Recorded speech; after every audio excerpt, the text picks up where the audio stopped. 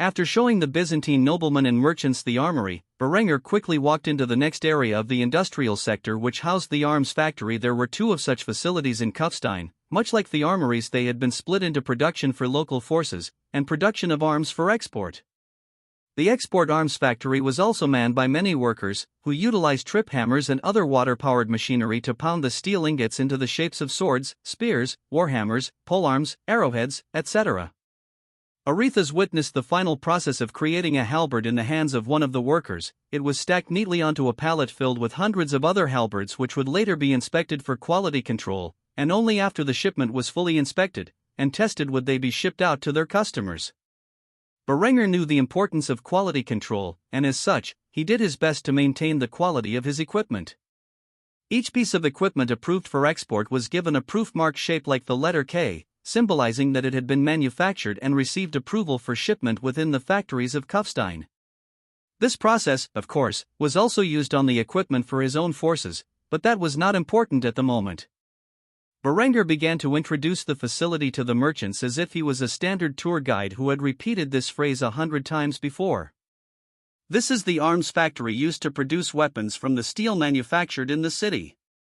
Each piece of equipment, much like the armor in our armories, is inspected for quality before it is shipped out to our customers. If it fails to meet our standards, it is recycled into the steel plants and manufactured into something new. I have stringent guidelines about quality control to ensure that each piece of equipment manufactured in our factories is truly fit for the stresses of battle. The idea of strict quality control was something Berenger had taken from his previous life and was not generally used in this timeline, at least not to the degree to which he had implemented it. Seeing such a massive stockpile of weapons being loaded onto wooden pallets, the Byzantine merchants and noblemen were practically salivating at sight. They all wanted to get their hands on the arms in front of them, where they could be sold in the empire for a large profit or used to outfit their own troops. Berenger had yet to show the actual warehouse which housed his steel surplus, but he had already captured the interests of the men from the east. From the looks in their eyes, he could tell they would spread this news across the empire, and Berenger would gain various new customers. Aretha's, in particular, could not wait to return home and inform the department in charge of procuring equipment for the army about such a massive opportunity. After all, the Byzantine Empire was a highly complex imperial bureaucracy. A general could not just outfit his troops with new equipment out of nowhere. It first had to be approved by the bureaucrats in charge of logistics. After showing off the armory and arms factory, Berenger finally dragged the men over to the warehouse which housed the steel surplus. After opening it up and displaying the full might of his industrial capacity, the merchants and noblemen were absolutely shocked. The warehouse was roughly 5,000 sq feet and contained piles of steel ingots stacked to the roof. The amount of steel in this facility was in the thousands of tons. This was the surplus that had been gathered after months of production from the Bessemer converters. Seeing the sight before him, Aretha's eyes nearly fell out of his sockets. His jaw dropped to the point where it nearly unhinged itself. He could not fathom so much steel in one place. Steel was a scarce commodity, and yet Berenger had produced such a vast quantity of it. He could not understand why so much steel was needed. After all, the idea of using steel in structures was not something that had been invented outside of Berenger's domain. The steel ingots themselves were sorted into different areas based upon their composition and purpose. Structural steel, armor steel, weapon steels, tool steels, and galvanized steel ingots were properly organized in their own sections. If one were not familiar with this organization, one would think that all the steel was the same. After confirming that they were looking at reality, the Byzantine merchants and noblemen recovered their senses and instantly began thinking about taking advantage of this. The merchants, in particular, wanted to resell this steel for an exorbitant price and instantly began making offers to Berenger. One fat and bald man, in particular, approached Berenger with a smile on his face as if the young count was his benefactor. "Count Berenger, what would it take for me to acquire a small amount of this steel to bring back with me to the empire?" Seeing the way the man was looking at him made Berenger uncomfortable. However, he knew the value of the steel and the man's plans. As such, he made a figure he felt was appropriate. "I will accept 1 pound of silver for every ton of steel you wish to buy." This number was quite high, considering 150 pounds of iron could be sold in England for 4 shillings, each shilling being roughly 120 a pound of silver. However, this was not iron but readily manufactured steel, and Berenger held a monopoly on it. There was nowhere else in the world the man would be able to get such a vast quantity of steel. For reference, in the modern world from Berenger's past life, 1 ton of steel ingots was worth anywhere between $1,000 to $1,500, whereas 1 avoirdupois pound of silver was worth roughly $345. However, silver was much scarcer in this time period, and as such, its inherent worth was much higher than century America, but then again, so was steel. The smiling face of the fat merchant quickly receded to a scowl as he heard Berenger's offer. It was quite a large sum of money, but the more he thought about it, the more he realized he could charge an even greater price when he resold it, as for the time being, he would be one of the few men capable of bringing such a vast quantity of steel back to the empire. However, the man still tried to negotiate the price with Berenger. How about 12 a pound of silver? However, Berenger shook his head in refusal and clarified his position: 1 pound of silver for 1 ton of steel. That is my offer. Everyone in the room knew that Berenger had a monopoly on such a high quantity of steel, and he could dictate the price as he pleased. Even if these merchants were unwilling to pay the price, someone would, and as such, Berenger took full advantage of that to pressure these merchants. Eventually, they gritted their teeth and bought a large steel supply to bring back to the empire. Of course, they did not have such a vast quantity of silver on them, and as such, they would have to go back to the empire, get the silver, and then return to Kufstein to complete the transaction. However, such a trip was worth it when the profit they could make from the steel was massive. After concluding the initial transaction, Berenger completed the tour of his industrial district and captured the interests of the Byzantine merchants and noblemen. They had no idea how Berenger had managed to accomplish it, as he kept them away from the Bessemer converters. Still, he had such a large stockpile of steel. If they were his neighbors, they would be tempted to invade. However, due to the distance between the empire and Tyrol, it was not something they could easily do. As such, the Byzantines spent some time in Tyrol getting accustomed to Berenger before returning to the empire, though they would be back shortly with plenty of silver to trade for Berenger's steel. Berenger, on the other hand, was rather happy about the deals he had made. He had secured a new market, and with it, another fortune. For now, he went back to preparing his armies for the upcoming war with the Teutonic Order, as well as overseeing the construction of his star fortresses and monuments. The work of a tyrant was never complete. Nearly 2 months had passed since Berenger concluded his business with the Byzantines, and since then, another shipment of silk had entered Kufstein as promised. During this time period, the other merchants eager to get their hands on some of Berenger's steel had made their round trip with enough silver to make Berenger an even more wealthy man. However, the most important part of what had happened during this time was the Teutonic Order's progress by crossing through Bavaria. They would soon reach the Bavarian Alps, where they would enter into Tyrol, and Berenger intended to lay a trap for them within the narrow passages of the mighty mountain range. Berenger was once more tasked with the responsibility to go to war. However, this time, it would be a far shorter campaign. At the moment, he was dressed in his exquisite armor, which had once more changed to fit battle conditions. He wore a 3/4 blackened steel plate harness. However, under the armor was a back-end steel mail hauberk with brass rings on the bottom layers of the sleeves. Over his hands were an exquisite pair of steel plate gauntlets whose fingers were segmented and were blackened while sharing the elegant gold pattern that was on his armor. Over his cuirass, he wore a matching gold sash and a black sword belt with gold fittings that contained his majestic heavy cavalry saber. He no longer wore the signature Waffenrock in the past, and his armored codpiece was on full display over his black and gold Landsknecht style trousers. The armored codpiece matched the pattern on the rest of his armor. For footwear, he wore a pair of cavalry boots that folded at his knees. As for his helmet, he had switched from the skullcap and the feathered cap to a more traditional German-style bergonet, which had 3 rims atop its skull instead of the usual one. Of course, it was embellished with the same intricate gold pattern on the rest of his armor. Seeing her lover geared up for war again, Linda could not help but frown. Her strawberry blonde hair was now much longer and overflowed past her shoulders, her bangs were straight, and a strand of her hair was tied over the back of her long red gold curtain. If anything, with this new hairstyle, she was even more beautiful than before. She held the baby Hans in her hands as she pouted at Berenger, who was leaving her so quickly after returning from the war in Tyrol.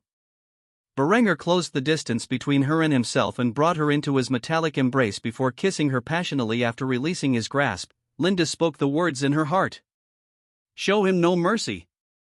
Berenger nodded with a serious expression on his face. He had already made the mistake of allowing Lambert to live, which had brought serious consequences. An army of over 30,000 men was at his doorstep, with his scoundrel of a little brother at its head. Though he had roughly half the amount of men, he would be riding into battle to meet Lambert and end this sibling rivalry once and for all. After bidding farewell to his lover and child, Berenger walked out into his castle's courtyard, where he mounted his mighty steed Erwin and prepared to meet up with his army, which was already assembled within the city gates of Kufstein. After meeting up with his army at the rallying point, Berenger noticed the magnificence of his army. Many of the veterans had been recalled from their positions as garrisons and replaced with the recruits. After all, having veterans in his army to maintain order and discipline was crucial to victory, especially against an army as large as Lambert's.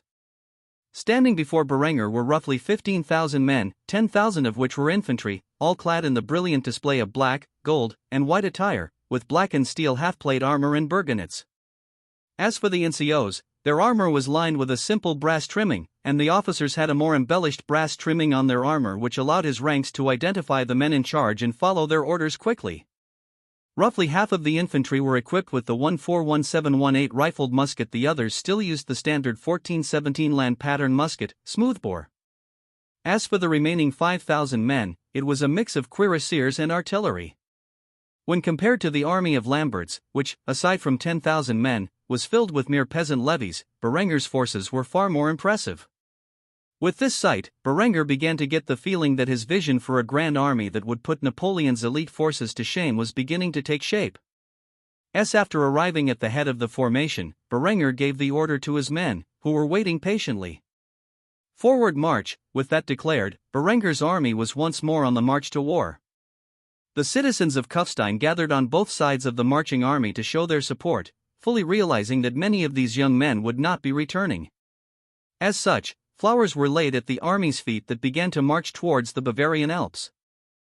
Riding alongside Berenger was his field marshal Eckhard von Hallstatt. He was the one who devised the plan to meet the Teutonic army in the mountains and ambush them. With the superior range and the treacherous terrain, Berenger and his forces would be able to take full advantage of the situation and inflict mass casualties on the enemy before they were able to clash with his forces in melee combat. The more enemies that could be killed at the range, the better.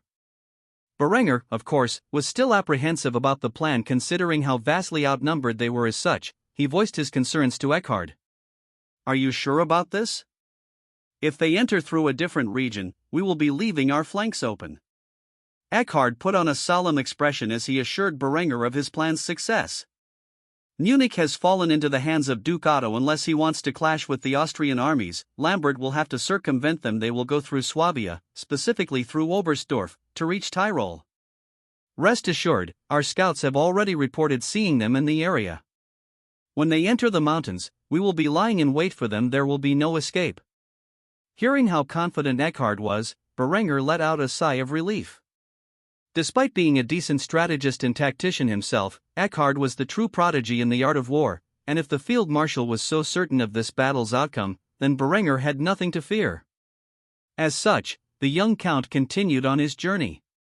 With this, Berenger and his army would soon meet the Teutonic army in brutal conflict. Ever since Berenger opted to spare Lambert's life, he knew the decision would come back to bite him in the rear, and the chickens have finally come home to roost. Only blood could resolve this sibling conflict that had been brewing for so long. After marching for a few days, Berenger and his army arrived at the passage in Oberstdorf that led into Tyrol. Due to the ongoing war in Germany, specifically with the Austrian conquest of Bavaria, the Teutonic Knights were forced to take a narrow and more treacherous path on the western region of Bavaria, which was part of the proud Duchy of Swabia. As Berenger entered the mountainous path with a relatively narrow ravine, he ordered his troops to set up their artillery higher than the pass below. Hiding among the treeline of the mountainside, Berenger's troops lay in wait, ready to ambush Lambert's forces. They had received information from their scouts that Lambert and his forces would be walking into the trap they had set within a matter of hours. As such, Berenger kept careful watch over the mountain pass where his troops had set themselves up in a position to trap Lambert and his armies. There would be no escape from the encirclement they had set up, and Berenger could not forgive Lambert for the transgressions he had made against him. Berenger had spared Lambert's life at the behest of his mother and given him a chance to redeem himself. However, Lambert did not appreciate his mercy and decided to spit in his face by marching an army into Berenger's lands. This could not be tolerated. There would be no mercy shown to the enemy today. Before long, Berenger could hear the march of an army of Teutonic soldiers singing their Catholic hymns. The white banners with the infamous Black Cross of the Teutonic Order were waving in the background as they marched through the narrow pass. Seeing the enemy before them, Berenger's troops prepared their rifles as they hid behind the tall trees, using them as cover. Only when the enemy was fully trapped in the encirclement did Berenger's troops begin to fire. The distance between Berenger's armies and Lambert's were a few hundred meters, easy enough for the thousands of rifled musketeers to rain fire down on the unsuspecting Teutonic Order. The critical targets were the knights and man-at-arms under Lambert's command, so the initial volley was centered on the well-armored forces who would prove more difficult to kill in melee combat. Lambert, who was riding at the head of the army, was shocked when he heard the explosive gunfire echo into the air instantly. Thousands of musket shots were fired, causing chaos, death, and destruction upon his ranks. Lambert was completely caught in a crossfire by both sides of the mountains. The effect of the musket balls tearing through his knights and men-at-arms was devastating. Though Lambert was unharmed, his horse was hit by one of the mini-balls and tumbled to the ground.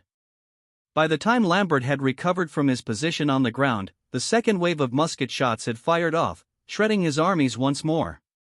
Realizing that these were the weapons of Berenger and that he had walked right into his brother's trap, Lambert boldly declared his armies to charge to the tree line where the enemy was hiding. As soon as the Teutonic Order made their way to the tree line, they began to be battered by the dozens of cannons placed in the mountains above, firing on the foothills below with their explosive shells.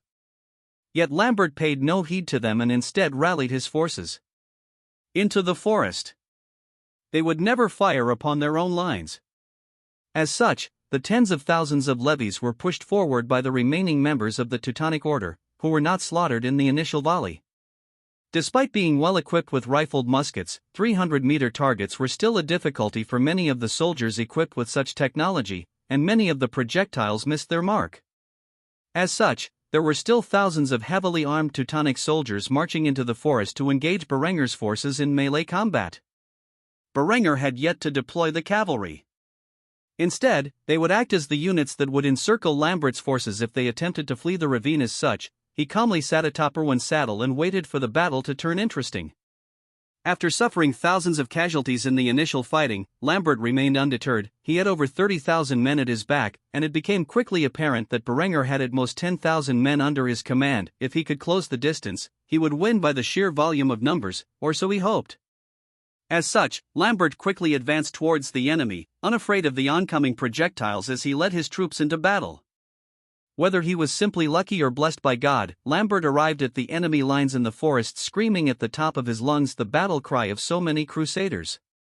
As God wills it, yes, however, what he was met with was the battle cry of Berenger's soldiers as they rushed towards him and his armies with bayonets affixed. God with us. The two chants of the armies perfectly contrasted their worldview as a grand melee began to unfold. Despite Lambert's overwhelming numbers, Berenger's forces had completely encircled them and began to push them back into the ravine. After all, many of Lambert's army were forcefully conscripted levies, and hundreds if not thousands of them had already broken ranks the moment they came under fire. They were simple peasants, and seeing such death and destruction, which resulted from thunderous echoes, they could not help but fear they were being punished by God's wrath and thus fled for their lives. Despite the fleeing levies, many of them remained, and as such, Berenger's forces were still greatly outnumbered. Thus the two armies clashed against one another in a valley between the Bavarian Alps on the border of Austria. The blood and chaos that followed would prove to be an inspiration for the future artists of this world. The only men who remained calm during this sea of bloodshed were Berenger and Eckhard, who gazed upon the battle from afar, watching the Teutonic Order play right into their hands. As the Teutonic Order and Berenger's army clashed in the field below, Berenger gazed upon the bloody scene with a smirk. Everything was going according to plan. Berenger investigated the melee below through a spyglass, desperately searching for Lambert's location. Unfortunately for him, Lambert was clad in a full set of plate armor, and his great bassinet's visor was down. As such, it was not easy to spot him in the chaotic scene. Lambert, on the other hand, was currently engaging in combat against one of Berenger's infantrymen as the soldier thrust his bayonet at Lambert's direct, the boy swiftly dodged the strike and lunged with his longsword, piercing through the gap in the man's helmet and into his eyes, killing him on the spot. Lambert had trained his whole life in the art of combat, and though bayonet training was much simpler than the sword against a true master, it was too easy to cut down Berenger's professional army. The surviving knights of the Order's army surrounded Lambert, and they engaged in brutal combat with Berenger's soldiers. When grouped together, they made an easy target for the grenadiers, one of which lobbed a grenade into the mix that detonated shortly after, shredding the nearby knights and forcing the others to redirect their efforts into protecting their flanks. Lambert was too busy in combat to realize that the explosive blast had torn the visor of his helmet, revealing his face, which was spotted from afar by Berenger and his spyglass. A wicked grin appeared on Berenger's face as he spotted Lambert from a great distance. "There you are, little brother. It is time to pay for your sins." After putting away his spyglass, Berenger unsheathed his heavy cavalry sword and pulled out one of the pistols from his saddle before declaring to his cavalry forces in a loud shout, "God with us." The infamous battle cry was the signal for the charge. As such, thousands of cuirassiers began to descend on the encircled Teutonic order from both sides of the ravine. Before long, a new wave of gunfire was unleashed by the pistols in their hands as they charged into the fray. The stray bullets went in many directions due to the chaotic situation. It was unknown whether or not any of Berenger's forces were injured or killed by friendly fire. However, the attack was effective in breaking open a path into the melee. After crashing into the wall of steel, which was the Teutonic Order's forces, the cavalry began to cut their way through the massive horde of enemies. Berenger was leading his forces straight to Lambert, who was busy fighting off the ranks of Berenger's grenadiers, who were a far more elite group of soldiers than the standard line infantry, and as such, presented a greater challenge for him and his knights. However, before Berenger could reach Lambert, the chaos of battle affected his trajectory. While he was rushing towards his brother on horseback, a lucky spear thrust through the gaps in Erwin's armor and pierced itself into the horse's hide, gravely injuring the mighty beast. Berenger fell to the ground amidst the chaos and found himself surrounded by the spearmen, where he quickly deflected the oncoming blow into his breastplate, which he knew would prevent its advance, and used this time to stab the blade of his Damascus steel sword into the crusader's eye socket. Berenger certainly had a reach advantage, as his single-handed sword was greater in blade length than most longswords. As such, he adeptly moved from his position after killing the man and slashed into the poorly guarded torso of a levy who got in his path. Seeing the target of his ire was only a few yards in front of him, Berenger shouted out above the chaotic sounds of battle in a voice so loud it would even garner Lambert's attention, whose longsword was currently bound with the bayonet of a grenadier. "Lambert! I've come for your head." Noticing the voice of his brother taunting him in the distance, Lambert quickly unbound from the grenadier's bayonet and stuck his blade through the man's face before gazing over at Berenger, who stood a few yards away next to his dead horse. Lambert instantly charged at his older brother while calling out to him, "Today, you will die by my blade, Berenger. Why could you not just die peacefully in your sleep from the poison? Instead, you have taken everything from me." Berenger grinned wickedly as he clashed with Lambert's long sword. What the boy said was true. Berenger had taken everything from him, but in his eyes, it was the price to pay for plotting against him so many times. As such, he felt no guilt for his actions. Lambert quickly slashed at Berenger, which the garishly outfitted Count parried. Berenger counterattacked with a lunge which Lambert swiftly dodged. Finally, the lessons of swordsmanship in which Berenger had so painstakingly engaged in every day for the last year were beginning to show their effects. As the battle waged around these two commanders, Lambert and Berenger danced with their swords. However, after a while, it soon became apparent that despite the advantages Berenger's sword had over a traditional longsword, he was not nearly skilled enough to keep up with Lambert. Eventually, a vertical slash passed through Berenger's defense, and right under the protection of his bergonet, grazing past his right eye, cutting through the soft tissue and spilling his blood on the ground. Berenger reeled in pain as the sting of the cut electrified his brain. Despite losing his vision in his dominant eye, Berenger desperately tried to raise his sword in defense. Instead, the sword was quickly disarmed from his hand, and he was kicked by Lambert's steel-clad foot onto the ground, lying against the corpse of his once proud destrier. 16 years. 16 years I have had to watch you make a fool of yourself and our family. The sheer damage you did to the von Kufstein name throughout your life through your childish fits of anger and indolent behavior was enough to set back our family's prestige by generations. Can you honestly blame me for wanting to kill you and take your position? I would never have imagined that I would have actually succeeded on my first attempt and invite a demon into our midst." Hearing the last few words of Lambert's monologue made Berenger break out in uncontrolled laughter. Despite losing sight in his right eye and bleeding profusely from the wound, Berenger could not contain himself. Seeing his older brother seemingly lose his sanity in the moment before his death, Lambert instinctively lowered his defenses and questioned Berenger for his odd behavior. "What is so funny?" Berenger stopped laughing and glared at Lambert like a demon mocking a mortal for being foolish enough to believe that they had cornered him. As his lips curled up into a sinister sneer, Berenger spoke in a chilling tone to Lambert. "Oh, my dear brother. You have no idea how right you are." With that, Berenger quickly grabbed the remaining pistol from Irwin's saddle and cocked the hammer while pointing it at Lambert's chest, which was not 3 feet away. Berenger was only a second faster than Lambert as the boy reacted to Berenger's actions by lifting his sword into the air with a killing blow. The thunder of the flintlock pistol exploded into the air as the musket ball within left the barrel's chamber and flew point-blank into Lambert's breastplate before passing through it and into the youth's heart. Lambert's slash came down upon Berenger, but due to the damage dealt by the musket ball to the young Teutonic knight, the trajectory of the sword was altered and slashed into the steel armor that was atop Irwin's corpse before Lambert himself fell to the ground bleeding out from his wounded heart. Berenger used this opportunity to clamber to his feet before grabbing a hold of his sword. Due to the damage inflicted upon his right eye and the difference in depth perception, it took him a few attempts to get a hold of it. Afterward, Berenger walked over to his brother and gazed upon him as he slowly bled to death. In the process, he removed the boy's helmet before saying something Lambert would never expect. "I really have to thank you, Lambert. If you had not poisoned this body to the brink of death, I might not have been able to enter this world. For that, you have my sincerest gratitude. However, the moment I came into this world, there was only one of 2 ways this would end. With my death or yours, and unfortunately for you, the entity you brought into this earth is beyond your comprehension. A bit of advice from one who has already pierced the veil. Try to do better in your next life." After hearing these words, life finally faded from Lambert's eyes as he entered the void. Whether or not he would be reincarnated, Berenger did not know. After all, even after experiencing death, Berenger saw neither heaven nor hell. He simply awoke in another body. It was completely unknown to him if that was everyone's fate or a one-time thing. Lambert had passed from this world in a state of total fear and confusion. He genuinely died believing that Berenger was possessed by a demon, one in which he had personally brought into the world.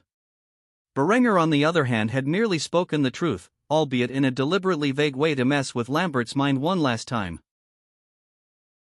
Despite Lambert's death, the battle continued to wage on. Of course, in the middle of the chaos and bloodshed, nobody noticed that the commander of the Teutonic Order lay dead on the ground, not at first at least. However, the surrounding Teutonic knights and grenadiers quickly realized that their commanders were missing and gazed over to see Berenger wounded in one eye, staring down at his brother's corpse. You would think that the sight of their commander dying would weaken the Crusaders' resolve. However, it only enhanced it. The heretic had killed his own brother. That was a grave sin, and as such, their zealotry took hold of them as they began to make their way to Berenger to avenge the loss of their commander. However, the grenadiers quickly halted the knights' advance to put their bayonets in their path and formed a wall between the enemy and their commander. A fierce clash broke out between Berenger's grenadiers and the knights of the Teutonic Order. Despite the knights being clad head to toe in plate armor, they soon found themselves being gunned down by a few of the rifled musketeers who stayed in the tree line and sniped the enemy targets from afar. These men were Berenger's marksmen and would one day become his Jaeger Corps. For now, they pelted the heavily armored knights with lead projectiles while they clashed with the grenadiers. Eventually, the melee seemed to turn in favor of Berenger's army. After all, their commander was dead, and at this point, Berenger and his army had slaughtered the majority of the knights and men-at-arms. As for the levies, they no longer had the resolve to fight. As such, entire ranks of levies dropped their weapons as they realized they were greatly outmatched by the skill of Berenger's line infantry and their bayonets. Noticing the decrease in knights and men-at-arms, Berenger shouted to the chaotic battlefield as loud as possible. "Any levy who turns on the Teutonic Order will be spared the death in which I have reserved for them." Berenger's officers and NCOs quickly relayed this news across the melee to the point where most of the levies had taken up arms against the men who forced them into this deadly conflict. There was no love lost between the levies and the Teutonic Order, and given the option, they would gladly backstab the knights and men-at-arms who forced them out of their homes and away from their families into this slaughter. Despite being surrounded by Berenger's forces and subjected to the treason of their levies, the Teutonic Order's zealotry was to be commended as they fought to the last man, taking as many enemies as they could with them. For a crusader, surrendering to a heretic was worse than death, and these men exemplified that ideal. Before long, the Teutonic Order's army was completely wiped out down to the last man, yet the damage done to Berenger's forces was immense. He had lost well over 2,000 men in the conflict after all. The heavily armored knights had an enormous advantage in melee combat. After the battle was over, Eckhard approached Berenger, whose wounds were being treated by a field medic. It stung like hell, but the distilled alcohol disinfected the wound to his right eye, and series of linen bandages were wrapped around it. For now, that was the best treatment he could receive. Seeing Berenger was rather calm about the whole situation, Eckhard asked him an important question on his mind. "What should we do with the remains of your brother?" Berenger thought about it for a few moments before a wicked idea formed in his head. Berenger's own arrogance had gotten the better of him in this conflict. He had charged towards his brother's position expecting to kill him easily. In the end, the price of his victory was that of his dominant eye and the life of his trusted steed. He needed a memento mori, a symbol to remind him that no matter what he accomplishes in life, he is only human and that death is inevitable. As such, he gave Eckhard a barbaric decree, one which made the man question the sanity of his lord and commander. "Cut off his head and bring it to me. I will have his skull turned into a golden chalice. As for the rest of his body, bury it in the mass grave with the rest of these foolish crusaders." Eckhard was immediately taken back by the notion. Such a thing was not uncommon during the Dark Ages, however. The idea of decapitating someone and turning their skull into a drinking cup was a savage and barbaric notion during this time period. Still, the veteran knight knew better than to disobey one of Berenger's commands. As such, he ordered some of the more unstable men in the army to perform the evil deed. As for the levies, they gathered before Berenger. After all, they were captured by Berenger's troops after the conflict was over and awaited his orders. Though he promised to spare them if they fought for him, one could never know if the young count would keep his word. Seeing the destitute peasants forced into the armies of the Teutonic Order and compelled to fight against him, Berenger felt a great deal of pity for them, and as such, he rose from his seat. The bloody bandage over his right eye marred his otherwise charismatic appearance. Berenger gave a command for all of the levies to hear. "I hold no ill will towards any of you. You all were forced against your will to fight against me and were dragged away from your families without your consent. Yet despite this, you have given me aid in this conflict, and as such I will reward you. Go home, and spread the word of my merciful and righteous actions." With that said, the surviving levies of the Teutonic Order's army were freed and allowed to return to their homes, though some of them were not as lucky as the others. Many of them were wounded and would die of infection on their path back to their homes. However, Berenger had limited medical supplies, and he was far from a saint. The fact that he had spared their lives despite taking up arms against him was in itself mercy. After all, these men were not his enemies. If they were, he would never allow them to see the light of another day. For Berenger had learned a valuable lesson about showing mercy to one's enemies, a mistake he would never repeat so long as he drew breath in this world. At the moment, Berenger was sitting in his castle, having his eye looked over by his court physician Ewald. It had been a few days since his return from the battlefield, and his injury was well maintained due to the disinfectants used on it. Despite the horrendous nature of medieval medicine, the man seemed to be somewhat competent. Having trained in his earlier years in the Byzantine Empire, he had access to many of the more enlightened views of medicine from the classical era and the golden age of Islam. As such, he carefully observed Berenger's right eye, which had a vertical slash through it. Though the cut was not deep enough to kill, it had severed his retina and potentially the optical nerve.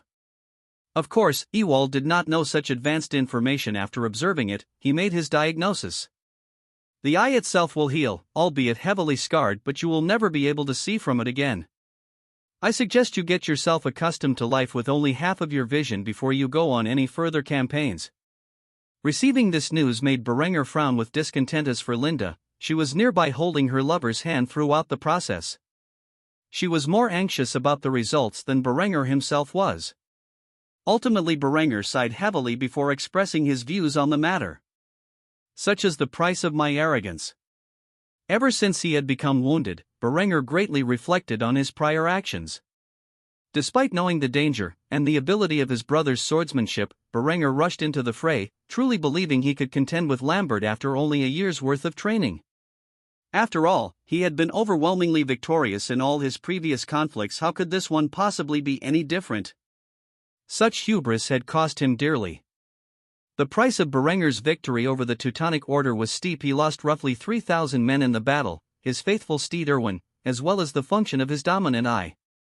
After hearing what Ewald had to say, Berenger dismissed him, where he was left alone with Linda, who placed a fresh bandage covered in a basic antibiotic ointment.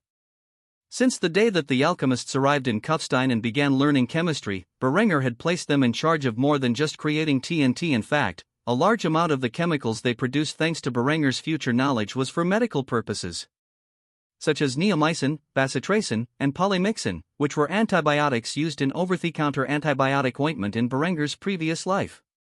The worst part of an injury like this was its potential to become infected. As such, Berenger had taken great preventative measures with repeated disinfectants and antibiotic ointment. If his wound were to become infected, the possibility of death was high, and as such, he wished to avoid such an outcome so early in life. After placing the ointment-covered bandage over Berenger's wounded eye, Berenger began to laugh bitterly as he decided to use his self-deprecating sense of humor to overcome the awkward silence. "I always thought I would look good with an eye patch." This caused Linda to chuckle as she hugged Berenger tightly and nodded while trying to comfort him. "If anything, it will add to your regal appearance." After saying those two remarks, the couple returned to awkward silence, where they sat still in the bedroom for a while. While Linda was greatly concerned about Berenger's injury, she was just grateful that he was still alive. After all, if the blade penetrated a little deeper into his eye, it could have killed him. Though she knew injury and death were possible on the battlefield, Berenger had always returned home in one piece in his previous campaigns. Because of this, there was a natural inclination to disregard the possibility. Yet here he was permanently injured from the battlefield. It caused her to be thankful that her man had survived, and as such, she desired to comfort him in his time of need. Berenger, however, saw this as a humbling experience, something from which he could learn a valuable lesson. After all, he still had one eye, thus, he could still function normally once he recovered. For the time being, Berenger would go through a phase of recovery. He would leave the realm's governance up to his Chancellor Lietbert and the rudimentary parliamentary system he had in place.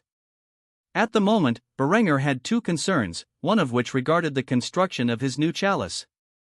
For the time being, he had no plans to inform Henrietta that Lambert had come to Tyrol to cause him harm. Instead, he would fabricate a letter from the Teutonic order informing the von Kufstein family of Lambert's death in a righteous crusade. His retired parents and little sister did not need to know of Lambert's actions or the fact that his skull had become Berenger's favorite drinking cup. The other concern was the construction of an exquisite eye patch. As such, he began to design a black velvet eye patch with golden embroidery that was sure to match his regal appearance perfectly. After it was complete, he sent the design to his tailors, who handcrafted the piece for him. The construction of his chalice and eye patch took a few days, and by the time Berenger received them, he was quite happy with the results. The skull chalice was hollowed out and dipped in gold, black garnet gemstones were encrusted below the lip of the cup, and at the bottom of the stand, which protruded from the stem of the skull seamlessly, as if the entire piece was not actually made from a human skull, but carved out of a block of gold itself. The craftsmanship was of the highest quality, and Berenger was pleased with the result. As for the eye patch, it was exactly how he had envisioned and was also a work of art. The eye patch was an accessory that covered his hideously wounded eye, which had already begun to mend itself. Within a few weeks, the gash in the eye itself would be restored, but there would definitely be a scarred pupil and iris. As for the rest of the scar, parts of it were still visible above and below the eye patch, which Berenger felt gave him a dignified appearance. Overall, the wound did not take away from his appearance. If anything, it made him more striking and authoritative. Berenger was quite pleased with how it turned out. If he were wounded anywhere else on the face, his devilishly good looks would be affected. Linda, who was nearby, witnessed Berenger inspecting himself in the mirror and giggled as she watched the man she loved trying on his eye patch as if he was a teenage girl getting ready for a date. Noticing that his actions had been observed without his notice, Berenger decided to joke about the whole situation. You are going to have to give me some notice in the future when you sneak up on me like that. My peripheral vision is not as great as it used to be. Hearing Berenger joke about his condition so casually made Linda feel less melancholy about his injury. Berenger had quickly accepted his fate and vowed to learn from the experience. Yet, Linda had spent the last few days sulking, as if she were the one wounded. After all, she felt as if what happened to Berenger also happened to her. As such, Berenger had spent most of his recovery comforting Linda, despite being the one injured himself. The hearts of women were a complex entity, and Berenger did his best to navigate its stormy seas. Yet, now that Berenger was displaying a smile on his face for the first time since his injury, Linda began to feel her spirit being lifted as well. As such, she began to smile warmly as she responded to Berenger's remarks. "I will consider that. How is your eye doing?" Berenger smiled as he looked at himself in the mirror. "It will be fine, it just needs a few more weeks of healing." As such, Berenger removed his eye patch and replaced it with a clean bandage. For now, the eye patch would have to wait. Despite how great it looked, healing was a greater priority than aesthetics. Ultimately, weeks went by, and Berenger had not informed Adela of his injury. Until he was fully healed, he would not worry the girl. After all, she might do something foolish like abscond from the safety of her family's castle and travel the roads by her lonesome to Kufstein during this dangerous era of civil strife. As such, he spent a great deal of time with Linda and their child Hans. Berenger was greatly pleased by the time he spent during the weeks of his recovery, as he was usually so dreadfully busy that he could not spend as much time with his family as he desired. The time he spent with his family was filled with bliss, and quite honestly, he was thankful for the reprieve from the hustle and bustle of the life of a tyrant. Things progressed smoothly in the realm, but ultimately he would have to cut his vacation short as the aftereffects of the battle with the Teutonic Order were far greater than he had initially estimated. Weeks had gone by, and Berenger had fully recovered. However, at the other end of Europe in the east, the Teutonic Order was still attempting to accumulate its gains in the war with the Grand Duchy of Moscow, and yet, the Grand Master was currently reading a report in regards to the Battle of Oberstdorf in which Lambert fought with Berenger. The man was greatly frowning as he read the contents. One of his most promising talents, being Lambert, was dead, and 10,000 men with him. The results were disastrous. He was not expecting Berenger to field such a large and powerful army in such a short time. Then again, he was also not expecting Berenger to be the Count of Tyrol by the time Lambert's armies arrived. Too many things had happened between the time Lambert marched to war and the event of the battle itself. The result of the battle was a significant loss to the Teutonic Order. 10,000 men were no small number, and he was counting on many of those men to return and bolster their ranks to defend their territory. Now that the news of their defeat had spread, the Golden Horde, the sovereigns over the Grand Duchy of Moscow, had begun to move their armies to liberate the territory in which the Teutonic Order had annexed their conquest. There was no mistake, at any moment they could be facing the might of the Great Khanate, a war they could have been better off dealing with if they still had the 10,000 crusaders who embarked with Lambert. Not only was the East unstable, but the Grand Master was now facing pressure by the papacy to raise another army and invade Germany once more. The crusade to end Berenger's heresy had just begun in the eyes of Pope Simeon II. Yet the Grand Master had no intention of doing such things. If they could not defend their recently conquered regions, then what was the point of marching into the war zone known as Germany? In fact, Lambert was lucky not to get into conflict with the German armies currently fighting for the vacant throne. The messenger in which the Pope had sent to deliver his demands to the Grand Master was standing before him impatiently as he watched the Teutonic leader read through the reports of what had transpired, as well as the Vatican's demands. Eventually, the messenger could contain his eagerness no longer and asked what the Grand Master intended to do about the situation. "The Pope demands a response to your order's loss in Oberstdorf.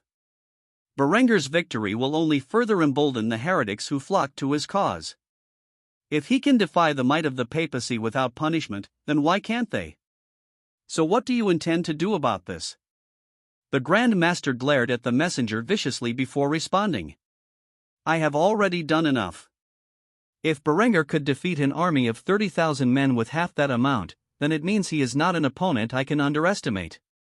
The messenger was shocked that the Grand Master would praise Berenger's ability despite suffering massive losses against him. So much so that he foolishly condemned the Grand Master for his views.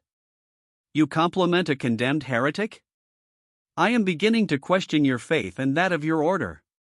Hearing these words, the Grand Master turned around and grabbed the messenger of the Vatican by the throat with his hand and slammed him into the stone wall before chastising him. Listen here, you pompous twit, Tyrol is a mountainous region in which Berenger holds all of the advantages as the defender. The man has acquired a vast fortune, has he not?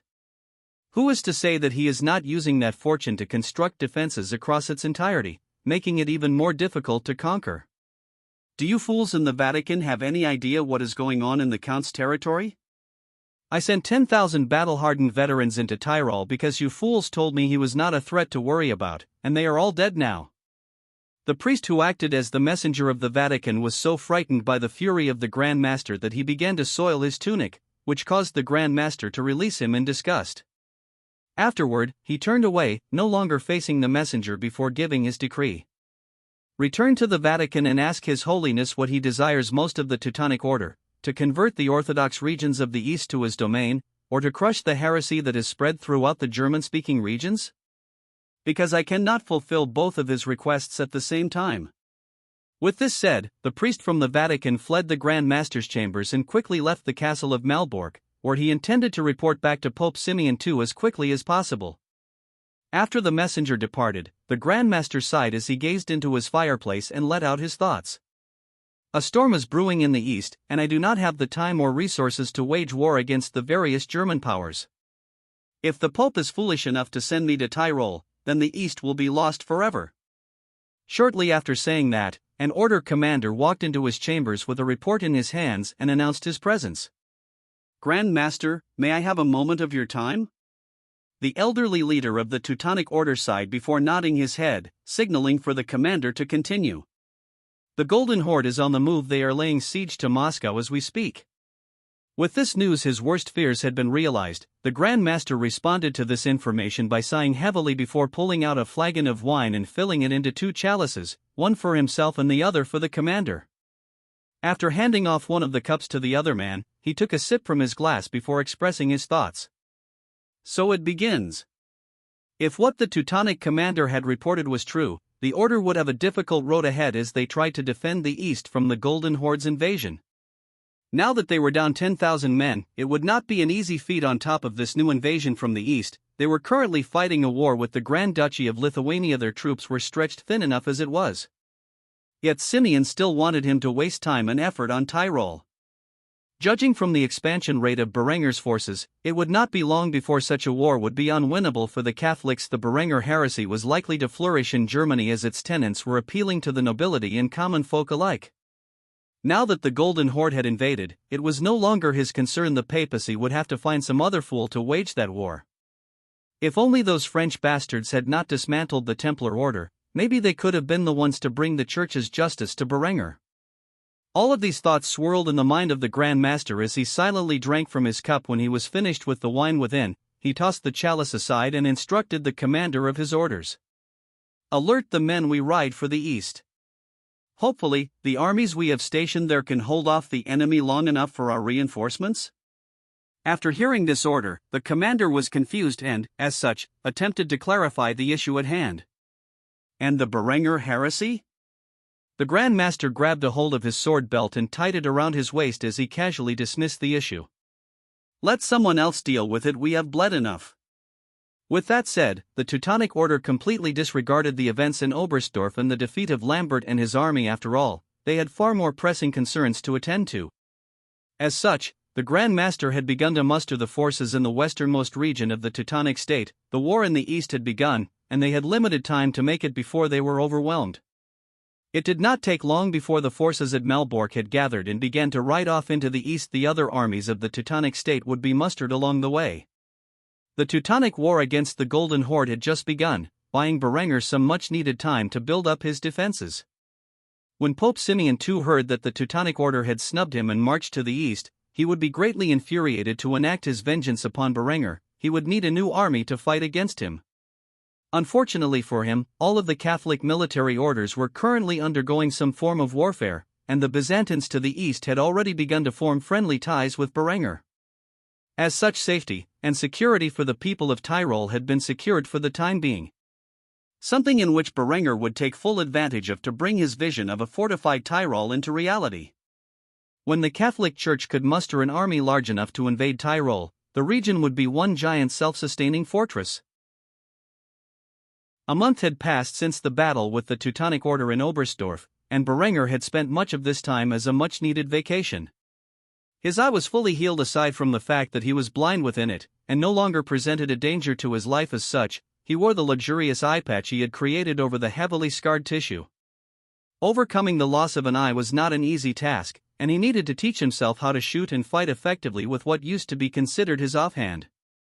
As such, when he was not hard at work managing the realm's affairs, he was adapting to his circumstances.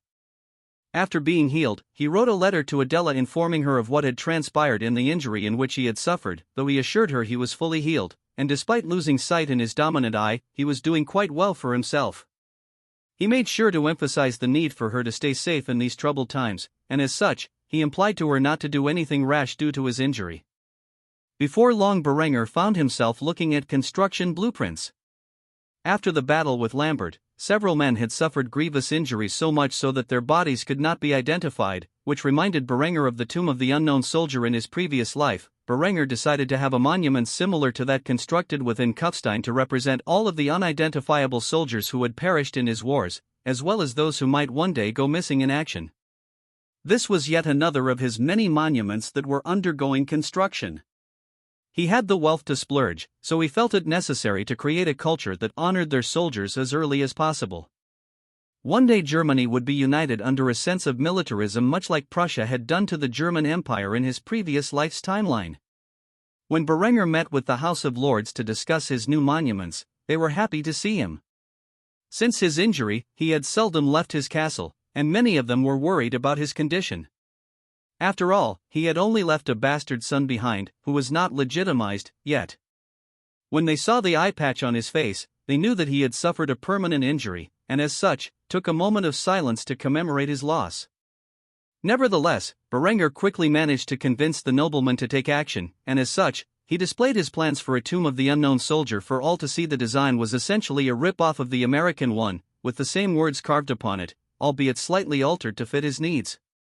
Here lies an honored glory, a German soldier, known but to God. One of the bodies of a soldier killed in the Battle of Oberstdorf who was unrecognizable would be interred within, and it would be a grand ceremony for all of Kufstein to be invited to attend. The cost of this monument would be significantly lower than the large bronze statues dedicated to different aspects of society that were currently undergoing production, such as the military, the labor force, and the agricultural force.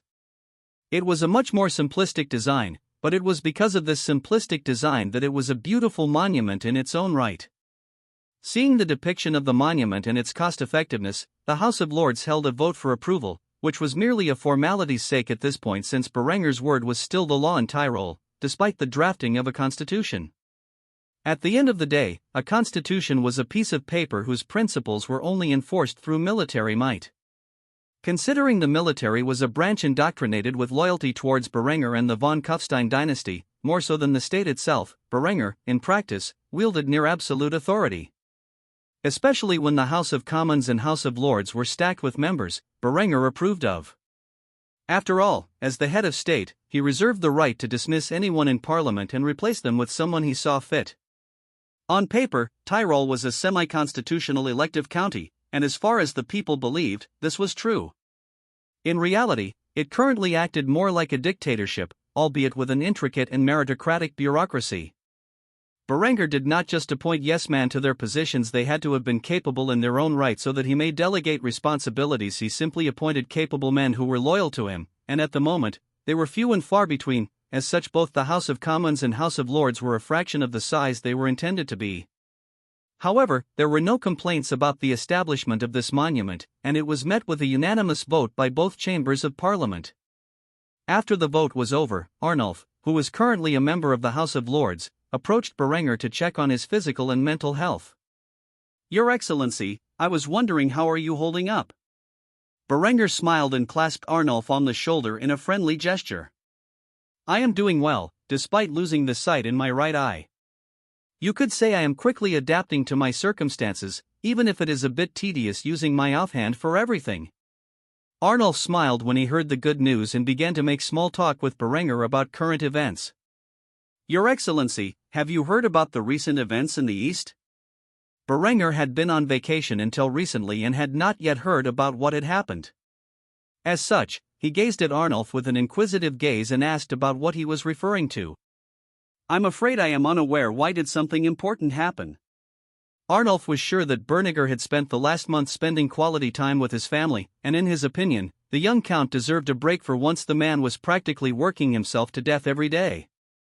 As such, he was not shocked to know that Berenger was not informed of the current happenings in Eastern Europe. Thus he elected to inform him. The Golden Horde has attacked the Teutonic state, and in response, the Order has marched their armies to the east in an attempt to hold on to the territory they have gained against the Muscovites. It appears the loss of Lambert and his men has greatly affected their fighting capability. Berenger chuckled lightly when he heard this before expressing his views. Good, that ought to keep them busy for some time. It gives us a much-needed reprieve so that we can focus on constructing our defenses and implementing our industrial and agricultural reforms. Arnulf agreed wholeheartedly with this statement, and as such, he began to question Berenger's plans for the future. After all, Berenger had not shared with many people his vision for a unified German empire, and he could not help but notice the monument said, German soldier instead of Tyrolean soldier. So tell me, what do you think Duke Wilmar's chances of winning this war is? Berenger scoffed at the idea before saying the objective truth or what he thought it to be. I do not bother speculating about the future, Lord Arnulf, for the future is malleable from what we do here and now. However, I have a suspicion that the ultimate winner of this chaotic era will be a man that the higher nobility least expects. Someone who will take advantage of the weakened factions towards the end of the war to become the victor.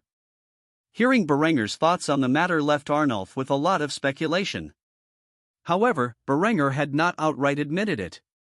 It sounded to Arnulf like the young count had lofty ambitions, and something deep inside his mind told him it was entirely plausible for Berenger to achieve these things. After all, the young man went from being Baron's son and heir to a count in roughly a year. He had stood beside Berenger as he went through this monumental transition and knew now that Tyrol's security was ensured. Berenger would undoubtedly focus on rebuilding the army and constructing defenses across the region. If the peace in Tyrol could last, Berenger would ultimately be in such a position towards the end of the war, one in which he could reap the spoils. Of course, as Berenger had stated earlier, time was malleable, and the future was uncertain. It might be possible for an event to occur in the near future which could drag Berenger into this massive conflict far earlier than he expected. Or things could go exactly how Berenger planned. The only entity who could know the future was God, assuming he really existed. As such, Berenger stayed with the House of Lords for the rest of his day's work, overseeing his plans for military expansion and defensive spending. The budget he had outlined perfectly took into account all of their current assets and the potential for future growth with the trade to the Byzantine Empire. Peace is always temporary, and Berenger planned to take full advantage of the time he had. As the old Roman adage stated, si vis pacem, para bellum, in translation, if you want peace, prepare for war. With the Teutonic Order's defeat in Oberstdorf, Berenger's fame had increased exponentially. The fact that he resisted such a massive army and dealt a devastating blow to the Crusaders who invaded Germany at the behest of the Pope to put down the so-called Berenger heresy had emboldened Berenger's followers. The town of Suhl and the destruction wrought upon it by the papacy's forces became a symbol of resistance against papal authority. As a result, noblemen and clergy alike flocked to Kufstein to discuss the details of the German Reformation and how to proceed. While Berenger entertained these delegates inside his great hall, he merely sat upon his seat of power with his skull chalice in his hands, drinking from wine as he listened to the noblemen and clergy squabble over the direction in which this reformist movement should take. At the moment, there was a significant figure of the Catholic Church present, and that was the old and wise cardinal who had tried to mend the divide in the Catholic Church at the meeting of the Council of Constance the year before. After seeing what Simeon and his French counterpart had done to the Catholic Church, the old cardinal decided to throw his lot in with Berenger. At the moment, he was closely observing Berenger's actions. He was quite shocked to see that Berenger was allowing the discussion to take its course naturally, rather than enforcing his views onto everyone else. While the Prince Bishop of Cho and the Count of Vorarlberg were debating over the degree to which the Church should separate themselves, Berenger watched calmly as if all his plans were going smoothly. Eventually, the Prince Bishop of Che made a bold declaration for the entire council to hear. I will gladly give up my authority over you in favor of a like-minded nobleman. The church should focus on the spiritual affairs of God, and not the mortal affairs of men. With this said, a smirk spread across Berenger's lips as he witnessed the scene coming to fruition. A powerful prince-bishop would take the lead and dissolve the church's authority over the region of Cha, one of his neighbors, in favor of a German-speaking reformist nobleman. It was certainly a bold declaration. Nevertheless, this would be the key to conquering the Swiss Confederacy and incorporating it into his empire in the future, and as such, Berenger was very pleased. However, that was a plot for another time now. He needed to solidify the foundation for his Reformation. Ultimately, the topic of the separation of church and state was practically universally agreed upon by the people in the room, and the reason for the debate was more of a border squabble between Cho and Vorarlberg than it was religious. Thus, when the men continued to argue over such irrelevant things, Berenger grunted in displeasure, which instantly silenced the two parties. After which the subject of the council moved on to the next point of contention. The next item on the menu was the question of clerical celibacy, which sparked an enormous debate. After all, there were plenty of sex scandals in the church, even during the medieval period. However, Berenger knew exactly what maintaining celibacy could lead to and was against such a point. While the people were arguing over which option their reformist movement should take, Berenger spoke up for the first time during the meeting. The moment he did so, everyone stood in silence, listening to his words, which were not his own, but those from the Gospel. Now the Spirit speaketh expressly, that in the latter times some shall depart from the faith, giving heed to seducing spirits, and doctrines of devils, speaking lies and hypocrisy, having their conscience seared with a hot iron, forbidding to marry, and commanding to abstain from meats, which God hath created to be received with thanksgiving of them which believe and know the truth.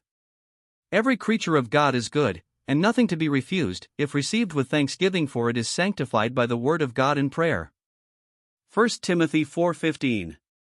When the room heard these words, they knew exactly what Berenger meant. The Gospel states that actions such as celibacy and refusing to eat meat, as well as some of the other Catholic practices, were against the teachings of the apostles and Christ himself. In particular, the old cardinal, who had been waiting for Berenger's input, was shocked when he heard Berenger quote the Bible so perfectly, even memorizing the exact verse. Finally, the old man spoke up as well. I agree with Berenger. If we are to take the words of Christ and the apostles as the basis for the Reformation, then prohibiting the marriage of the clergy, and forcing them to take vows of celibacy is against the teachings of Christ and should not be enforced. Hearing both Berenger, who was at the head of the Reformation, and a high-ranking member of the current church both agree on the matter, those who doubted the validity of such a concept before now found themselves nodding their heads in approval. For on the topic of spirituality, who could argue with the words of the Gospel? Berenger nodded at the cardinal, whom he had been aware was watching him closely this entire time. Truthfully, Berenger did not know if the man was an infiltrator of the papacy or if he was as irritated with the church's behavior as Berenger was. However, with his endorsement on this matter, he began to suspect the man was genuinely pious and cared more for the teachings of Christ than the power of the papacy. A trait that was exceptionally rare in a man of his position during this era. After concluding that topic, it came down to another important aspect of Christian Reformation, which was salvation and how it was achieved. One of the priests present, an elderly man with a lengthy white beard, made his opinion on the matter known. Through a life of good works and faith in God is the path in which one enters the gates of heaven. However, another priest was in firm disagreement over this regard and voiced his concern. The Bible teaches us that it is through faith in Christ alone that one achieves eternal life. The two priests began to butt heads, which was a common occurrence in any religious discussion, and as such, Berenger voiced his opinion on the matter. For by grace are ye saved through faith, and that not of yourselves, it is the gift of God, not of works, lest any man should boast. Ephesians 289. After saying this, Berenger once more was able to garner the attention of everyone present. As such, he quickly followed his thought. It is through the Bible, not the traditions of the Catholic Church, which our Reformation should be based upon, and because the Bible teaches us that only through faith in Christ shall we enter through the gates of heaven, then it must be so. Through Berenger's interruption, these two issues were eventually settled into an agreement. Through faith, one gains salvation, not action, and the fact that religious truth stems from the Bible, not the teachings of the Catholic Church. After giving such information, the final argument for the basis of their Reformation came down to the Eucharist, and Berenger personally did not care in the slightest for this issue. As a closet atheist, how the Reformists viewed the Eucharist or communion as some branches of Christianity referred to it in his previous life had absolutely no bearing on his political authority. As such, the men present argued among themselves until finally it was agreed upon that the Eucharist represented both the body and blood of Christ, but also the bread and wine. With all of these major points of contention ironed out, the First Council of the German Reformist Church was concluded, and though there would be more later in life. The split in the Catholic Church, which had been prevented for so long in this timeline, finally occurred with the endorsement of the wise cardinal who formerly sat upon the Council of Constance. German reformism had come into existence, bringing a further degree of civil strife to Germany as reformists and Catholics would soon begin to split the already fragile duchies apart. The wise cardinal was aware the entire time of what Berenger's plans were. After the meeting was over and the Reformation had been decided, he approached Berenger to talk with him about his plans for the future personally. Seeing the wise old man come to him directly, Berenger felt cautious at first and raised his hand, signaling the old man to maintain his distance. "Cardinal, is there something I can help you with?"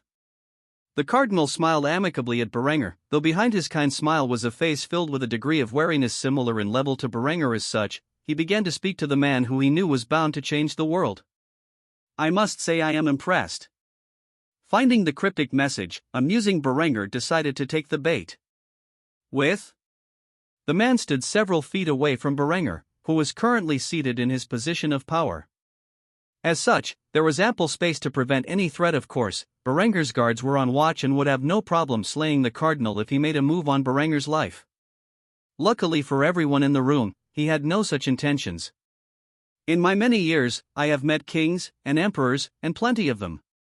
Yet none of them have had the ability to influence the church as you have.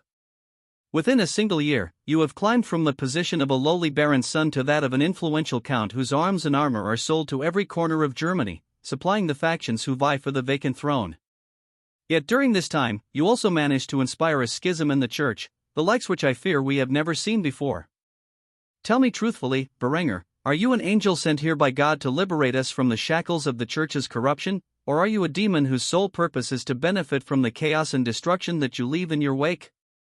Berenger studied the man's words carefully. He knew very well that the old cardinal was not literally asking if he was an angel or a demon, but which side his character reflected.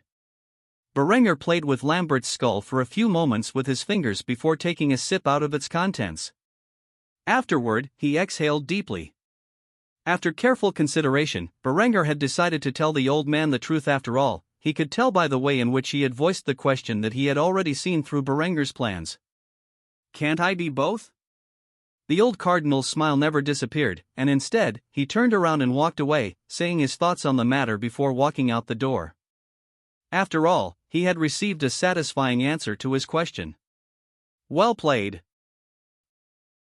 In the corner of the great hall of Berenger's castle, Ludolf stayed standing. He had sat through and watched the entirety of the Council of Kufstein take place. As an important figurehead of the Reformation, he had been privy to the meeting between the various noblemen and clergy members who supported his and Berenger's endeavors. Though he seldom spoke, his words had carried great weight. Having witnessed the conversation between the cardinal and Berenger, Ludolf took the opportunity to approach his old friend, who had helped him on his path to enlightenment. When Berenger was sitting alone on his seat of power, Ludolf approached and began to express his thoughts on the principles of what would soon become known as the German Reformation. "Your Excellency, you should know that the Church's response will be one of sheer brutality. With the Cardinal turning his back on the Catholic Church and endorsing our ideas, there will be no shortage of chaos that follows." Berenger gazed at the priest who had been instrumental in spreading the message of the Reformation with a solemn expression on his face. Great change in society will always lead to conflict between those who are too stubborn to advance with the new age. From the moment we began to challenge papal authority, it was inevitable that blood would be spilled. However, this brings opportunity. The more the Catholics seek to oppress us, the easier it will be to drive them from the German lands. Ludolf sighed heavily at the thought. He knew at the moment Catholics and Reformists could not peacefully coexist. He also knew that Berenger planned to take advantage of the ensuing violence to establish himself as a major power within the European realms. However, Ludolf was a pious man and did not care which secular leader sat upon the throne of Germany so long as the ruler was friendly towards the Reformation. The young priest admitted he was quite lucky Berenger and his armies afforded him protection, and as such, the Church had no real ability to punish him for his alleged heretical beliefs without a full-scale invasion of Tyrol, which at the moment would prove difficult for them, due to the numerous conflicts the existing holy orders continued to wage. Ultimately, Ludolf found himself in agreement with Berenger's words.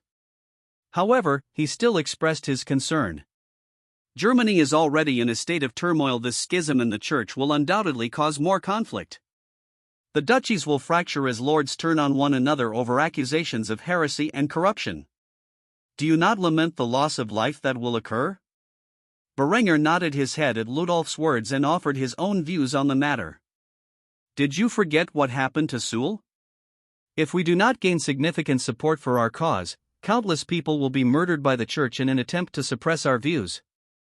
Only by uniting together and forming a bloc of like-minded noblemen and clergy can we withstand the might of the Catholic Church and spread our views. Yes, lives will be lost in this conflict, but think about how many voices will be snuffed out if we sit back and do nothing. After hearing these words, and being reminded of what the Teutonic order had done to the town of Suhl, even a pious man like Ludolf struggled to contain his rage. Such an outrageous action was all too common for crusaders, especially in the Middle East. Yet to do it to your fellow Christians over a simple difference of opinion, Ludolf found that unforgivable. As such, he clenched his fists and found his resolve to weather the tide that would soon be arriving. After several moments of contemplation, he responded to Berenger's words. I understand. I will do what I must to spread the word of our Reformation. Seeing Ludolf had agreed, Berenger smiled and rose from his seat before walking over to Ludolf and clasped him on the shoulders in a friendly gesture.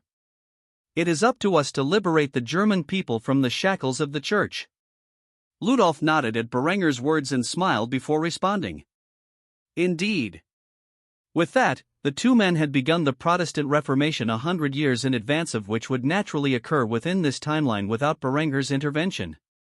The next day the public announcement of the German Reformist Church was declared, with Tyrol being its seat of influence. However, the regions occupied by Reformist lords and clergy did not stop there. It spread into portions of Vorarlberg, Salzburg, Kärnten, Upper Bavaria, and Swabia well. Southern Germany and eastern Switzerland had become a hot zone of reformist thought and teachings. Many of the local lords and middle nobility shared their interests and protected their people from the wrath of the Catholic Church and their followers. Of course, when news of this schism spread to the Vatican, Pope Simeon II nearly had an aneurysm from the sheer degree of rage he felt. He instantly began to curse at his cardinals upon hearing that a large swath of southern Germany and eastern Switzerland had basically declared open rebellion against his authority. He could no longer deny that the influence of Berenger and Ludolf had spread beyond his imagination. It was time to settle the dispute with the so-called Papacy of Avignon, for if the Catholic Church were not united, they would not be able to quash this heresy, and the Church would be permanently in a state of schism. As such, Pope Simeon got down from his throne and approached one of his subordinates. The expression on his face was one of utter fury as he bellowed his orders at the man. Contact that French bastard, and let him know that I'm calling for the Council of Constance to meet earlier than anticipated. This heresy is too important to wait any longer. However, the meeting spot of the Council of Constance would have to change from the Bishopric of Constance to a new venue. After all, Germany was now a hotbed of religious and civil conflict. They would not be safe within its borders. As such, the final Council of Constance would be moved to neutral ground in Cordoba, Spain, in this timeline. The subordinate quickly bowed his head to the Pope and agreed immediately to his demands. Of course, Your Holiness. With that, subordinate had rushed to fulfill his task, leaving Pope Simeon II fuming in anger at the thought of Berenger's influence over southern Germany, which had spread like wildfire since the Pope had first heard of the young man less than a year ago. He did not know how Berenger had managed to achieve such things, yet it was becoming clear that if Simeon was the representative of God on earth, Berenger was Satan's representative. Or at least in the eyes of the Catholic Church. Berenger the Accursed had caused too much damage to Catholic influence over southern Germany, and his views would only spread further now that they had received legitimacy in the eyes of high-ranking clergymen and nobility. Simeon scoffed at the idea and voiced his inner thoughts aloud for all nearby to hear. Church of the German Reformation? What nonsense is this? These heretics will pay for their sins one way or another. I swear by the Heavenly Father that I will personally see an end to this farce. Despite this solemn vow, Simeon would have a difficult time doing so, as the reconciliation between the papacy of the Vatican and the papacy of Avignon at the upcoming Council of Constance, or as it would be known in the future as the Council of Cordoba, would prove to be a challenge to his authority as pope. After all, he intended to mend the schism between Avignon and the Vatican, and this would require some form of agreement to come into place about who was the one true pope. The Council of Kufstein and the following proclamation of the German Reformation would forever alter the history in this timeline. Years of bloodshed and destruction would follow this development. However, in the end, these events would lead to further schisms in the Church. The Protestant Reformation had begun, and Pandora's box had been opened. Despite the Catholic Church's best efforts, they would never be able to hold on to the absurd amount of power they had sustained throughout these past centuries. Berenger had made sure of that. Ironically, the papacy had brought this upon themselves. If the Church had left Berenger alone, he never would have started this conflict so early in his lifetime. Initially, he had planned to live out a life of peace as a lowly baron and bring wealth and prosperity to his people. However, Lambert's actions and those of his allies in the Church had forced his hand. As Berenger accumulated more power, so too did his ambitions and enemies grow, and when the Church reached out its hand to swat him away like a mosquito, he bit down into it and inflicted a dangerous disease upon it. Thus, they had created a powerful enemy by trying to get rid of a seemingly insignificant baron's son in an isolated region within Tyrol. One who would forever liberate the German people from the shackles of the Catholic Church and the immense corruption that sustained it. Enough time had passed since the proclamation of the German Reformation, to the point where the authorities of the Catholic Church, or at least those who were still loyal to it, had gathered in Cordoba at its famous cathedral. There they began to squabble about the ongoing events that were of pressing concern. Berenger's Reformation was far more popular than they had initially estimated, especially after the revelation of the Church's infinite corruption and crimes by Ludolf. As such, this was the most important concern in which they discussed at the gathering. Simeon, as always, had started the meeting by shouting at anyone who opposed him. Though he called this meeting ahead of schedule to address the German Reformation and the schism between the papacy in Avignon and the Vatican, he was not a diplomatic man. He was currently engaged in a debate with the Pope of Avignon, Avilius III, over what should be done about the matter. If we do not mend our differences, this heresy being called the German Reformation will sweep across Christendom like a plague. However, Avilius was in disagreement after all. Berenger had labeled it the German Reformation. After the last meeting, the French Pope had gathered quite a bit of information on Berenger. As far as he could tell, Berenger's ambitions solely lay within the German-speaking regions. Thus he did not accept the notion that this Reformation was designed for anything more than Germany. Thus he was certain to voice his opinion on the matter. Berenger and his pet priest Ludolf have labeled this the German Reformation. Why should I care what those savages to the east believe? The Holy Roman Empire is your puppet, not mine. Avilius, as always, was drinking from an entire flagon of wine while making his opinion well heard. Though he was not as abrasive as Simeon, he was equally short-sighted, not realizing that allowing the German Reformation to fester could allow newer branches of Christianity to pop up and further challenge papal authority. These two men were both proclaiming themselves to be the central figure of authority for all of Christendom, and as such, were constantly at one another's throats. Simeon, as always, was flushed with rage. His face was practically the color of a tomato as he shouted at Avilius once more. "Not your problem. The souls of every German are at risk to this heresy. Do you not care about their salvation?" Avilius merely smirked smugly in response to Simeon's accusations. He could not very well admit his utter contempt for the German people. After all, such a declaration would be unbefitting of a man who proclaimed himself pope. However, he could not reject the claim in good conscience, as doing so would compromise his beliefs. This action, of course, further enraged Simeon, who struggled to contain his growing wrath. Seeing the direction in which the meeting was heading toward, one of the cardinals present immediately raised a major concern. After all, the voice of reason who normally convinced these two to behave themselves was no longer present, for he had switched sides and joined the German Reformation. Cardinal Engelbert is no longer with us, and as such, we should take time to consider the consequences of having a cardinal join this heresy known as the German Reformation. Seeing that the discussion was switched in another direction, the two popes decided to put aside their differences for the time being and address this concern. Avilius' reaction was quite extraordinary. We should capture all of the German cardinals and interrogate them to find out whether or not they have sympathies for this heresy. It is the only way to ensure that more of them do not flock to this so-called Reformation. Simeon, on the other hand, was once more outraged over Avilius's ideas. Though the Italian monarch led the Holy Roman Empire, the Kingdom of Germany had always been an important factor in the empire's stability for many centuries. The German monarchs ruled the empire. With the ongoing civil and religious crisis in Germany, the power and authority of the Holy Roman Emperor had diminished.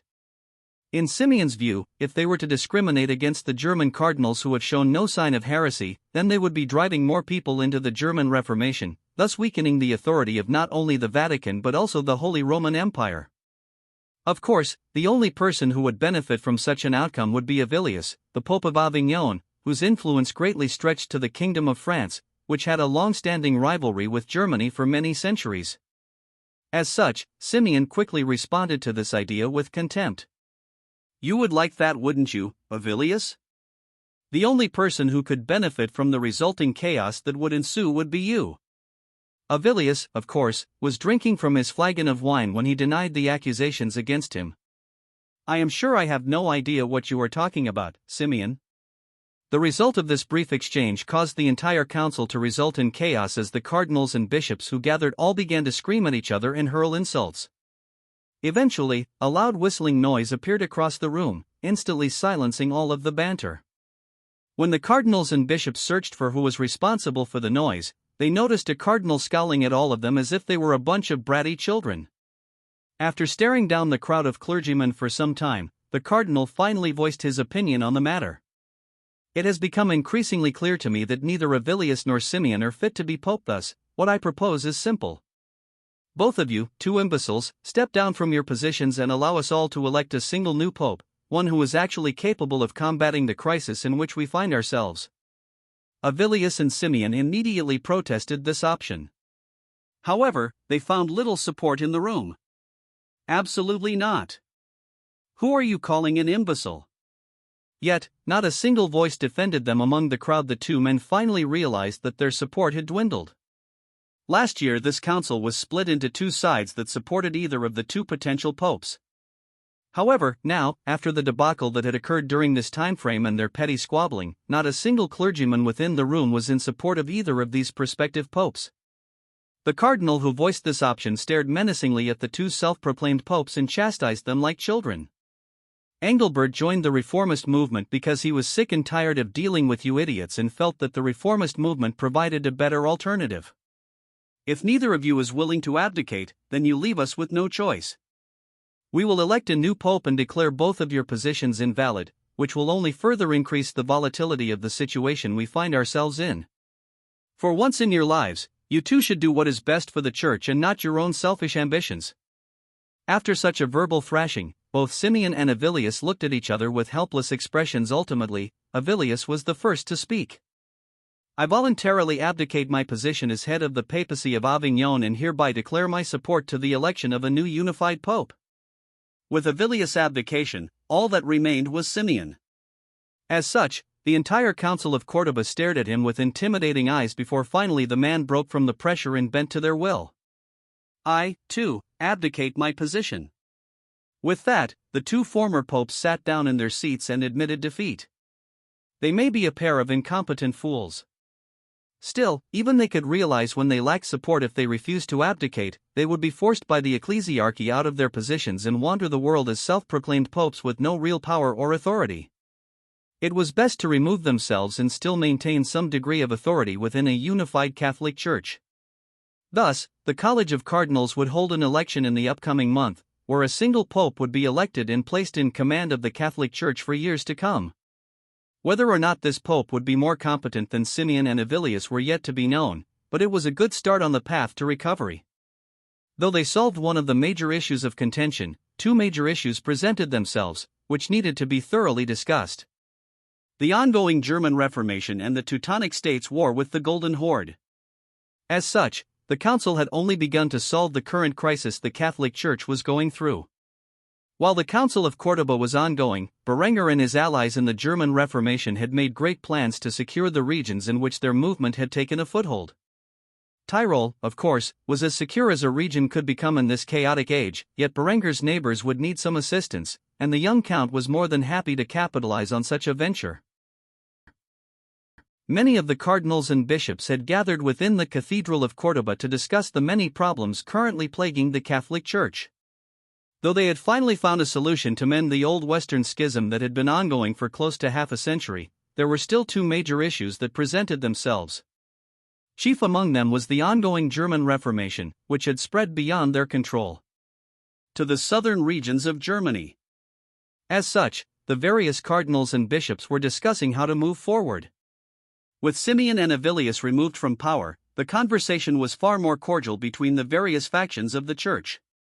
At the moment, the answer which everyone had agreed to was military force. However, the military orders of the Catholic Church were all busy fighting external enemies at the moment, and the last group of crusaders, which was tasked with eliminating Berenger and purging Tyrol of heretics, was slaughtered in battle by Berenger's forces.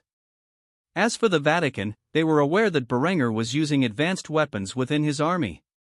One man, in particular, acted as a second-hand witness to this information. That was the Prince Bishop of Trent, whose lands were annexed by Berenger during his winter campaign to seize Tyrol. The Prince Bishop spoke with an intense hatred for Berenger about the issues at hand and how it would not be an easy task to rout out the reformists who have mostly formed within the mountainous territory of the Alps. The weapons in which Berenger's infantry use have the capacity to kill a man at over 400 yards. They penetrate through plate armor with ease and leave an untreatable hole in the victims' bodies.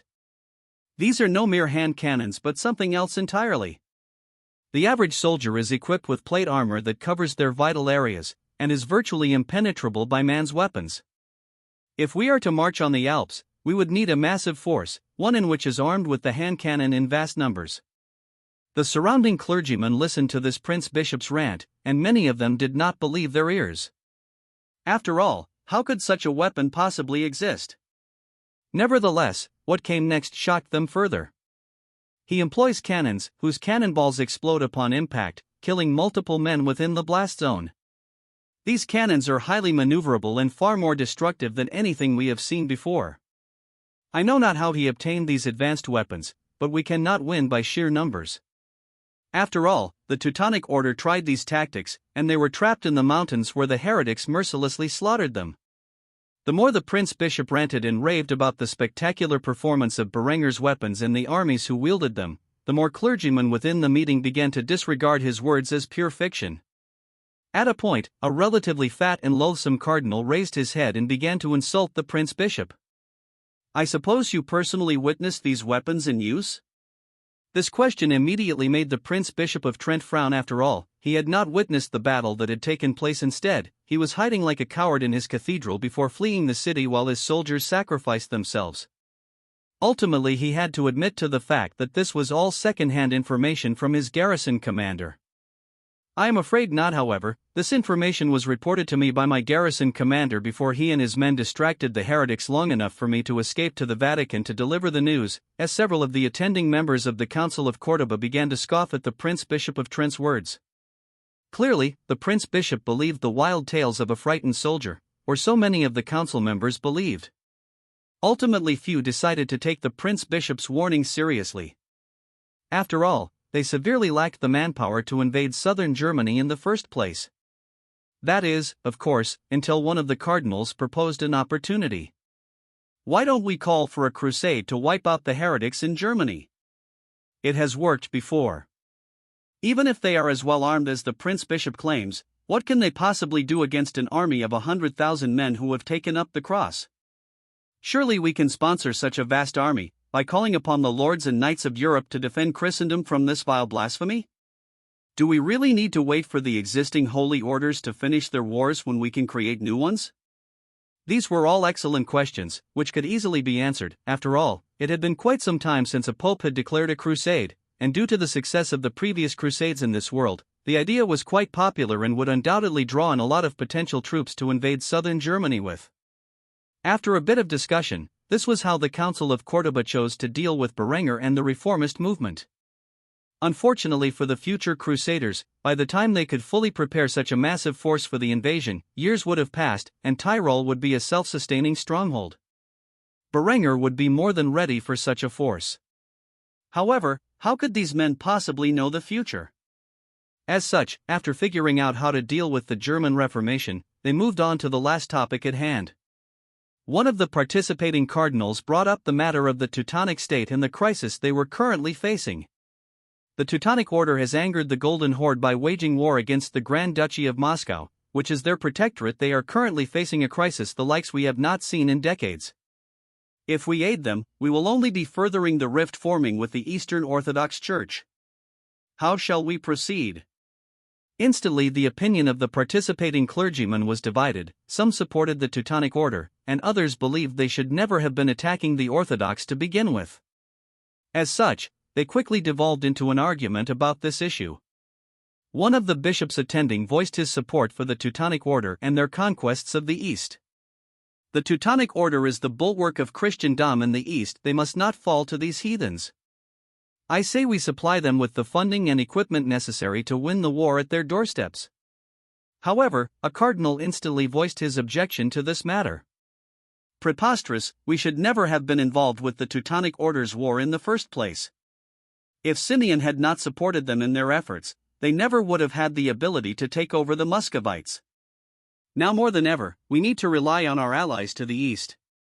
The German Reformation will be causing a lot of troubles in the future, and we will need the support of the Orthodox Church if we seek to end it swiftly, as without a pope in the audience, there was no way to move forward with the ideas presented unless all parties agreed. They could easily agree on a crusade to crush the German Reformation, but supporting the Teutonic Order during their crisis in which they brought upon themselves? That was a point of contention between the various factions of the Church. As such, the men continued to squabble amongst themselves over this one issue for a week before concluding that they would provide material aid to the Teutonic Order, but they would not provide any troops or economic support. The Teutonic Order was left on its own to fight the enemies in which it had created, at least for the most part. After all, the Church was more concerned with putting down the German Reformation, which posed a far greater threat than the Golden Horde. If this were the army of Genghis Khan from centuries prior, then maybe there would be a need for concern. However, at the moment, Berenger was a far greater threat for the Church, and they needed time and resources to prepare for a great crusade against him and his followers. Berenger, of course, anticipated this move by the Church, and he had no qualms building a sufficient force in the meantime to deal with the threat the Crusaders would pose shortly. However, for now, he was fairly relaxed as he focused his efforts on what he had been doing since his return from the campaign in Tyrol. Building his army and defenses while maintaining his trade with the various factions who wanted his arms and armor. As for the Reformation's place in this world, it was not so easily diminished. Word had spread that the German Reformation had begun, and plenty of people saw it as an opportunity to take back power from the Church, something in which most secular rulers had desired for some time. Even if they did not necessarily agree with the teachings of the German Reformation themselves, the idea of getting rid of the Church's influence over secular affairs was attractive enough to join in with the reformist movement. As such, Berenger's allies grew in numbers, which would be useful in the upcoming war with the Catholic Church. Ultimately, the Council of Cordoba ended in what could be considered a monumental success for the Catholic Church. The Western Schism had been mended, and a plan was in place to deal with the German Reformation. As for the Teutonic state, they were left to their own devices for the most part. Thus, the Catholic Church had addressed the ongoing crises from which it was currently suffering. However, in the end, this would not be enough to stop the growing tide of the German Reformation and Berenger's rise to power. The light of the sun shone down upon Adela's room and through her glass window, illuminating her doll-like face as she slept beneath her covers. It was well past dawn, and yet the young girl still slept. After all, she was still growing and, as such, needed her beauty rest. After a short period of struggling to adjust to the light which beamed upon her, she began to pout before opening her deep sapphire eyes and gazing at her window with contempt. Now that she was awake, she decided to get out from under her covers, where she wore a frilly white nightgown as per most of her clothing. Berenger designed it with both comfort and aesthetic in mind. The soft silk material dangled loosely from the growing curves of her adolescent body. After stretching for a little bit, she decided to go about her morning basic hygiene rituals such as bathing, brushing her teeth, and flossing before finally dressing in her exquisite attire based on Tudor and Elizabethan clothing patterns from Berenger's past life. After getting dressed in her daily attire, she progressed to the dining hall where her family was gathering to eat breakfast. Ever since her sister Ava had arrived in Graz, Adela had been doing her best to stay away from the woman. After all, despite being siblings, the two got along about as well as cats and dogs. For whatever reason, the Count of Salzburg's son and heir was spending his time in Graz with his wife and 3 children. Though Adela did not understand why this was the case, after all, Salzburg was safe enough, and the excuse of being on vacation visiting Ava's family had long since grown suspicious. Despite Adela's growing concerns over her eldest sister's stay, she still tried to play nice with the young woman, and as such, the two sat across from one another at the dining table, where the two began to mince words. Ava was, as always, the perpetrator of their little disputes, and as such, decided to bully her cute little sister. "Adela, I heard your fiancé was bold enough to declare his heresy as a Reformation. I wonder what will happen to him when the Pope finally declares a crusade to deal with the trouble he has caused. I worry for your safety. After all, you are engaged to the man that the Church refers to as Berenger the Accursed." Immediately the women went straight for the heart, knowing that Adela's relationship with Berenger was her most vulnerable point. However, since their first dispute, Adela had grown wiser and noticed that her eldest sister so commonly targeted Berenger with her words in an attempt to rile her up. As such, Adela was as calm as a pond's surface as she rebutted Ava's taunt. "Any force the Vatican sends into Tyrol will end up the same as the last group of fools who entered Berenger's domain in an attempt to remove him from power." She was quite obviously referring to the slaughter of the Teutonic Order's army, which marched into Berenger's lands. The result of that battle was well known among the lords and ladies of the German-speaking regions. However, Ava knew something that most did not know. After all, her husband was the son and heir to the Count of Salzburg, and his father's spy network was extensive. As such, she further taunted Adela with her attacks on Berenger's character. "Poor sweet little Lambert, I heard Berenger used some vile sorcery to kill that poor boy in battle. What kind of blackheart man murders his own little brother?" Though Adela tried to stay calm, hearing her sister compliment Lambert while insulting Berenger's character was enough to invoke ire in her heart. Ava dared to act like Lambert was a saint, despite knowing of his past deeds. However, this was exactly how the Church was behaving about the issue. Ever since Lambert's death, he had become a martyr in the eyes of Catholics and a stain on Berenger's reputation. Every wicked deed the boy had ever committed was wiped away from his past by the powerful propaganda network of the Church. The Catholic Church depicted him as an exceptionally pious man who voluntarily gave up his inheritance to serve the Teutonic Order, where he was deployed to bring his brother, a condemned heretic, to justice. However, as the two fought on the battlefield, Berenger blinded Lambert with some vile sorcery before stabbing him in the back. This was the tale in which the Catholic Church told the world about Lambert and Berenger's duel within the battlefield of Oberstdorf. Obviously, it was completely fabricated, but unlike Adela, who now thought of herself as a reformist due to Berenger's influence, Ava was a devout Catholic much like the rest of her family and chose to further propagate this story, despite knowing its falsehood, in a deliberate attempt to mess with Adela. Hearing such provoking words, Adela could not control herself and immediately lashed out at Ava, who had succeeded in her aim. "You know full well that Lambert was a devious little scoundrel who on multiple occasions tried to murder Berenger. What was his punishment for such actions? He was disowned and sent to the Teutonic Order to redeem himself, where he used the first opportunity he could get to try to get revenge on Berenger for being merciful. If you ask me, Berenger should have cut off his head. To begin with, it would have saved everyone some trouble." Ava smiled devilishly as she witnessed Adela fuming with anger, to the point where her cheeks were puffing like a chipmunk and were slightly flushed in Ava's eyes. It was adorable. After seeing such a sight, of course, Ava could not resist and further poured salt on the wound. "I suppose that is the excuse he told you after stealing Lambert's fiancée and impregnating her, right?" Adela continued to fume in anger, but she did not lose control of her emotions. Instead, she forced herself to calm down before addressing Ava's last point. For the past few months, ever since Ava arrived, she had continuously beaten Adela in any arguments solely because she would bring up this point after being sorely defeated in the previous rounds of engagement and cause Adela to throw a tantrum. However, not this time. Adela had finally figured out how to beat Ava this time around, and she threw her words right back into her face. "So what if Berenger has a lover? He is a great man, and plenty of great men have had multiple women by their side throughout history. If your husband was half as accomplished as Berenger, he too could take a lover, and I doubt you would mind. These words completely baffled Eva and attacked her weakest point. She knew her husband was not nearly as accomplished as Berenger, nor would he ever achieve half of the things Berenger had in life. Aside from coming from a powerful family and being slightly good-looking, her husband was a relatively dull and unambitious man. The fact that her youngest sister managed to get someone like Berenger as a fiancé had greatly invoked her ire, and it was her reason for picking on Adela all of the time. While Eva had an ugly expression on her face, Adela was smirking smugly at her. Oh, how the tables have turned. As for her husband, who was slightly older than Eva herself and was named Wolfgang von Salzburg, it took him a few moments to realize that Adela had essentially implied he was a loser. During that time, Eva lashed out at Adela as she pounded the table with her fists extremely uncivilly.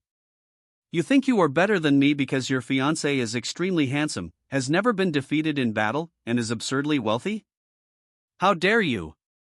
Adela was delighted at the moment. Ever since Eva had first arrived, she had continued to lose these daily catfights, but now the shoe was on the other foot. Apparently, Eva was a very sore loser. As such, Adela merely scoffed at Eva and told her the words she was told every time she erupted at Eva in the past. We will discuss this later when you calm down. If Eva's expression was ugly before, it was now outright hideous. She wanted to pounce at Adela on the spot, but she knew she could not do so after all. Such behavior was unladylike, and she had an image to maintain. As such, she quickly dug into the food on her plate while grumbling under her breath. Of course, it was at this moment Wolfgang finally realized that maybe there was a slight possibility that Adela had just insulted him, and as such, he whispered in Eva's ear asking about it. Did she just call me a loser? Eva nearly snapped at her husband's response. Not only was he dull enough not to realize that he was insulted, but he had the nerve to ask her about it in front of the perpetrator. She really wishes she was married off to someone more like Berenger. Though she looked down on Berenger for being born into low nobility, the more he accomplished, the more Eva became jealous of Adela. After all, who cares about whether someone is born into low nobility or not when they go from being a baron's son and heir to a count mighty enough to flip the bird to the Vatican in under a year? After this little catfight was over, the family's breakfast continued in awkward silence. The only one satisfied with the results of this meal was Adela. She had won a great moral victory today against her sister. Adela believed it was doubtful that Eva would mock Berenger further now that her weakness was exposed. As such, she enjoyed the thick German pancakes on her plate with delight. For the past few months, Duke Wilmar of Austria has been in the process of conquering Bavaria. However, despite his initial progress, he currently found himself in a stalemate with the armies of Bavaria, which have returned from their campaign in northern Germany to reclaim the land in which they had lost to Austria. Despite the advantages the Austrians initially had in this war, they now found themselves struggling to maintain the ground they had conquered. The Bavarians had made great gains in northern Germany, pursuing their claim for the vacant throne. However, after realizing that the Austrians had stolen their capital, they were forced to withdraw from their holdings and leave it to reconquest by the House of Luxembourg and their allies. As such, they were in a furious state as they gazed across the battlefield to see the dastardly Austrians who had attacked them while they were pursuing their ambitions. The two dukes led their respective armies with Duke Wilmar von Habsburg in control of his personal forces and those of his vassals. Duke Dietger von Wittelsbach was in charge of the Bavarian army. Seeing as how nearly all of the two dukes' forces were gathered for this event, this would be the single most important battle of the war in southern Germany to decide who would reign supreme, Austria or Bavaria. The battle ultimately would take place outside the city of Passau in eastern Bavaria. Duke Wilmar was currently discussing the plans for the grand battle which was about to take place with his vassals, who were commanders in his army. Count Otto, my old friend, I wish for you to command the rear guard. Make sure that our flanks hold the line against any potential attack, especially that of cavalry. Seeing that he was not tasked with leading the vanguard, Otto frowned. However, despite his objections, he agreed to the Duke's orders and voiced his support. I will do as you command, your grace. Duke Wilmar was, of course, pleased with this result. As for the next comment from the Duke, it surprised nobody. Count Walfried von Salzburg, you are tasked with leading the vanguard. Walfried pounded his chest as he saluted his liege while responding to his orders. You honor me, your grace. With those two positions taken care of, Duke Wilmar moved on to his overall strategy. While Walfried advances with the vanguard, I will lead the cavalry, which we will split into 2 units and circle around the enemy's lines, where we shall attack them from the rear of their flanks. Once the flanks are crushed, the Bavarians will have to fall back and reinforce their lines. As they do so, the vanguard will rush in and cut them down before they manage to do so. It was a simple enough strategy and had worked numerous times before. As such, none of the lords who were present had any complaints about the tactics they would use to defeat the Bavarians. The last remark the Duke made was about his archers. The archers will be placed atop both of these hills on both sides of the battlefield, where they will rain missiles down upon our foes. After these words were stated, all of the lords who witnessed this conversation nodded in agreement. Shortly thereafter, they were all set to the task, and the battle had begun. The archers took their positions on the hilltop and began to rain their arrows down upon the enemy forces, just as planned.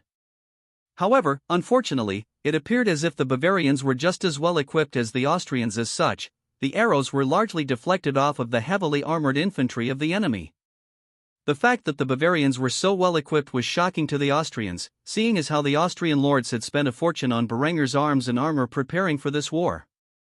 Despite this fact, the Bavarians seemed to be equally well equipped, at least for the most part, which began to fill the lords of Austria with doubt over Berenger's loyalty. Nevertheless, now was not the time to worry about such concerns, and though the arrows could not pierce the brigandine or plate, they easily slid into the gaps in the enemy armor when fired in a volley numbering in the thousands. There were still many wounds inflicted on the Bavarian troops before they arrived in combat with the Austrian infantry. Still, it was strange that there was no sign of Bavarian archers or crossbowmen deployed to the battlefield, which filled Count Otto with angst as he commanded the rear guard, watching the battle from afar. The moment the two feudal armies made contact with one another, blood and death began to spray about the fertile grassland that was the battlefield. Corpses littered the field as the steel-clad armies clashed with one another like an enormous metallic tidal wave. As the battle continued to rage, Duke Wilmar finally found an opening for his cavalry, and as such, he began his charge just like in the battle plan. The heavily armored knights mounted on horseback broke into 2 units and went around the vanguard of the enemy army, where they proceeded to attack their flanks from the rear. With their lances couched, and the force of the horses' charge, even high-quality steel plate armor could be damaged by such a powerful blow. As such, the heavily armored knights of Austria led by Duke Wilmar crashed into the enemy flanks, driving their lances through their chests and ending their lives. Quickly the Bavarian flanks began to crumble, and the plan seemed to be working perfectly. However, unlike Duke Wilmar had estimated, the moment the enemy flanks crumbled, the men began to rout and fled into the distance. Seeing this as an opportunity for victory, Duke Wilmar charged ahead of his infantry and into the routing forces. However, this turned out to be a grave mistake, as the enemy forces were pulling a classic feigned retreat. By the time the Knights of Austria arrived in front of their enemies, they were encircled by thousands of crossbowmen and archers who unleashed a massive volley from 360 degrees around the Austrian knights. Though the bolts of the crossbows could not penetrate the toughness of the steel plate armor, they could get into the gaps between them, causing injuries to the knights and noblemen who were encapsulated, as well as their trusty steeds. Before long, the entire contingent of knights who had broken the Bavarian flanks found themselves dismounted, as the continuous volley fire had gravely injured their horses. Many of them were wounded or had even perished in the attack by the crossbowmen. After all, the plate armor of the time was not as advanced as what Berniger equipped his cavalry with. Many knights wore mail aventails for throat protection, rather than gorget or great bassinet, which allotted some degree of steel plate throat protection. Thus the crossbow bolts of the heavy steel crossbows were capable of piercing through the mail aventail and into their throats. Duke Wilmar and his surviving knights quickly recovered from the attack. However, they soon found themselves surrounded by the enemy infantry, and they were a long way off from their own army. As such, a vicious struggle appeared as the Knights of Austria battled to the death with the men at arms of Bavaria. Where the Bavarian knights were located Wilmar did not know. Though the Austrian knights were afforded greater protection and had better skill than the Bavarian men-at-arms, they were severely outnumbered. They quickly found their ranks dwindling as they were surrounded on all sides and ruthlessly battered by the Bavarian forces. Duke Wilmar stood side by side with his knights and vassals, who had followed him into death, as he parried an oncoming spear thrust and lunged towards the soldier's face with his longsword, piercing through the man's skull and ending his life. However, he shortly thereafter received a crossbow bolt in the crook of his elbow, which pierced through the gap beneath his plate armor and through the mail and gambeson which protected it. With a massive bolt piercing through his elbow, he no longer had the ability to wield his longsword with his dominant arm and thus resorted to using the weapon one-handed with his offhand. Count Otto gazed in horror at the sight of the Austrian knights being rapidly cut down by the enemy forces, yet there was nothing he could do. He was tasked with protecting the rearguard, and he was far too distant from his liege's position to provide any aid. All he could do was watch as the ranks of the Austrian knights slowly dwindled in a desperate struggle to wait for the Austrian infantry to arrive at their aid.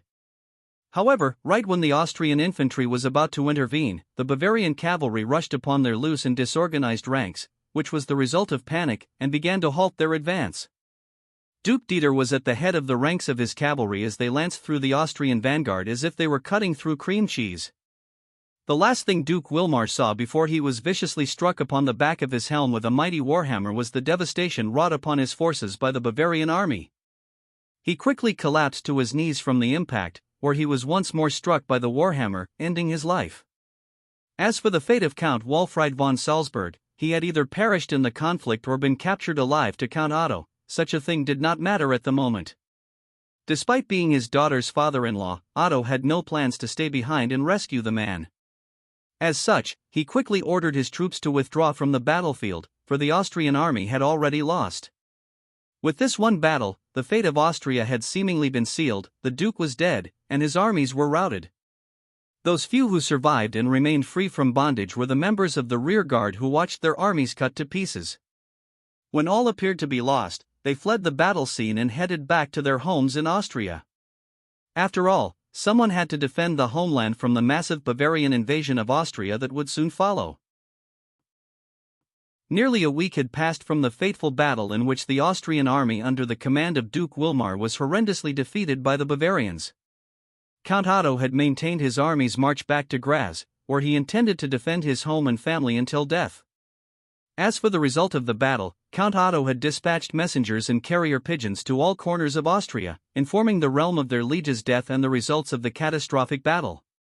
When Berenger finally received the news, he was sitting on his seat of power, with Linda on his lap, where he was in the process of teasing her. He indeed had no shame as he continued to grope her exquisitely proportioned figure through her velvet dress, which caused her to flush with arousal.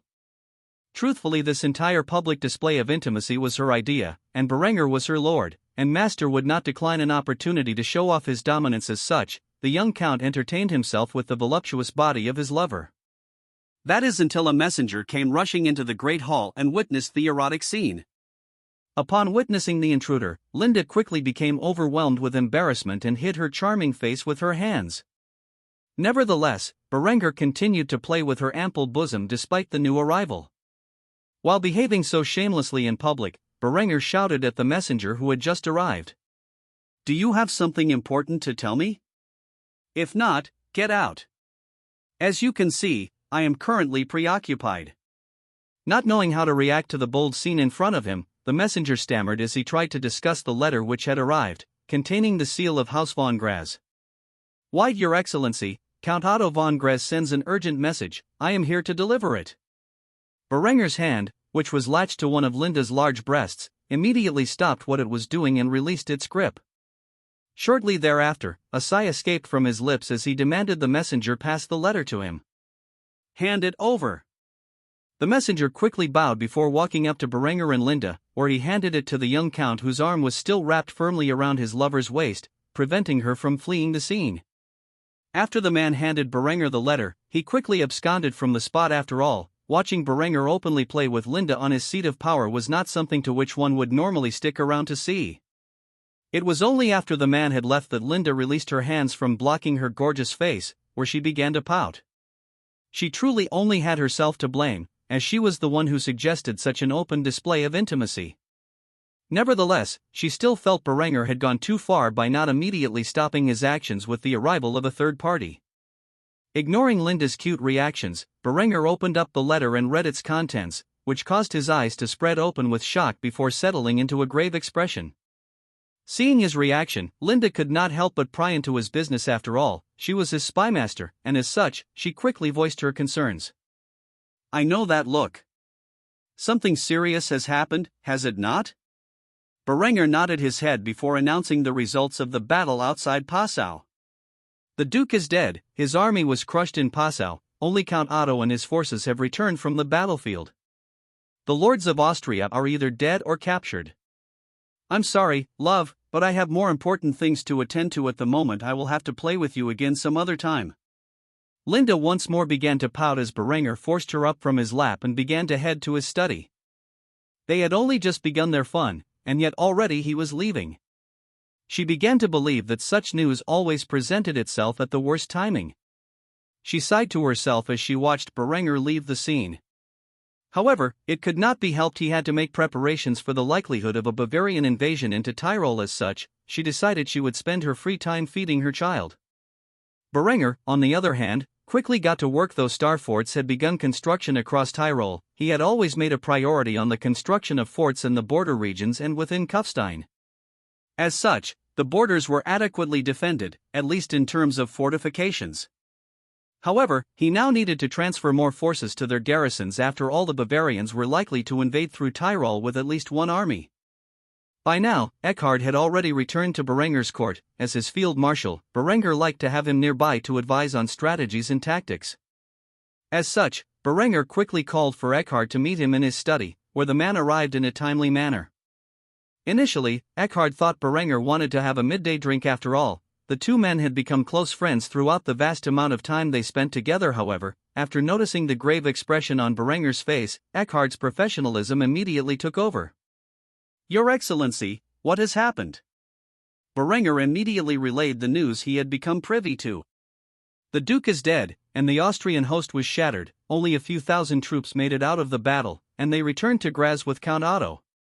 Vienna is left poorly defended after Lothar's rebellion, and it will not stand for long if the Bavarians decide to invade.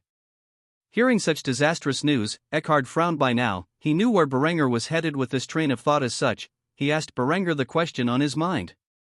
"Yet you do not plan to provide relief to the new Duke?" Berenger grinned as he heard Eckhard's response. The man knew him too well. "Of course not. Though the Bavarians may send an army into Vienna, they will undoubtedly also send one into our lands as well. After all, Tyrol exists along the southern border of Bavaria, and I doubt they plan to leave us out of their conquests. We must properly defend ourselves."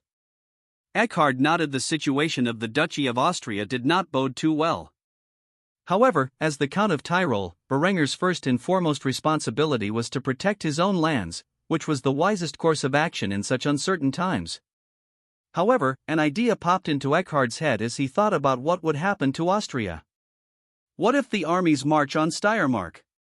Will you leave your little fiancée to her fate? Berenger scoffed at Eckhard's suggestion and immediately retorted, "If those Bavarian bastards dare to think about laying a hand on Adela, I will bring the might of steel and shot upon their feudal armies. I will never allow harm to come to a single strand upon either of my women's heads." Eckhard stared at the conviction in Berenger's eyes and knew the young count was serious.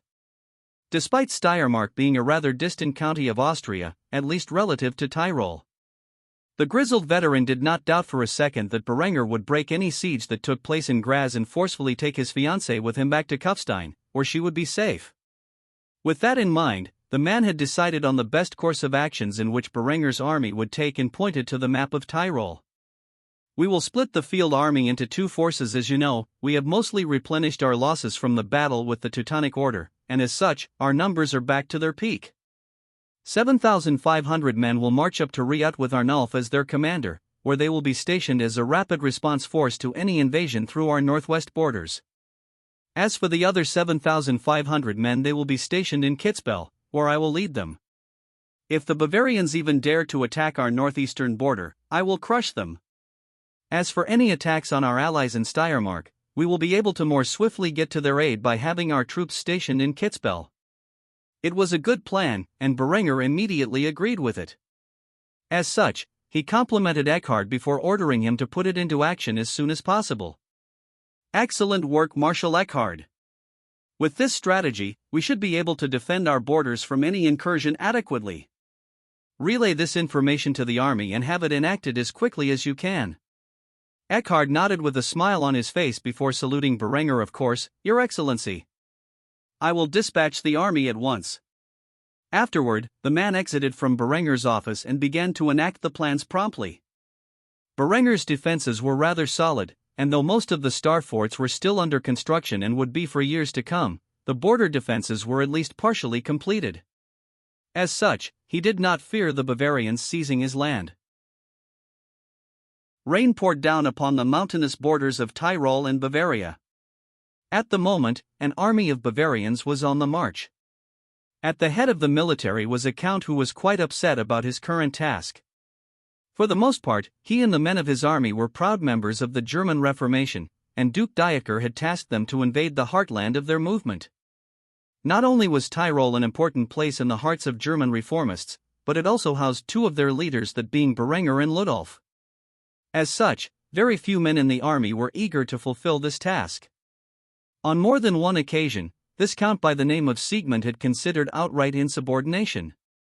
Yet, here he was at the borders between his homeland and the capital of the Reformation, debating whether or not he should go through with his orders. However, the closer his troops approached Tyrol, the more they were able to notice that a fortress was constructed in the area, one whose design was unlike anything Siegmund had ever seen before. It was in the shape of a star and flew the coat of arms of House von Kufstein. It was a fortress constructed by Berenger to protect the routes into his lands. Siegmund decided to halt his advance when faced with such a mighty fortress, which was visibly defended by relatively massive cannons and hundreds of men armed with what he perceived to be hand cannons. He was no fool, and he could tell by the design of the fortress that if he were to attempt to take it over, it would be a long and bloody battle. Not only were his men vulnerable to fire from all directions, but there were no blind spots to take advantage of. If rumors were to be believed, the hand cannons in which the defenders were equipped were devastating weapons. When faced with such a challenge, Siegmund only had three options. First and foremost, he could withdraw from the region and find another route into Tyrol, one he hoped would not be as heavily defended. The second option was for him to disregard his losses and attack the fortress in an attempt to force his way into Tyrol. His third and final option was to give up on the idea of attacking the region, and set up camp on the edge of the border, and act like he was doing something, hoping that his liege would not realize he had sat still and done nothing. After all, neither he nor his men were too keen on the idea of attacking Tyrol. Count Siegmund von Augsburg took a few moments to contemplate his options when one of his commanders approached him. "Your Excellency, the path forward is blocked by the strange fortress. I fear as if it will be a difficult task to invade Tyrol."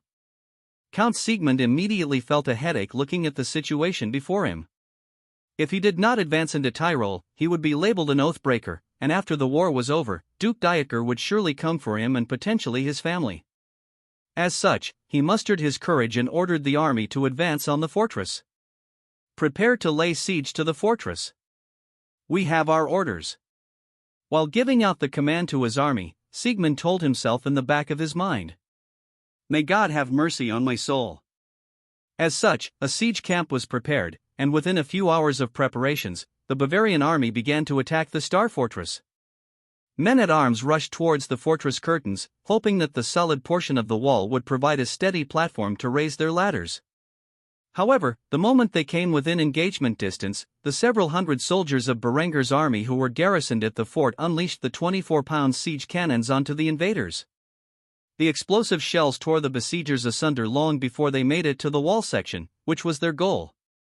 Limbs were hewn from the victims of the blast, and blood splattered across the grassy mountain pass.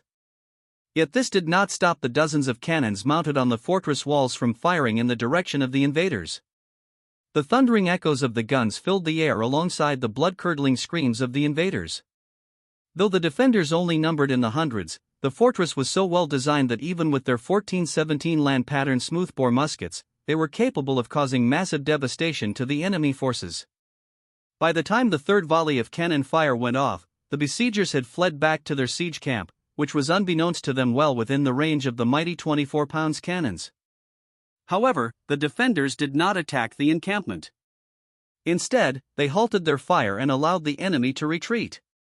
The goal was not to annihilate the enemy force as quickly as possible. If they did such a thing, Duke Dieter would take one of two actions. He would either abandon Tyrol altogether until he had successfully taken all of Austria excluding Tyrol, or he would send a massive invasion far more significant than the current force in retaliation. Neither of which was appealing to Berenger. As such, the young Count of Tyrol had tasked his defenders to wage a war of attrition. If Berenger's forces could keep these tens of thousands of men bogged down outside their borders indefinitely, Duke Dieter would surely continue to send reinforcements and supplies to ensure the offensive against Tyrol continued. This would significantly weaken their attack on the remainder of Austria and divide his armies, allowing the Austrian lords a decent chance to fight back. However, Count Siegmund had no way of knowing Berenger's plans and was simply in awe of the weapons that his opponents fielded. Thus he stood with his mouth agape after watching his army collapse so quickly against the mighty Star Fortress. The man was so shocked by the disastrous result of the brief engagement that he accidentally voiced his thoughts aloud for all the nearby men to hear. God is on their side, for how can man build such destructive weapons without divine intervention? These words weakened the already low morale of the troops, many of which were reformists, and had no desire to attack the heartland of their religion. After saying these words, one of the commanders under Siegmund voiced his concerns. If God is on their side, then how do we fulfill our orders? It was only at this moment that Siegmund realized he had spoken his thoughts aloud, and as such, quickly came up with a scheme to avoid further conflict while making it seem like he was actively participating in an attempt to seize Tyrol. Write to Duke Dieter, tell him the northwest passages into Tyrol are blocked by mighty fortresses, and we need reinforcements if we are to achieve our objective. He will either send us aid, which will give us a period of reprieve, or he will ignore our pleas, and we will have our justification to sit back and do nothing.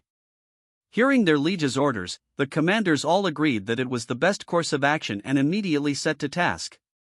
As for the defenders in the fortress, not a single man was wounded in the conflict, and as such, they were sitting back and relaxing. After all, they had access to plenty of supplies and relieving forces. Theoretically, they could stay and guard the northwest borders of Tyrol indefinitely. While the besiegers lived in an exposed and muddy siege camp, the defenders stayed in fine barracks to shelter them from the elements, which allowed them a sense of comfort as they guarded the borders of Tyrol. The stalemate at the Tyrolean border had just begun, and this star fortress was not the only one facing a similar situation. To the northeast near the edges of Kitzbühel, the defenders were also facing a similar problem. After all, the attempted invasion into Tyrol was a two-prong offensive designed to encapsulate the region swiftly. However, in its initial advancement, it had been completely halted. When Duke Dieter finally found out that his troops could not penetrate Tyrolean territory, he would be shocked that his strategy had failed so miserably.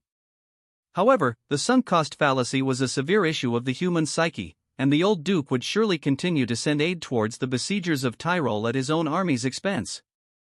As for the rest of the invasion of Austria, aside from Vorarlberg, the remainder of the Austrian counties were not as lucky as Tyrol to have its natural defensive barriers, and as such, would fare far worse in the ongoing invasion.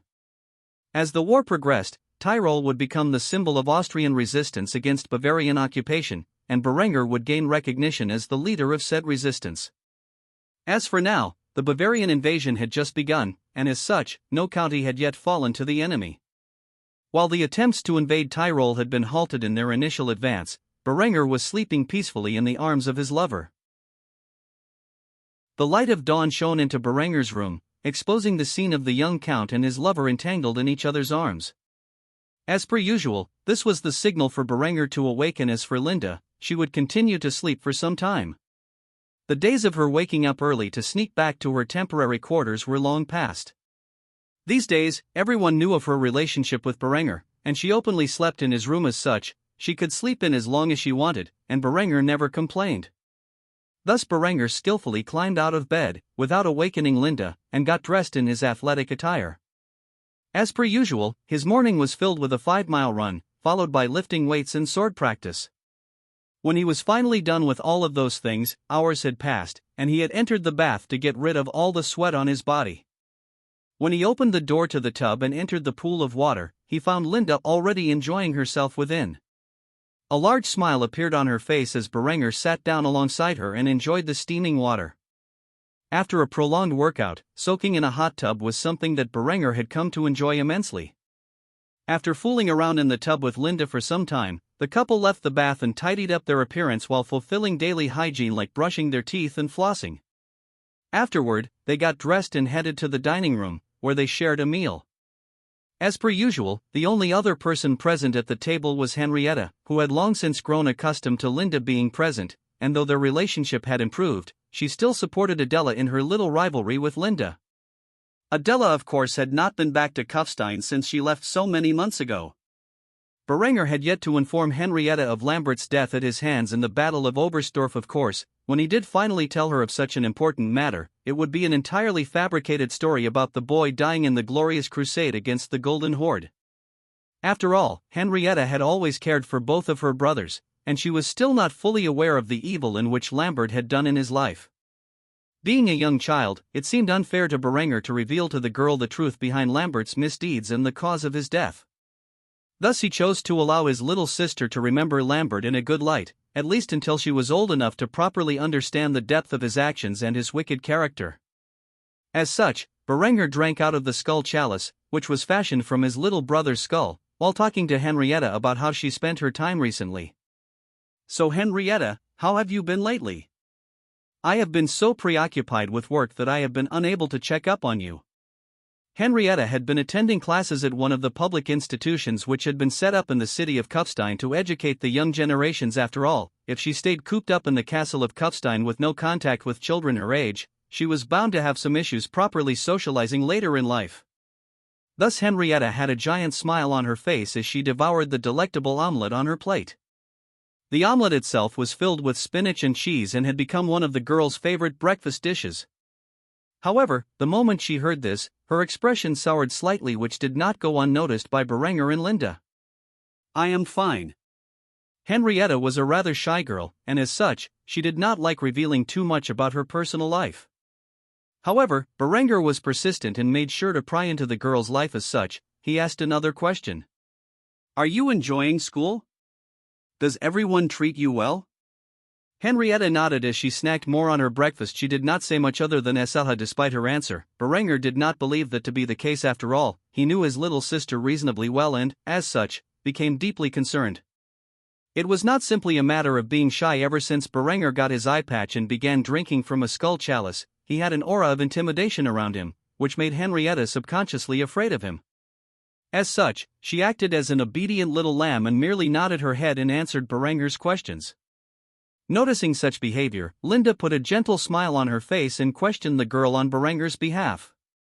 She was a far less frightening character in Henrietta's eyes, and as such, the girl was more open to talking to her.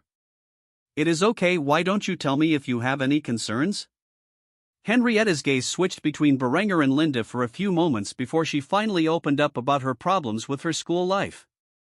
Due to being cooped up in the castle most of her life, Henrietta's was, as previously mentioned, a timid girl, and as such, she did not know how to interact well with others. Berenger's worst fears about her upbringing had already become realized, and as such, Henrietta revealed her difficulties at school. "I don't have any friends." With this information revealed, Berenger was not entirely surprised. He had deliberately put her in his public education program so she could socialize and become accustomed to the common populace, but she was still the Count's little sister. There was a natural air of intimidation that surrounded her, at least as far as the ordinary people were concerned. The parents probably instructed their kids not to do anything to upset her. When combined with her naturally shy and docile personality, she most likely sat alone in a class all day and simply went over her schoolwork. It seemed Berenger's guesses were correct as Linda further questioned the young girl. "Well, have you tried talking to anyone in your class?" Henrietta merely shook her head in response to this question, causing Linda to put on a warm smile once more. "Well, maybe you should try it out?" Henrietta's response was quick and filled with dejection. "It won't matter." Linda tried to dig to the root of the problem, and as such, further questioned Henrietta's response. "Why not?" Henrietta's expression turned gloomy, which was rather adorable on her cute little face, at least as far as Berenger was concerned. However, she muttered in a hushed voice, "Because I am the Count's little sister." Though she was quiet, the large dining room was virtually silent aside from her voice, and Berenger and Linda both heard her complaint. Now it was Berenger's turn to cheer her up, and he finally voiced his opinion on the matter.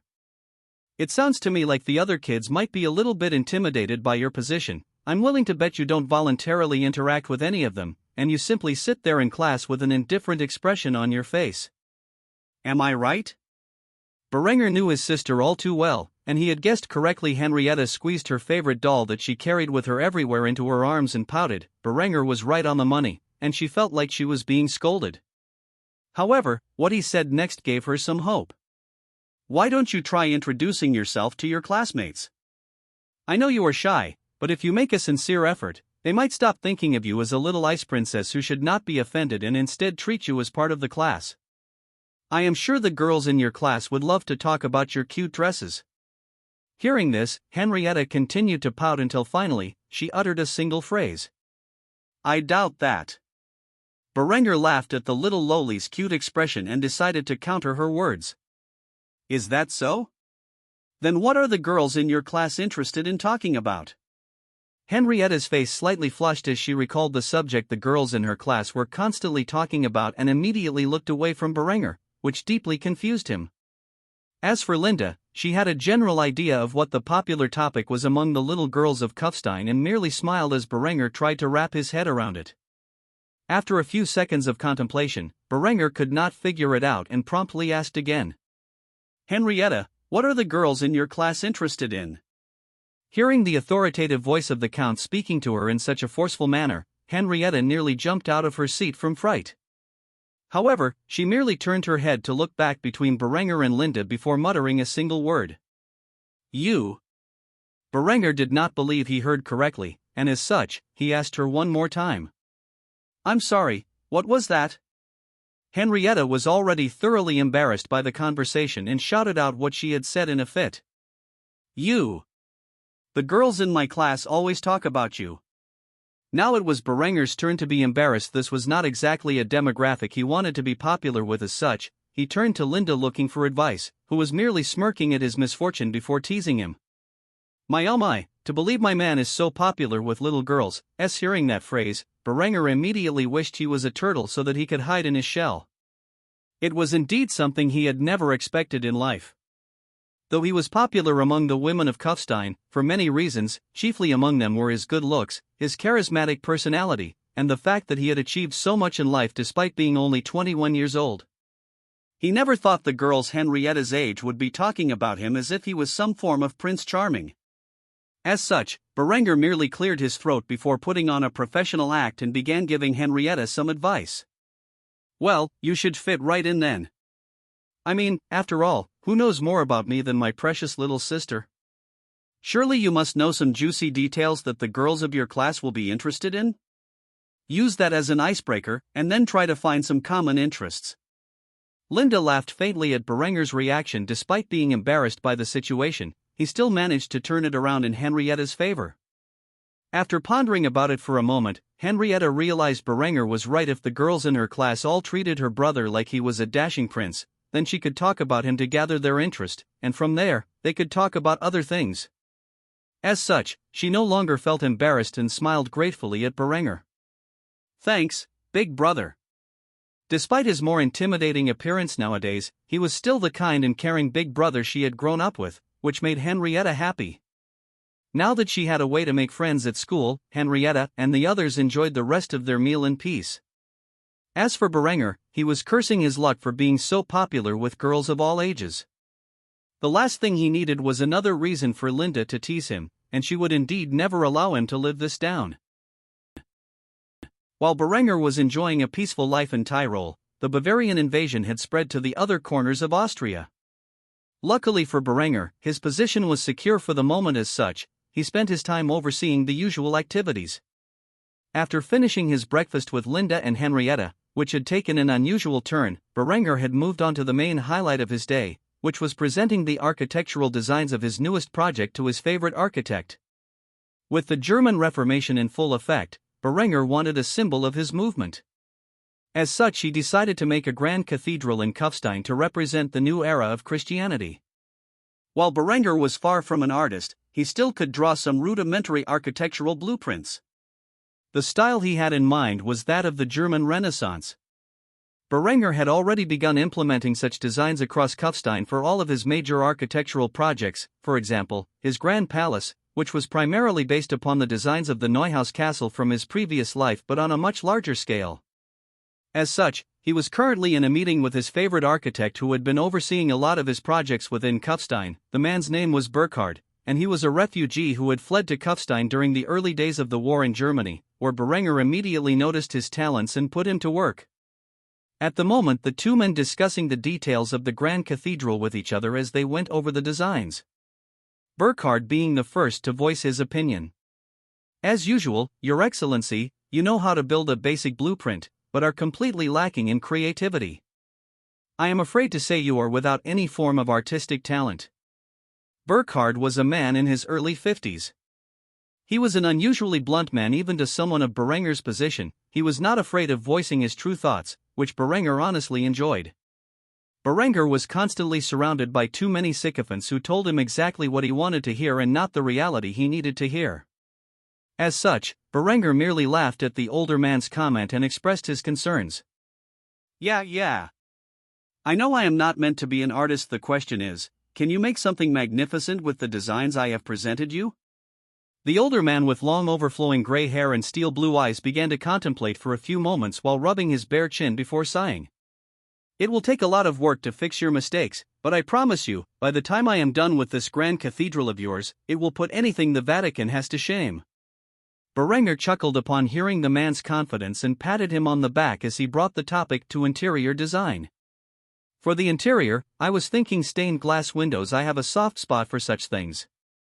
Burkhard snorted when he heard those words before interjecting his opinion on the matter.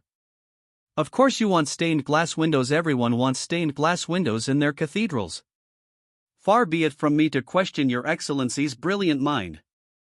Burkhard was bitter about the topic, though Berenger did not know why, and frankly, he did not care so long as his vision was brought to life.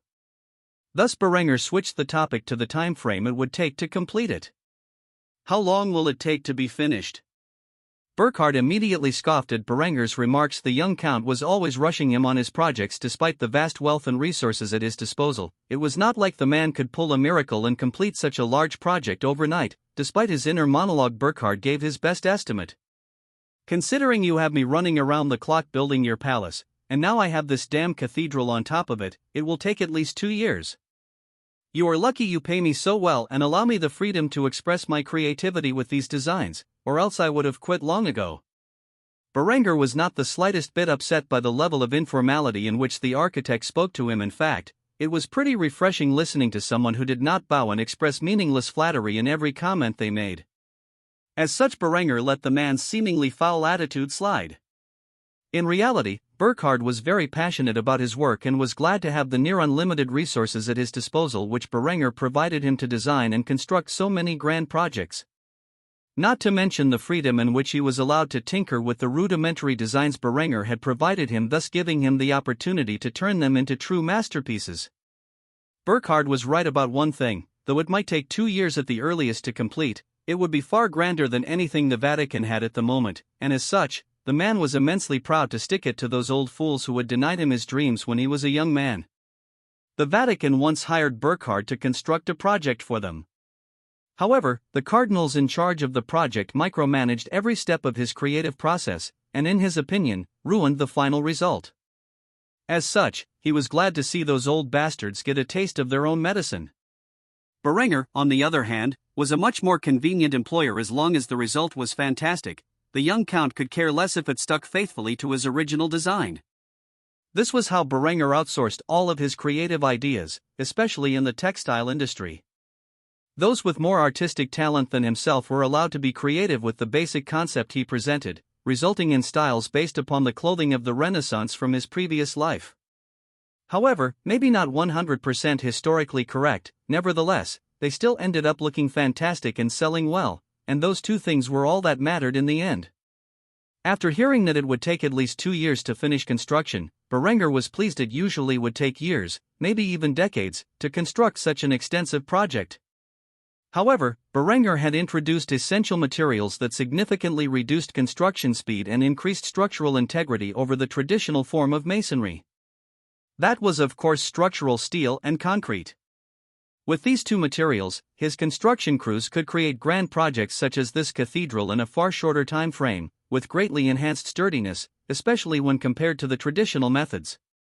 If one knew what they were doing, they could make a steel-reinforced concrete building look as attractive as any other building. As such, Berenger made use of these advanced construction materials to build his city rapidly as well as his defenses. Despite being pleased with the estimated time frame, Berenger liked to mess with the older man. Considering Burkhard's naturally crotchety attitude, Berenger put on an authoritative facade and said in a stern voice, "That is too long, it needs to be constructed in half that time." Upon hearing such an impossible task, Burkhard nearly had an aneurysm as a large vein protruded from his forehead while he was seething with anger. However, before long, Berenger broke out into laughter after seeing the older man's twisted expression, and Burkhard instantly realized that Berenger was screwing with his head.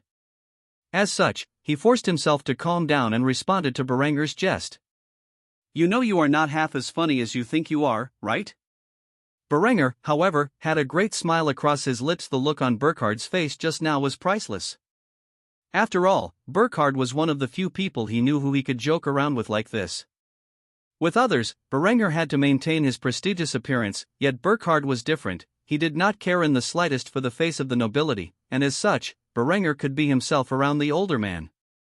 Of course, Burkhard also found Berenger to be one of the more tolerable members of the nobility he had met. While the man was a member of the lower nobility, he was always looked down on for his lowly status, and as such, never cared for the noblemen and women who commissioned his work. However, he respected Berenger to a degree. Berenger was born to a lower noble house, a mere baron's son, and yet in under a year, he made himself a count. This was not an easy feat in this medieval world.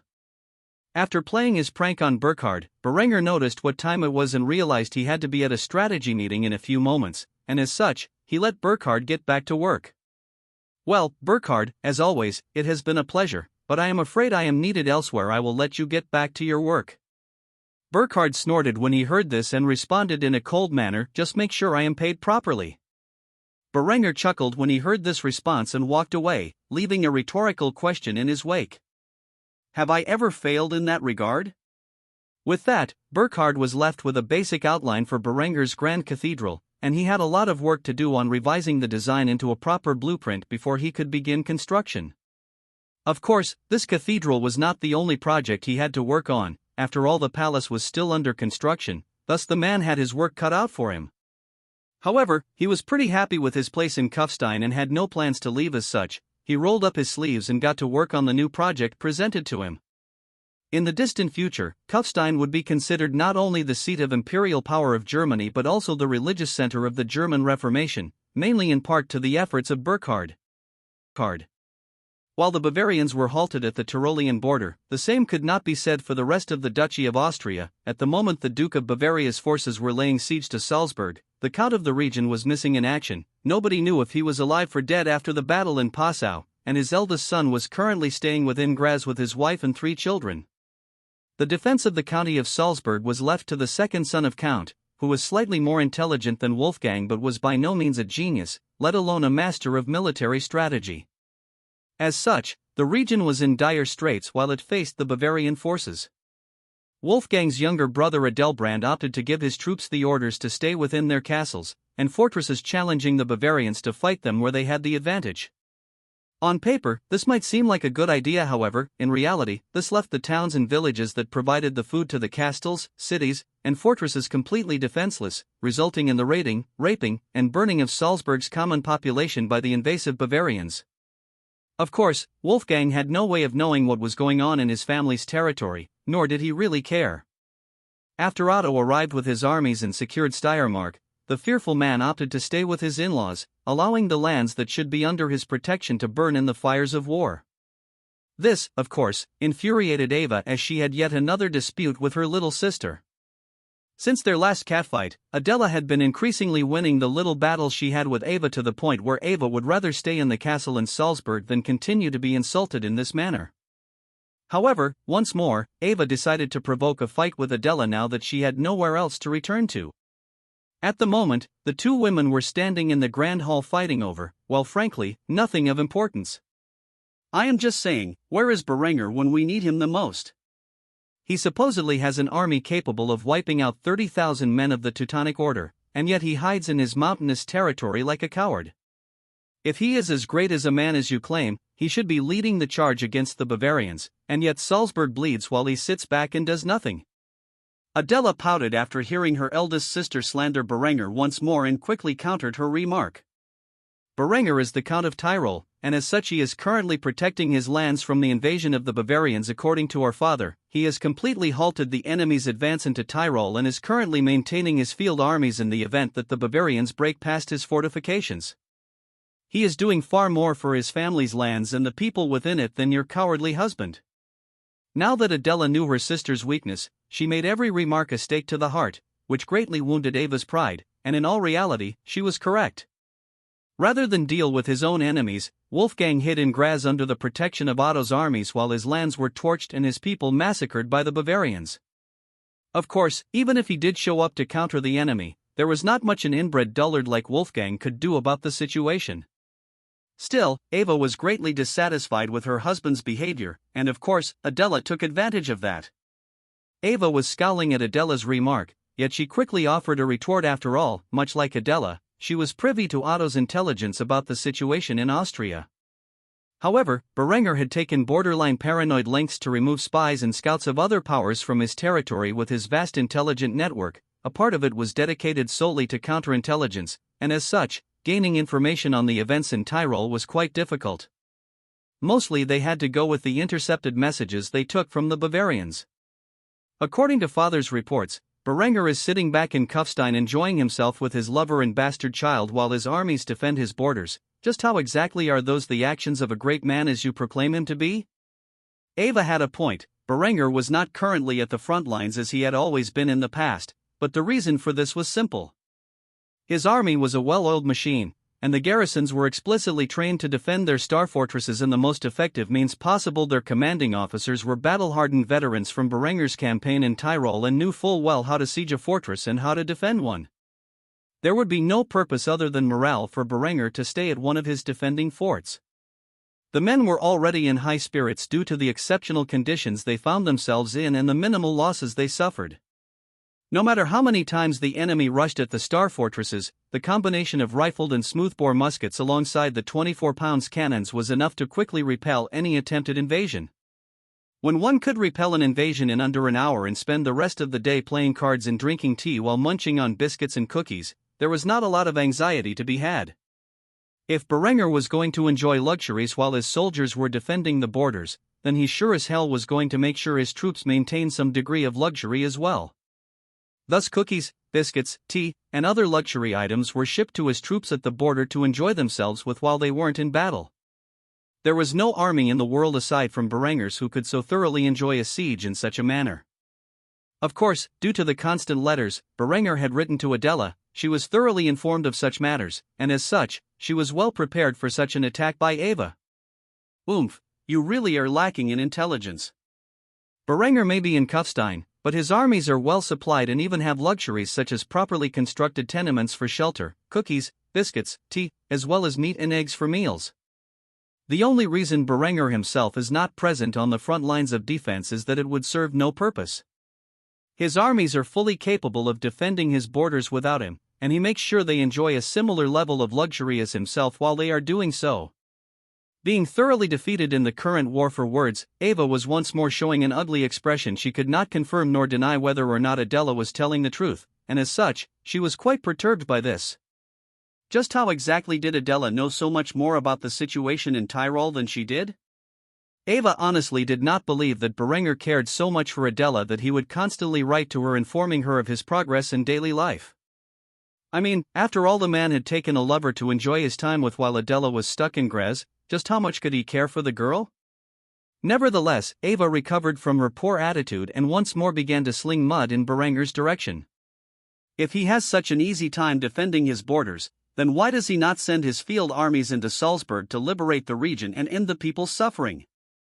Ava had a smug smile on her face as she asked this question, believing she had caught Adela in a corner. Nevertheless, she did not expect Adela to respond in the manner in which she did. The young adolescent girl smiled with a look of pity on her face for Ava. Clearly, the woman had nothing but boobs for brains. The answer to this question was so obvious Adela felt embarrassed to point it out to her older sister. Nevertheless, Adela masterfully executed her retort by looking at Ava as if she were a simpleton before stating the reason. Because Salzburg is not Berenger's responsibility, it is your husband's. The moment Ava heard those words, she felt as if her mind had imploded. Despite just a few moments ago believing she had cornered her little sister in this little argument they were having, Adela had so masterfully evaded her vicious strike and dealt a deathly verbal blow of her own. Realizing that she had been defeated, Ava had a hard time controlling her emotions. With every fiber of her being, she wanted to claw Adela's cute doll-like face off. Yet, she resisted the temptation to do so and instead snorted before walking away from her little sister. Ava absolutely refused to engage in this little debate any further. Adela, on the other hand, was entirely satisfied with the result of this entirely meaningless debate. She had once more beaten her eldest sister in a war for words, and though this may seem pointless to logical and rational individuals such as men, to a young woman such as herself, this was a great moral victory.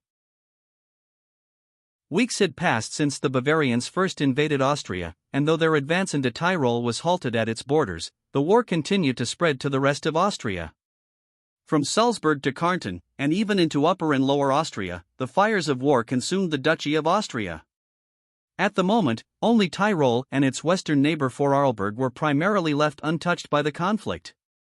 The only reason Vorarlberg had not fallen yet was because Berenger had sent troops to their aid. He could not allow himself to be cut off from the rest of the world, and as such, had spent some effort repelling Bavarian troops from Vorarlberg. Tyrol was utterly cut off from the eastern half of Austria. If Berenger wanted to aid the Count of Steiermark, his uncle and ally, his army would need to advance through Bavarian-occupied territory. It would indeed be a difficult task, but Berenger would have no choice but to do so if the city of Graz were indeed in danger. After all, he would never allow harm to come to Adela. There was an even more significant concern that had reached Berenger's attention. The Bavarians had largely isolated Tyrol. Because of that, Berenger could only trade with his partners in Italy, and by extension, the trade routes from the Italian peninsula into the Near East. As far as his German trade routes were concerned, they were utterly blocked by the Bavarian invasion of Austria. While Berenger was still making a significant profit from his trade with Italy and the Byzantine Empire, many of his customers no longer had access to his products. As such, he saw his earnings decrease significantly. At the moment, the young count was thinking of establishing trade with the remainder of Germany.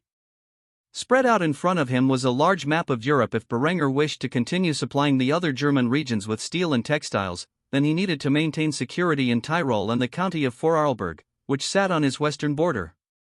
After observing the map for some time, Berenger realized the only way to re-establish trade with northern Germany was to bring his supplies westward through Vorarlberg and the Swiss Confederacy, where they would travel north into Württemberg.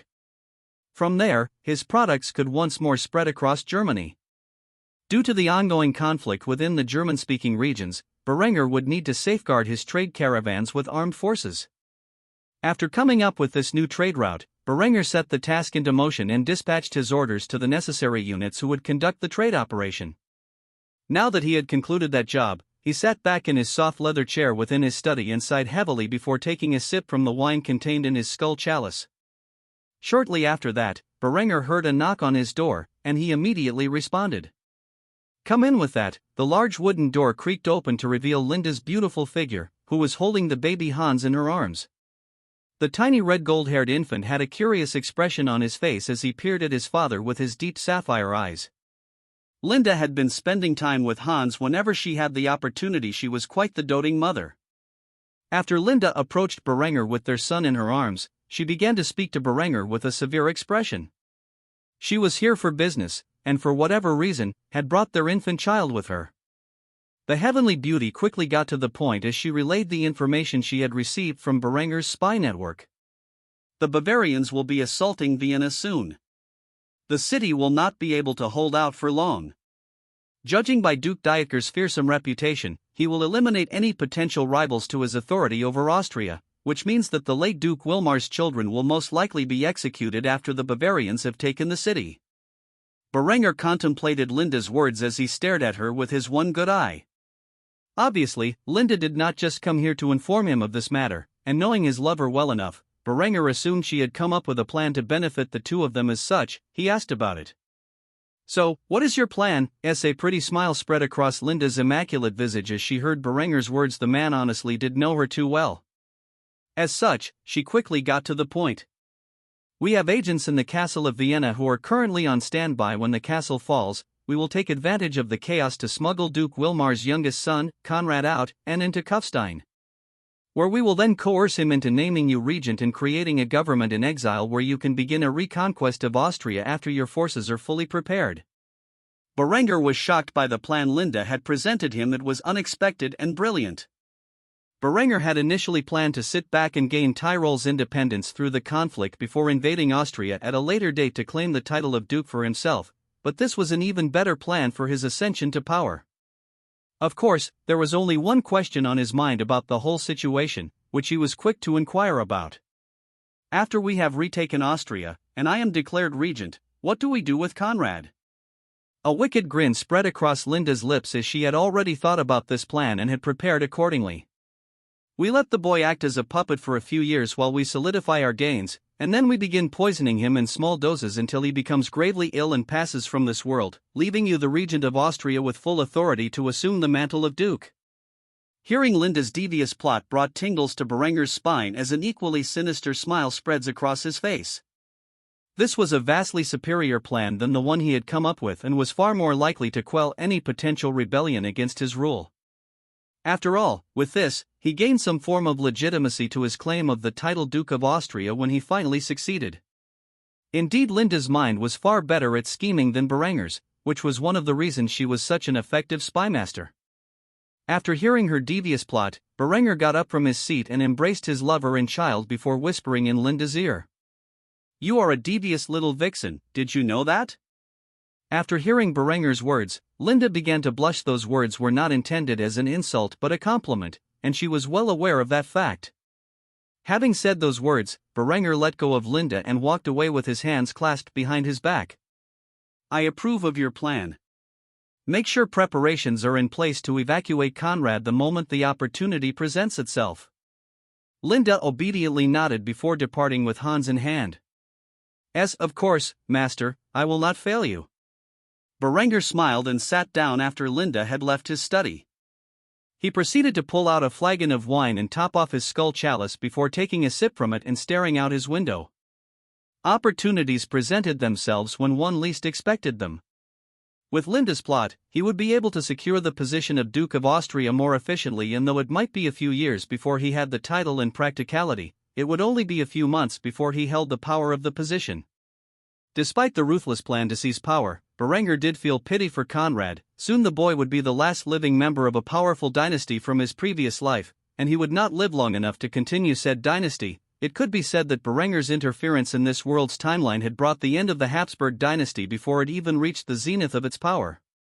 However, he was not deeply concerned about such a thing after all. The Habsburgs in this world would become nothing more than a stepping stone on his own dynasty's rise to power. With Linda busy preparing for this grand scheme of hers, Berenger himself realized that he could no longer sit idly by. As such, he quickly began drafting orders for further conscription. By the time the Bavarians had conquered most of Austria, Berenger would need a much larger force to deal with them.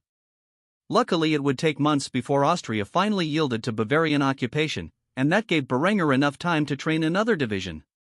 Luckily for him, the population to provide such a large number of troops was not much of an issue. With the increase in refugees coming to Tyrol and the size of the native population, Berenger had more than enough men to draft into service, something which could only be achieved because of his agricultural reforms.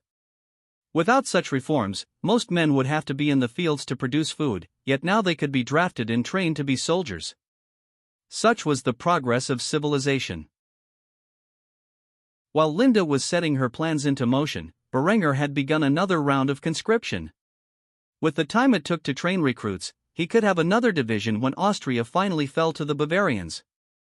The army of Tyrol was a well-oiled machine at this point, with a large batch of veterans acting as non-commissioned and commissioned officers. Their experience from Berenger's previous campaigns allowed them to maintain control of the many new conscripts who formed the majority of the new units which were appearing.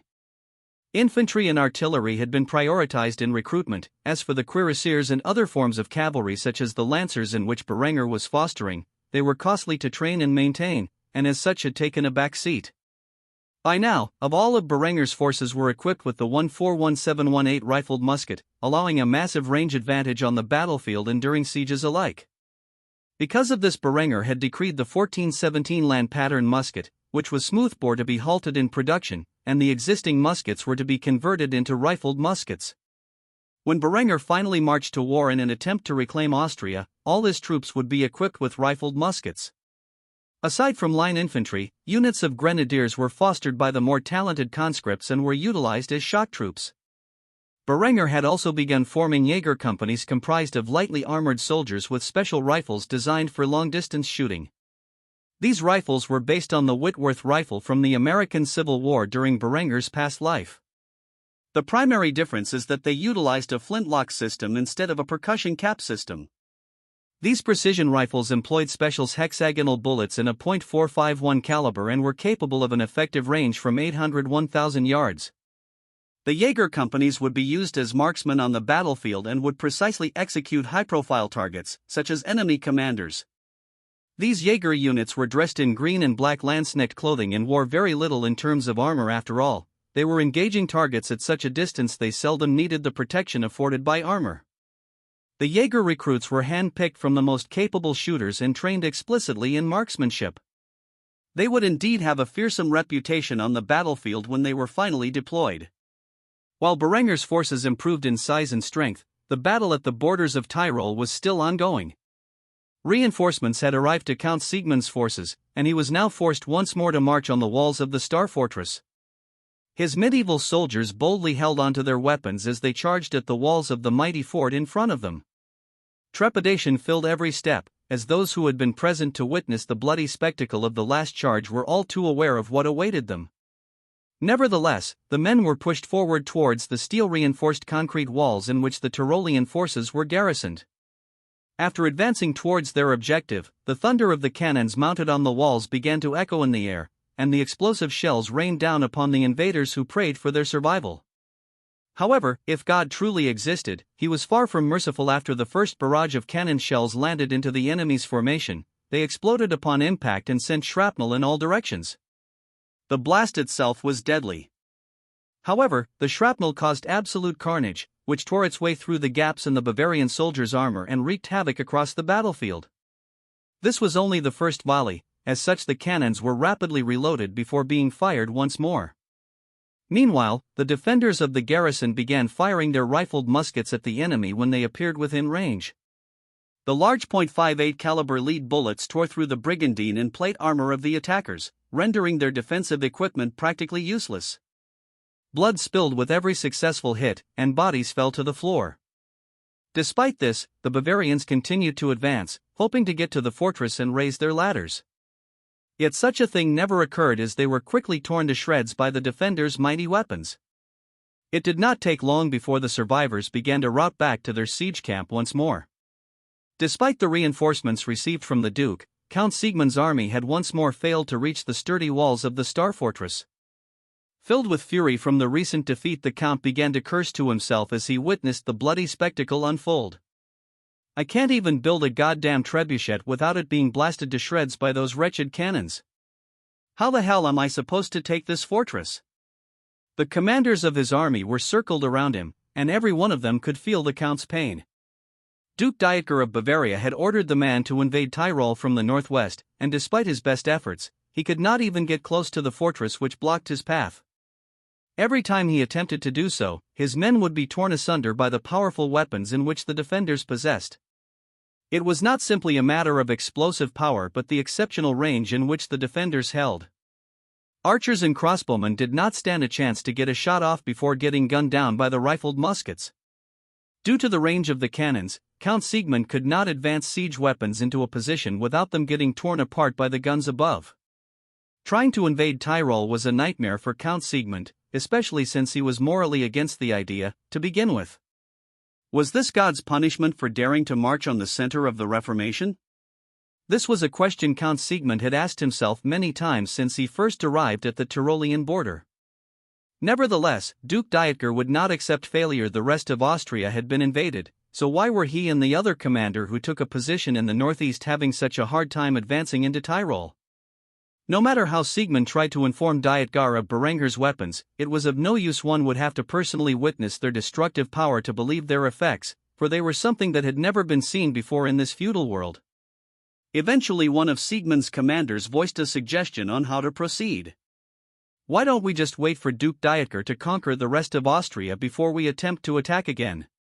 Morale is shaking, and there is no point sending more men to the slaughter. Before long, we will have a mutiny on our hands. It is simply impossible to enter through Tyrol through the borders of Bavaria. What the man said was the most reasonable course of action for the Bavarians at the Tyrolean border. Any further attacks would be a waste of lives. Since they could not enter through the border with Bavaria, they would have to wait for Dietger to march on Tyrol from Salzburg, which could only happen after the eastern portion of Austria was taken. Of course, Siegmund was fearful that if he took this approach, his liege would punish him severely for his cowardice. As such, he was hesitant to adopt such a strategy. Thus he tried to encourage possible alternatives from his commanders. Is there any other ideas on how to break through this fortress that has blocked our path? After a few moments of silence, one of the other commanders decided to voice his idea, despite knowing it would probably be rejected. We could just surrender. The moment he said this, all eyes stared at him as if he were an imbecile. As such, he quickly coughed before explaining himself further. There are probably less than 500 men in that garrison, and Berenger has these forts all over the border, assuming his entire army is equipped with such terrifying weapons. Do we really believe Duke Dietger can win this war? Is it not better to surrender to Berenger's armies now and be treated with dignity? I hear he is quite merciful to those who surrender willingly. After explaining himself thoroughly, the other commanders present began to take his idea as a realistic suggestion. They had already lost thousands of men in their multiple attempts at the wall without injuring any of the defenders. Even in a field battle, the weapons the Tyroleans used would be disastrous to fight against. Maybe the man had a point?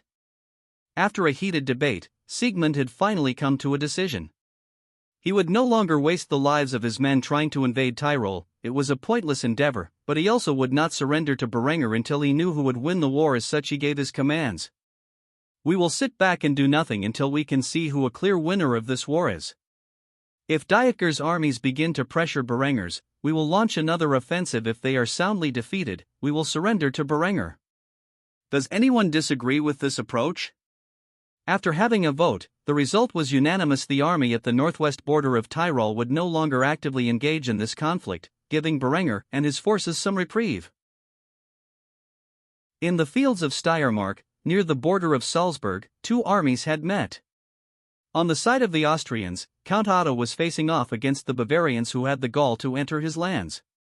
Though the nearby regions were set ablaze from the ongoing invasion, Steiermark had been one of the few counties capable of defending itself for the time being. The reason for this was simple: Count Otto and his armies escaped from the fields of Passau primarily intact, and as such, he had the most significant remaining professional force within the entirety of Austria. Outside of Berenger's army, that is. As such, the man was able to competently defend his territory, though that did not stop the Bavarians from trying to force him into submission. While the battle waged, Count Otto found himself dismounted and engaging with the enemy forces in melee combat.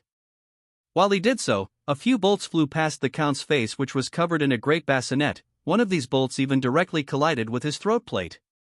However, it was effortlessly deflected by the sturdy steel helmet.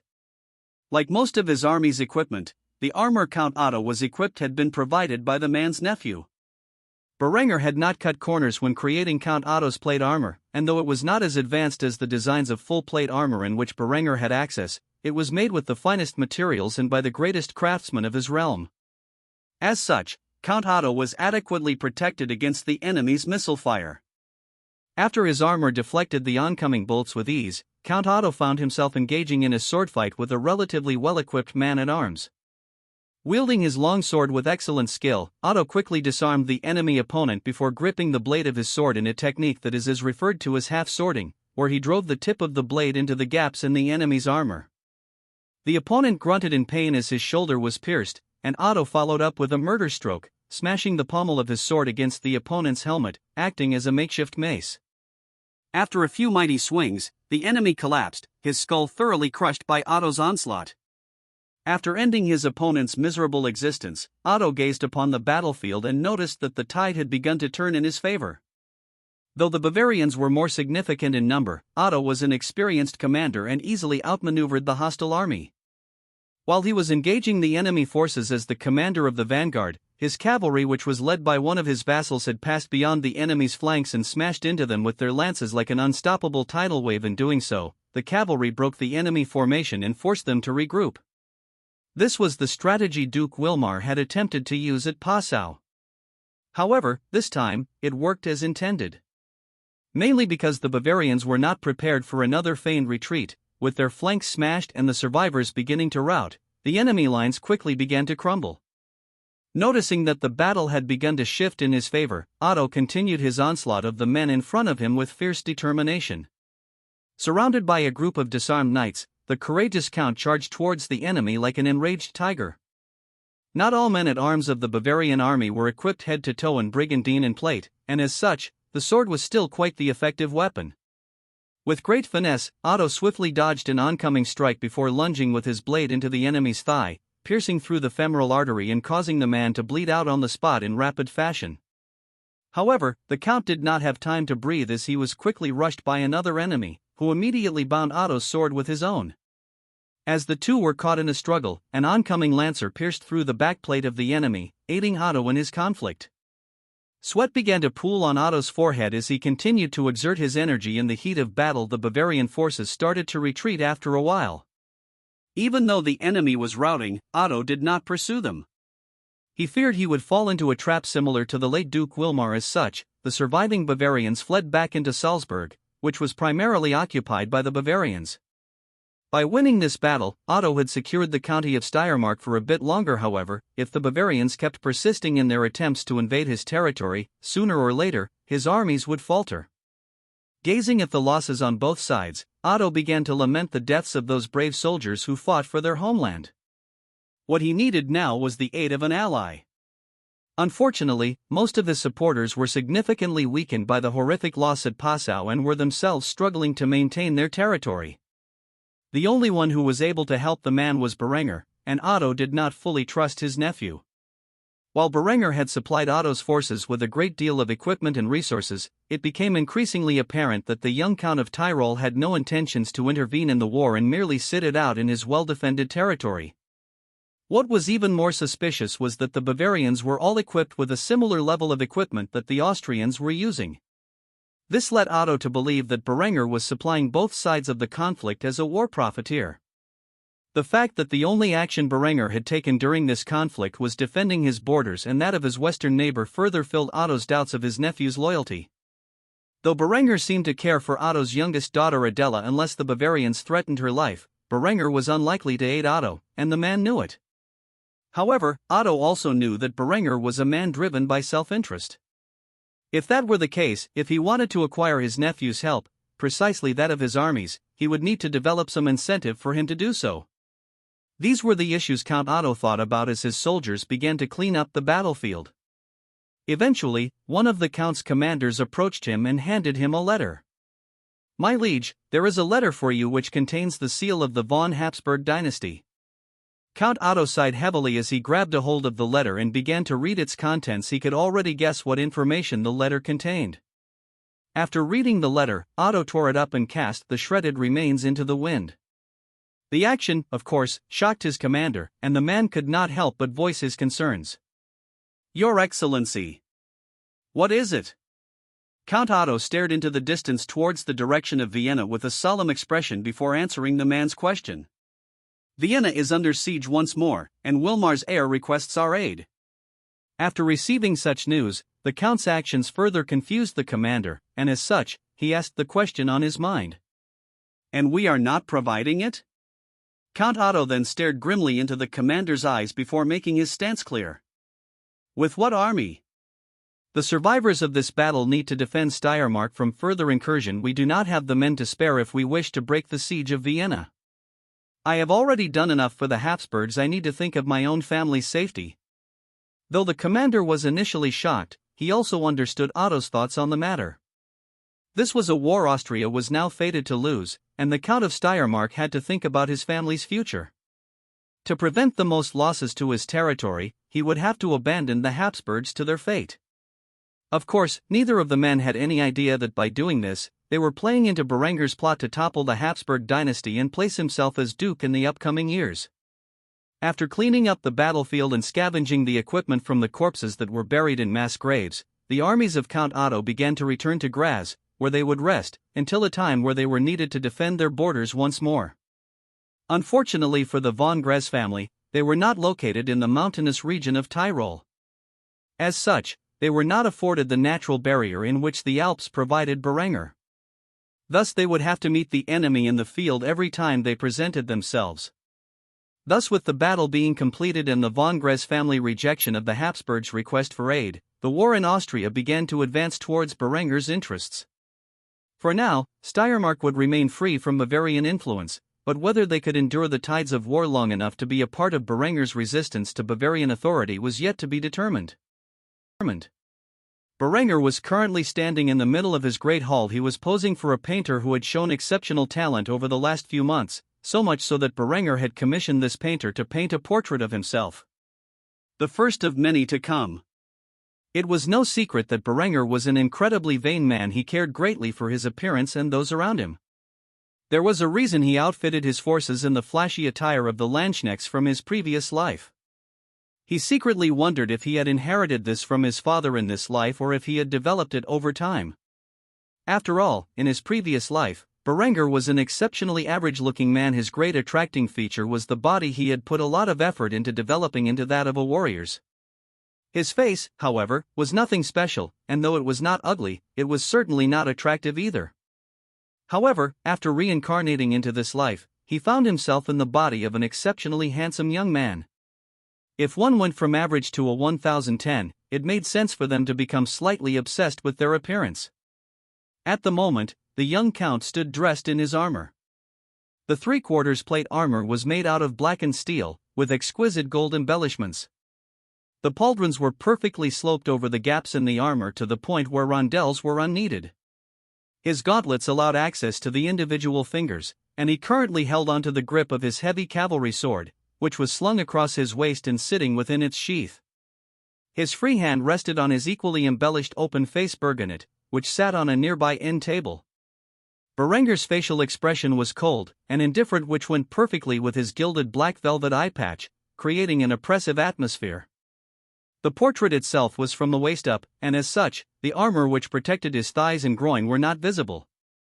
In the audience watching the painter display Berenger's majestic appearance with excellent skill was Linda, who greatly admired the process. Berenger had promised that if it turned out as well as he thought it would, then he would commission one of Linda as well. As such, she was pretty excited as she saw the portrait slowly take shape. The painting was of far more excellent quality than the average medieval period painting. Berenger was far from an artist, but he knew how to explain how to use basic principles from his past life. After all, he had taken a few painting classes in high school as an elective. So he was able to help the artists in Kufstein advance their skills so that their paintings would be more lifelike. As the painting neared completion, it significantly resembled other portraits from the Renaissance period from Berenger's past life. It was quite the magnificent work, and the painter would never have acquired such skills without Berenger's instruction and the funds that the young count provided artists in Kufstein to pursue their passions. After the work was completed, the young painter showed Berenger the end product. As Berenger witnessed the creation with his own eyes, a large smile spread across his face as he handed the man a pouch filled with gold coins before complimenting the artist. "As always, your paintings never cease to amaze me. Well done, lad." It was pretty awkward for Berenger to refer to the young man as a lad. After all, he was only 21, and the artist was of a similar age to him. Nevertheless, one does not question what the count calls you, and the man merely smiled at the compliments he was given, and more importantly, the pouch he received, which was filled with gold coins. Berenger then placed his steel-clad arm around the man's back and instructed him on his next task. "Go and rest, you have earned it. Whenever you feel the tingle of creativity in the back of your mind once more, return to my castle and paint a portrait of my beautiful lover."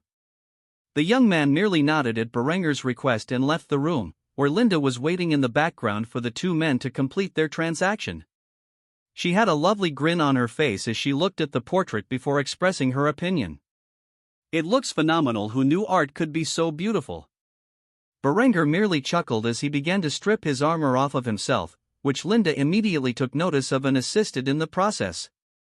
While they were in the process of taking off his equipment, Berenger voiced his opinion on the piece. The artist was lucky that I am so handsome. If I were an average man, the piece would not be as inspiring. Linda merely rolled her eyes at the sight of Berenger complimenting himself yet again. She was well aware of his sense of vanity, still, that honestly did not make her think any less of him. After all, she was first attracted to him because of his appearance. She chuckled as she thought how foolish she was for trying to drug and enslave Berenger when they first met. Though things did not turn out as she had intended to that night, she was far happier with the actual result. Thinking about their first night together made Linda incredibly aroused, and after she finished stripping off Berenger's armor, she pressed her ample breasts into her lover's chest in an attempt to seduce him. Noticing Linda's longing gaze, Berenger chuckled. He had no idea what she was thinking about to bring on this sudden change, but she was seriously too tempting. It was no wonder he fell for her charms when they first met. Nevertheless, he was much too busy to satisfy her at the moment. The portrait was just one of his many responsibilities on his daily list. Before he could fool around with his lover, he had to take care of the realm as such. He flicked the girl on the nose as she tried to seduce him with her beautiful figure. Be patient, I am swamped with work at the moment. However, I promise I will satisfy you later tonight. Linda began to pout when Berenger rejected her, but she knew that he always kept his word, and as such, she put on a sultry smile as she kissed him passionately. It was only after she released herself did she say the comments on her mind. I will hold you to that promise. Afterward, Linda fled from Berenger's sight, leaving him behind in the room by himself. Berenger merely licked his lips as he said to himself aloud, I am going to make her pay for that. Now that his portrait was finished, Berenger had plenty of other matters to attend to. So did Linda. As the master of Berenger's spy network, she quickly got to work compiling information on Berenger's enemies, expanding the web that covered southern Germany. Soon enough, Berenger's agents would be in every corner of the Holy Roman Empire, collecting information and waiting for an opportunity to strike. As for Berenger, he had a meeting to attend to, where he would be consulting with several officers in his army about the ongoing war in Austria. Though now was not the time to strike, preparations were in progress for the critical moment when Vienna fell, and Conrad was extracted to Kufstein, where he could set up an Austrian government in exile. If even one cog in the machine that was his army failed to fulfill its duty, Berenger could lose everything in this upcoming ploy. With this in mind, Berenger got changed into his civilian clothing and visited the building constructed to act as the headquarters of his Department of Defense. When he arrived in the war room, Berenger noticed that several officers were waiting for him inside it, and they quickly jumped into salutes as Berenger made his presence known. Berenger, of course, returned the salutes before giving the command. At ease where the officers slightly relaxed their position. Afterward, Berenger and the officers in the war room sat down in the chairs that were provided for them, where Berenger began to start the meeting. First and foremost, how are the 2,500 troops I sent to Vorarlberg doing? One of the officers who bore the rank of general quickly announced the status of the operation to defend the western borders of Austria. Your Excellency, the Count of Vorarlberg, is grateful for the troops we have sent, and under the command of the officer in charge, they have done an excellent job in repelling the advance of the Bavarians. By now, the Bavarian army which attacked the region has been completely pushed out, largely in part to our forces.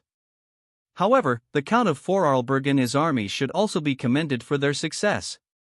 Berenger nodded in approval at this news before addressing his next concern. So the region has been secured for our trade caravans to pass through? The general quickly responded in the affirmative, that is correct, Your Excellency. Berenger smiled when he heard those words. Now that the Western Front was secure, Berenger did not have to worry about fighting on two sides when he finally got involved in the war for Austria.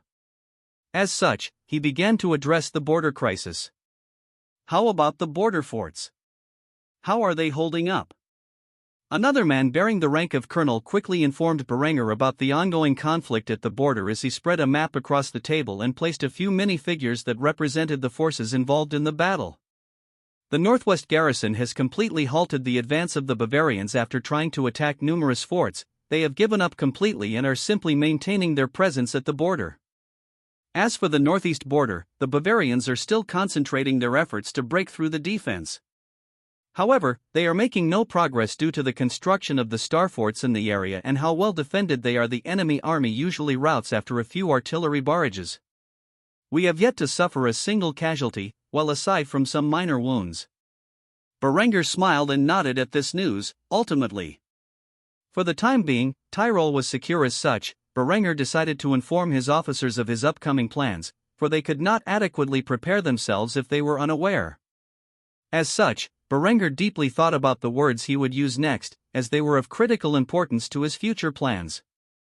Thus the officers in the war room were left in silence as they waited for their liege and commander to give his passionate speech on the future of the war in Austria, one which would one day be recorded in history as a symbol of Berenger's rise to power. The silence permeated throughout the stale air of the war room for some time before Berenger finally voiced his concerns over the upcoming period with an impassioned speech. "Gentlemen, we are at the dawn of a new era. The invasion from the Bavarians has brought us an unforeseen opportunity. Vienna is under siege, and the Habsburg dynasty is nearing its end. If we take advantage of this upheaval to rescue the youngest member of the dynasty from the predicament he finds himself in, we will be able to benefit from this crisis and establish a government in exile, with our county at the center of the resistance. Imagine a new Austria with Tyrol at the core of its power. For this vision of the future to become a reality, I need every one of you to seize this opportunity that lies before us. For a greater Austria." Every man within the war room of the headquarters of the Department of Defense was an ambitious man, at least to the point that they were eager to follow Berenger in his future conquests. Not a single one of them were displeased with this plan that would allow their liege to usurp the Duchy of Austria in the future. As such, when Berenger finished his speech, it was met with the battle cry of the Tyrolean army from all of the officers present. "God with us!" Seeing the officers pound their chests in a unified salute and scream the battle cry of his army, Berenger was pleased. It would appear that the core of his officers had taken his side in the upcoming conflict. Though Berenger did not doubt their loyalty, he was an exceptionally cautious man and had to prepare for the event that he would be betrayed. As such, he was closely examining every member of his staff before nodded his head in approval. After witnessing the scene of his officers come to terms with his plan, Berenger pointed towards Vienna on the map before sharing his and Linda's plan with the high-ranking officers who made up the core of his military hierarchy.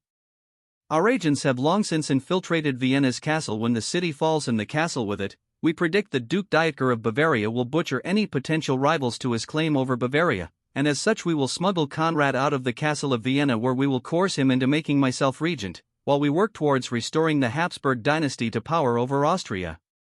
In name only, of course, the real power behind the throne will be me as regent, and by extension all of you as officers in my army. You all do not need to worry about this operation's success, as it is left to the Department of Intelligence. As for your jobs, it will be to ensure that our forces are prepared and amassed at our eastern border for the three-prong invasion through Salzburg, Kärnten, and Upper Austria. After we have seized those regions, we will rally with the forces of Steiermark and march on the Bavarians in Lower Austria, which will allow us to seize Vienna and declare our war a victory." Hearing Berenger's plan for invading eastern Austria and reclaiming it, the officers were all impressed. By the time they were able to invade Bavarian-occupied Austria, they would have roughly 30,000 men. They would be able to split their army into 3 divisions of 10,000 men each to advance on the 3 locations. Each division would have enough firepower to successfully defeat any army they might come across. The strategy itself was planned by Berenger. Considering Eckhard was currently overseeing the forces stationed in Kitzbühel, the young count had to design the operation entirely by himself, and as an avid strategy gamer from his past life, he was more than capable of devising an invasion plan such as this. The officers comprised of the core of his military hierarchy all agreed with the strategy, and though a few of them added some minor inputs, the invasion plan was mainly complete. As such, after a thorough discussion, the officers were eventually dismissed, and Berenger found himself alone in the war room staring at the map. One day soon, Austria would be his, and his plans for unifying Germany into a greater German empire would be one step closer to reality. After looking over his battle plans one more time, Berenger rolled up the map and stashed it away, where he then left the headquarters of the Department of Defense and returned to his castle, where Linda and Henrietta were waiting patiently for him to attend dinner. The moment Berenger sat down at the head of the table, he overheard Linda's feminine voice call out to him. "So, how did the war council go?"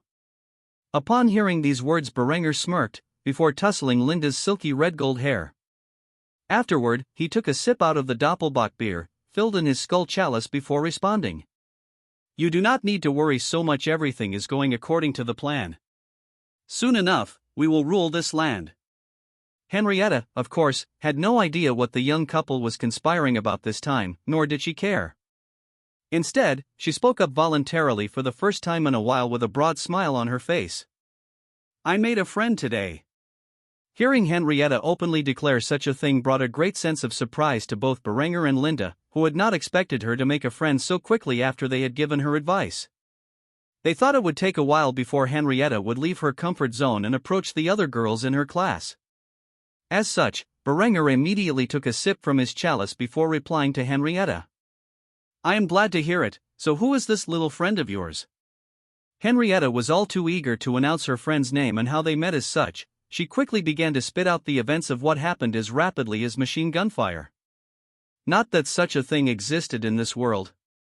Her name is Charlotte, and she is the daughter of one of the soldiers in your army. We met at lunch when I overheard her talking about how her father always brags about your victories in battle and how he was a part of them.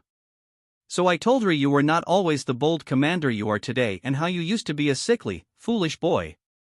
She was eager to hear about your past, so we talked throughout the lunch period about how you used to be and how you changed.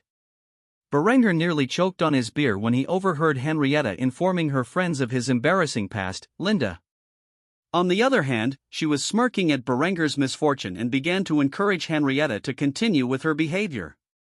"That's good, Henrietta. I remember when I first heard of your brother years ago, the rumors that were flowing about then was that he would not live to be 20, and he spent most of his days idling about and throwing childish tantrums every time something did not go his way." Berenger glared at Linda when she reminded him of the original host of his current body. Every time he looked back on those memories, he began to cringe at the old Berenger's immature behavior and dull mindset. If he had not reincarnated in this body, that fool would have ended up dying anyway, and Berenger would never be able to achieve anything significant in life. Luckily for him, he was able to reinvent his image through many difficulties, that is. As such, the younger generation was utterly unaware of his original reputation, despite it roughly being a year since his massive change in behavior. After listening to the two girls criticize his past, Berenger coughed a little before addressing Henrietta's conversation about him with her friend Charlotte. "Henrietta, my dear sister." Henrietta perked up her head like a bit of meerkat when she heard Berenger address her in such a manner. "Yes?" Berenger took another sip from his beer before finishing his train of thought. The whole scenario vexed him. "If you love me as your brother, you will do best not to remind people of my embarrassing past." Linda chuckled as she witnessed Berenger's pained expression. As for Henrietta, she was confused. After all, Berenger was the one who encouraged her to talk about information most people did not know about him to the other girls in an attempt to make friends. However, she quickly realized she might have wounded Berenger's pride as the Count of Tyrol and began to pout before nodding her head in agreement. "Okay, I will only say the good things about your past from now on." Seeing that Henrietta had agreed to his request, Berenger smiled gratefully before reaching across the table and patting Henrietta's little head while praising her. "Good girl." This action, of course, brought a gentle smile to Henrietta's face as she basked in the affection of her dearest older brother. Linda, of course, would not miss the opportunity to make fun of Berenger and quickly muttered under her breath, "Lale Khan." This statement instantly disrupted Berenger's actions and brought a frown to his face. As such, he withdrew his hand from Henrietta's glossy golden blonde hair before awkwardly digging into his meal. After which Henrietta began to pout at Linda for disrupting her moment. The meal continued in awkward silence as the trio enjoyed the gourmet cuisine made for them by the talented chefs of Berenger's castle. After dining with Linda and Henrietta, Berenger was finally able to relax. As such, he sat in front of the fireplace as the evening came and went, drinking wine from his skull chalice. The more he drank, the more intoxicated he became until finally, he started speaking to his goblet as if he were speaking to his brother himself. "Lambert, my little brother, why do you hate me to such a degree that you must attempt to end my life and usurp my title?" Though Berenger had roughly heard about the reason for Lambert's actions during their duel at Obserdoft and could slightly sympathize with him, after all, if he was in the boy's position and had an older brother like Berenger from before his reincarnation, he too would have plotted against such a fool. Yet to Berenger, Lambert's actions were unforgivable, mainly because he continued to engage in such behavior after Berenger had proven himself capable of leading the house to greater power and prosperity. Obviously, the chalice made from Lambert's skull did not reply to Berenger's question. Meanwhile, Linda had walked in and observed Berenger's drunken conversation with the inanimate object, and as such, she quickly approached him and grabbed the chalice from his hands as he attempted to take another swig. "I think you have had enough, master."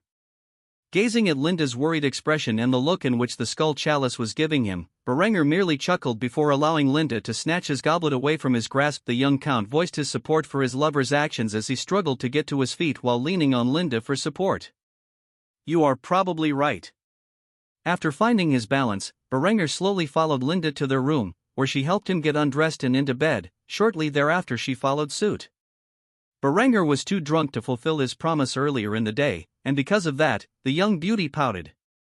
Nevertheless, she found comfort in the act of cuddling in the arms of her lover as the two drifted to sleep. Before long the light of dawn shone through the window, and Berenger awoke from his drunken stupor. Miraculously he did not have a hangover, which he was thankful to Dionysus for such a result.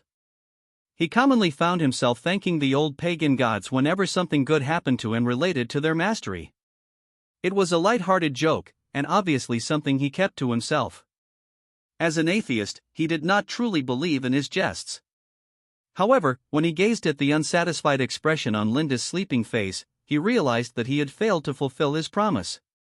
As such, a wicked smile appeared on his face as a sinister plot formed in his mind.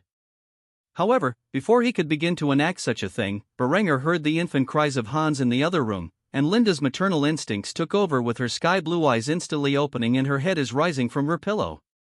Seeing her bare body glistening in the light of dawn, Berenger wanted to pounce on the mother of his child then and there. Still, unfortunately for him, she was too focused on their son and his cries. As such, she quickly got out of bed and dressed in her nightgown before leaving Berenger to pout like a child who had just been denied his favorite toy. Seeing that he no longer had the opportunity to fool around with Linda this morning, Berenger too got out of bed and dressed in his loose-fitting athletic attire before beginning his daily routine. After doing his morning run, push-ups, sit-ups, squats, and pull-ups, Berenger began lifting weights before training in swordsmanship. Now that his right eye was no longer usable, his combat prowess was greatly diminished, especially since he had been forced to retrain himself in using his offhand. After all, without the use of his dominant eye, to oversee the use of his dominant hand, fighting with his right hand was merely asking for trouble. As such, he was once more thoroughly thrashed in his sparring session with one of the knights under his command. However, Berenger was a persistent man, and he would not give up until he was once more adequate in using the sword. However, he would not be leading any charges on the battlefield until then and would merely stay at the rear and allow his soldiers to fight for him. The idea of which greatly wounded his pride as he thought about it. Nevertheless, that was the price to pay for his arrogance. As such, he spent his bath time greatly reflecting on the foolish actions of his past, the results of which were brought upon by his growing ego. After getting out of his bath and fulfilling his other basic hygiene requirements, Berenger ate breakfast with his family. Ultimately the meal was uneventful, and nothing of importance was discussed as such. Berenger soon found himself thrust into his work, where he mainly oversaw the approval of budget concerns enacted by the House of Lords. Now that he had capable and loyal men leading the charge in his reforms, Berenger had little to micromanage and thus had a much larger degree of spare time than he had in the past when he had to lead the efforts in every small thing. Eventually, a peculiar file found its way to his desk, which was for the approval of the appointment of a member of the House of Lords, a man with which Berenger had spent much time in the past, but lately had left to his own devices. Gunther, the reputable farmer who had helped him implement his agricultural reforms in their early stages, was voted into the House of Commons by the standard population capable of voting, which was still very few at this point in time. He had greatly embraced education and spent a significant degree of his spare time educating himself on various topics.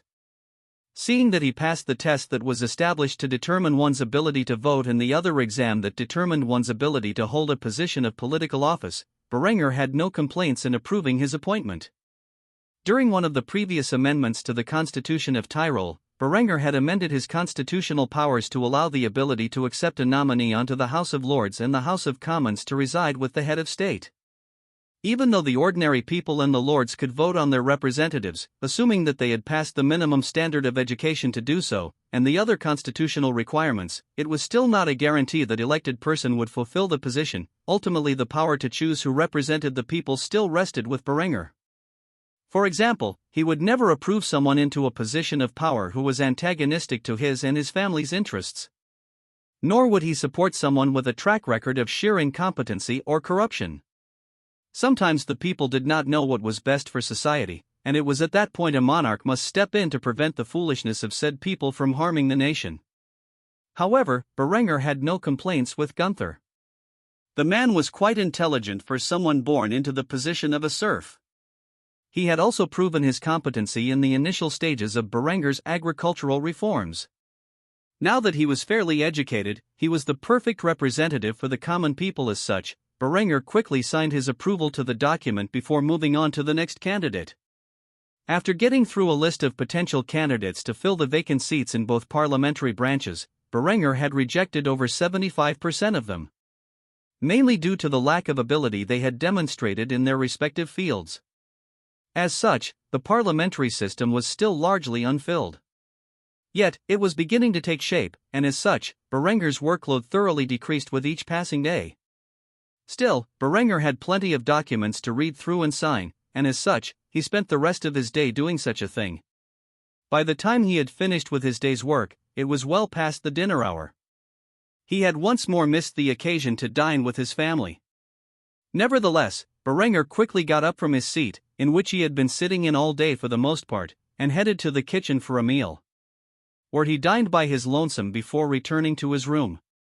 Much to his surprise, Linda was waiting for him, completely naked and lying on his bed with a lustful smile on her face while showing off her alluring figure.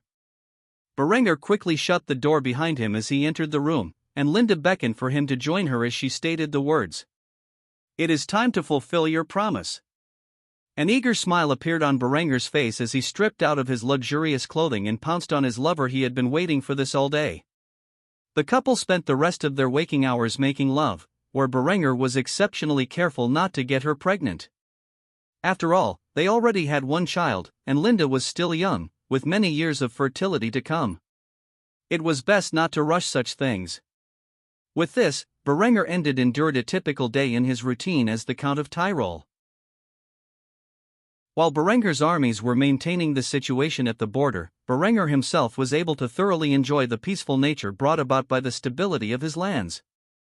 Though several of the other lords of Tyrol in which he had subjugated in his conquests were primarily upset by the many reforms he had forced upon them, due to his careful deployment of troops in every central region, they had little power to rebel against him.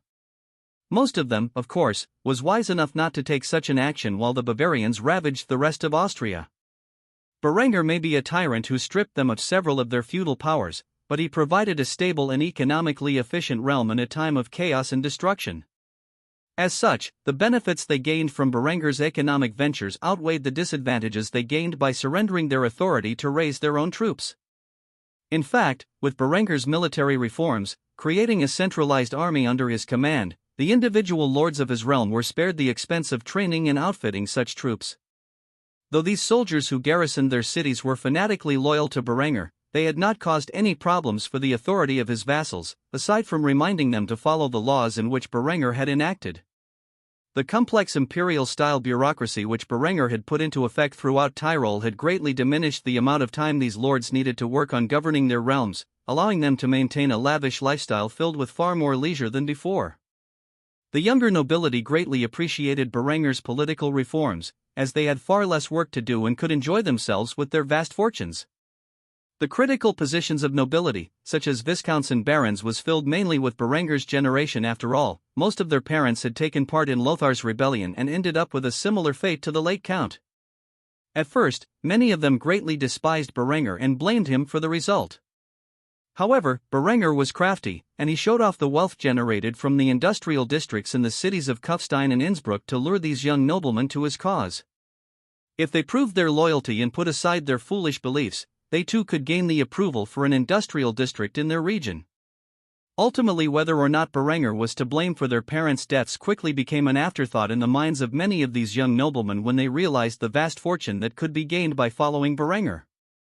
Peace reigned over Tyrol while most of the German-speaking regions were bleeding in constant conflict. Because of this, Berenger's trade flourished internally and with his trading partners in Italy and the Byzantine Empire. At the moment, Berenger was hosting a feast for Arethas, who brought him some great news from the empire in the east. It had been several months since he last saw his most significant trading partner. As far as Berenger was aware, the man was in the process of convincing the empire to outsource a portion of their equipment to Berenger's factories. Finally, the strategos of Ionia had brought him the news in which Berenger wanted to hear. The emperor has finally agreed to my request. We expect a third of our army's equipment to be manufactured here in Kufstein. I assume your facilities can handle such a large request?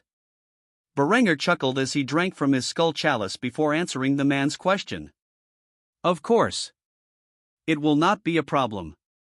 Arethusa was happy to hear such a thing as he toasted his chalice of wine to Berenger and their upcoming business venture. To our collective fortune. May it be a long and fruitful relationship. Berenger lifted his goblet in the toast before drinking from it once more. The fact that Berenger was now drinking from an exquisite skull chalice and had an eye patch did not go unnoticed by the Byzantine nobleman who awkwardly brought up the subject. So, I can't help but notice the skull chalice and the eye patch. Is there something I should know about? Berenger quickly put down his knife and fork when he heard those words. His expression became stern as he closely observed the skull of his little brother, which had been turned into an extravagant drinking cup. Eventually, a sinister smile spread across his face as he told the man the truth of the matter. Someone close to me sought to do me harm after they had made numerous attempts on my life and were exiled from my domain. They returned with an army to usurp my position. During the battle, that person took the sight from my right eye. For that I killed them and seized their skull as a trophy. I decided to turn it into a drinking cup so that I always remember that even the closest members of your friends and family can betray you, and the price that is paid for being merciful. Berenger's chilling words permeated the air and were quickly followed by silence. Linda was the only person aware of who Berenger was referring to. Henrietta was blissfully unaware that the skull chalice in which Berenger always drank from was that of her other brother. Naturally, she was not informed of Lambert's death nor his treasonous actions. As such, she assumed it was someone else. As for Arethusa, he was greatly disturbed that the chalice was an actual human skull dipped in gold and not some monstrous work of art. Such barbarism was unacceptable in the empire to the east, yet the Count of Tyrol looked upon the skull chalice with a sense of pride. Such a thing was genuinely unthinkable for civilized people. Despite his inner protests, Arethusa knew that his business relationship with Tyrol was worth more than his internal disgust. As such, he quietly calmed himself before responding to Berenger's tale. I see. With that said, Berenger shifted the conversation to that of business and began to inquire about the order's details. Tell me, what style of armor will I be creating for your empire's forces? Seeing that the topic was shifted from its previous grim nature, Arethusa quickly addressed Berenger's question. I believe you referred to it as mirror pattern armor. As long as you can make those complex pieces, we can handle the rest of the production, such as the mail armor that goes underneath it. This was a simple enough request, and Berenger would be happy to fulfill it. Mail took longer to manufacture anyways and was hardly worth the efforts of his industry. As such, he was pleased with such news. Thus Berenger quickly addressed his next concern. Will you need us to manufacture helmets or arms? Arethusa shook his head before answering. Unfortunately, all I was able to get approval for was the production of the mirror pattern breastplates and its pauldrons. As such, that is, those are the only pieces of equipment we require you to manufacture. Berenger nodded in approval. It was much simpler to divert a production line to a single piece of equipment, and as such, he was more than happy to manufacture it. After all, it was an expensive piece of armor to produce, and doing so in massive numbers would allow him substantial profit. As such, he replied to Arethusa's request in the affirmative. Fine by me, the price is negotiable, but such complex pieces will require a significant production line to be laid down for it. As such, my initial offer is 15 hyperpyrons per piece. The hyperpyron was a gold coin in use by the Byzantine Empire during its later days of Berenger's past life. In that timeline, it was gradually debased to the point of worthlessness. However, in this timeline, the Byzantine Empire was still powerful, wealthy, and largely stable. As such, the currency maintained its value of roughly 20.5 carats or 4.1 grams of gold. It was by no means a small sum, but then again, Berenger's armor would be of substantially better quality than the iron products the Byzantines currently used. Arethusa's face twitched as he heard such a large number. Luckily, Berenger prefaced his statement with the phrase, "The price is negotiable." As such, he began to haggle with the young count sitting before him as he dined on his schnitzel. 10 hyperpyrons? Berenger shook his head as he counteroffered 14. The two noblemen haggled over minute details until finally, a price of 12 hyperpyrons per armor set consisting of a breastplate and pauldrons. Berenger was satisfied with the result, but Arethusa was clenching his teeth. This would cost the Empire a significant amount, but it would be well worth the price, and as such, he finally accepted the outcome. After the two men concluded their negotiations over the cost of the equipment, they shared a meal and continued to enjoy the peace that was afforded to the region of Tyrol. Now that Arethusa acted as the importer to Berenger's equipment within the Byzantine Empire, he gained some degree of profit. The two noblemen from very different regions of the world were now intertwined in the arms and textile trades, which acted as a huge source of income for both parties. With the business negotiations concluded, the two parties enjoyed the remainder of the meal, engaging in casual conversation about what the two had been up to over the past few months since they last met. Obviously, Berenger made sure to stay away from the topic of his battle with the Teutonic order, as his savagery in that event seemed to cause great discomfort to the noblemen from the east. Then again, Berenger was a German, a descendant of the barbarians who sacked Rome and destroyed its empire. The idea that a Roman from the east and an intensely nationalistic German who took pride in his ancestors' accomplishments could form such an amicable relationship was entertaining to Berenger. Despite this, Berenger was aware that such a relationship was vital to his plans. Thus he tried his best not to pour salt on the grave of the Western Roman Empire. At the moment, Henrietta was currently in class, silently listening to the teacher explain basic arithmetic. In the classroom around her were a bunch of female students her own age. Under Berenger's public education system, he had separated it by gender in order to avoid any unnecessary distractions, especially among those who might be entering their adolescent years. This way he was also able to design the curriculum in a way that catered to the ways in which boys and girls tended to study. As such, this was an all-girls school, with only female instructors. The woman in charge of teaching basic mathematics was a noblewoman who had at Berenger's request filled the position. After all, there was not much for a woman of her status in life to do, and it felt good to aid in the development of the next generation. Charlotte was sitting next to Henrietta and was struggling with the basic concepts. She was by no means a prodigy when it came to math, but she had a fairly creative mind, unlike Henrietta, whose mind greatly resembled Berenger's in so far that it functioned well with mathematics and critical thinking. After the basic instruction was concluded, the girls were split into groups to work on the problems, where Henrietta and Charlotte grouped up together with a third girl who was nearby. The problem was a simple product of multiplication. However, the other girls were struggling with the concept. As such, Henrietta showed the multiplication table Berenger had designed and informed them as to her understanding as to how it worked. 2 by 2 4, because it is the addition of 2 twos. However, 2 by 3 6, because it is the addition of 3 twos, and so on and so forth. Charlotte, on the other hand, was incredibly frustrated. It was basic mathematics, and yet she was already struggling. One could tell she was not destined to be an engineer or anything which utilized a great deal of math. Instead, she had drawn a picture of a bird, which for her age and lack of proper education was quite acceptable. She of course drew it on the back of her worksheet, which caused Henrietta to lecture the girl. Of course you are not going to understand it if you keep drawing on the back of your worksheets instead of paying attention to the lecture. On the other hand, the other girl in the group perfectly understood Henrietta's explanation and thanked her for the help. Thank Henrietta, you are always a great help. This caused Henrietta to smile. She never knew it would be so fun to interact with people of her same age. If it was not for Berenger insisting she go to school and interact with the other girls, she probably would have been sheltered alone in the castle her entire life.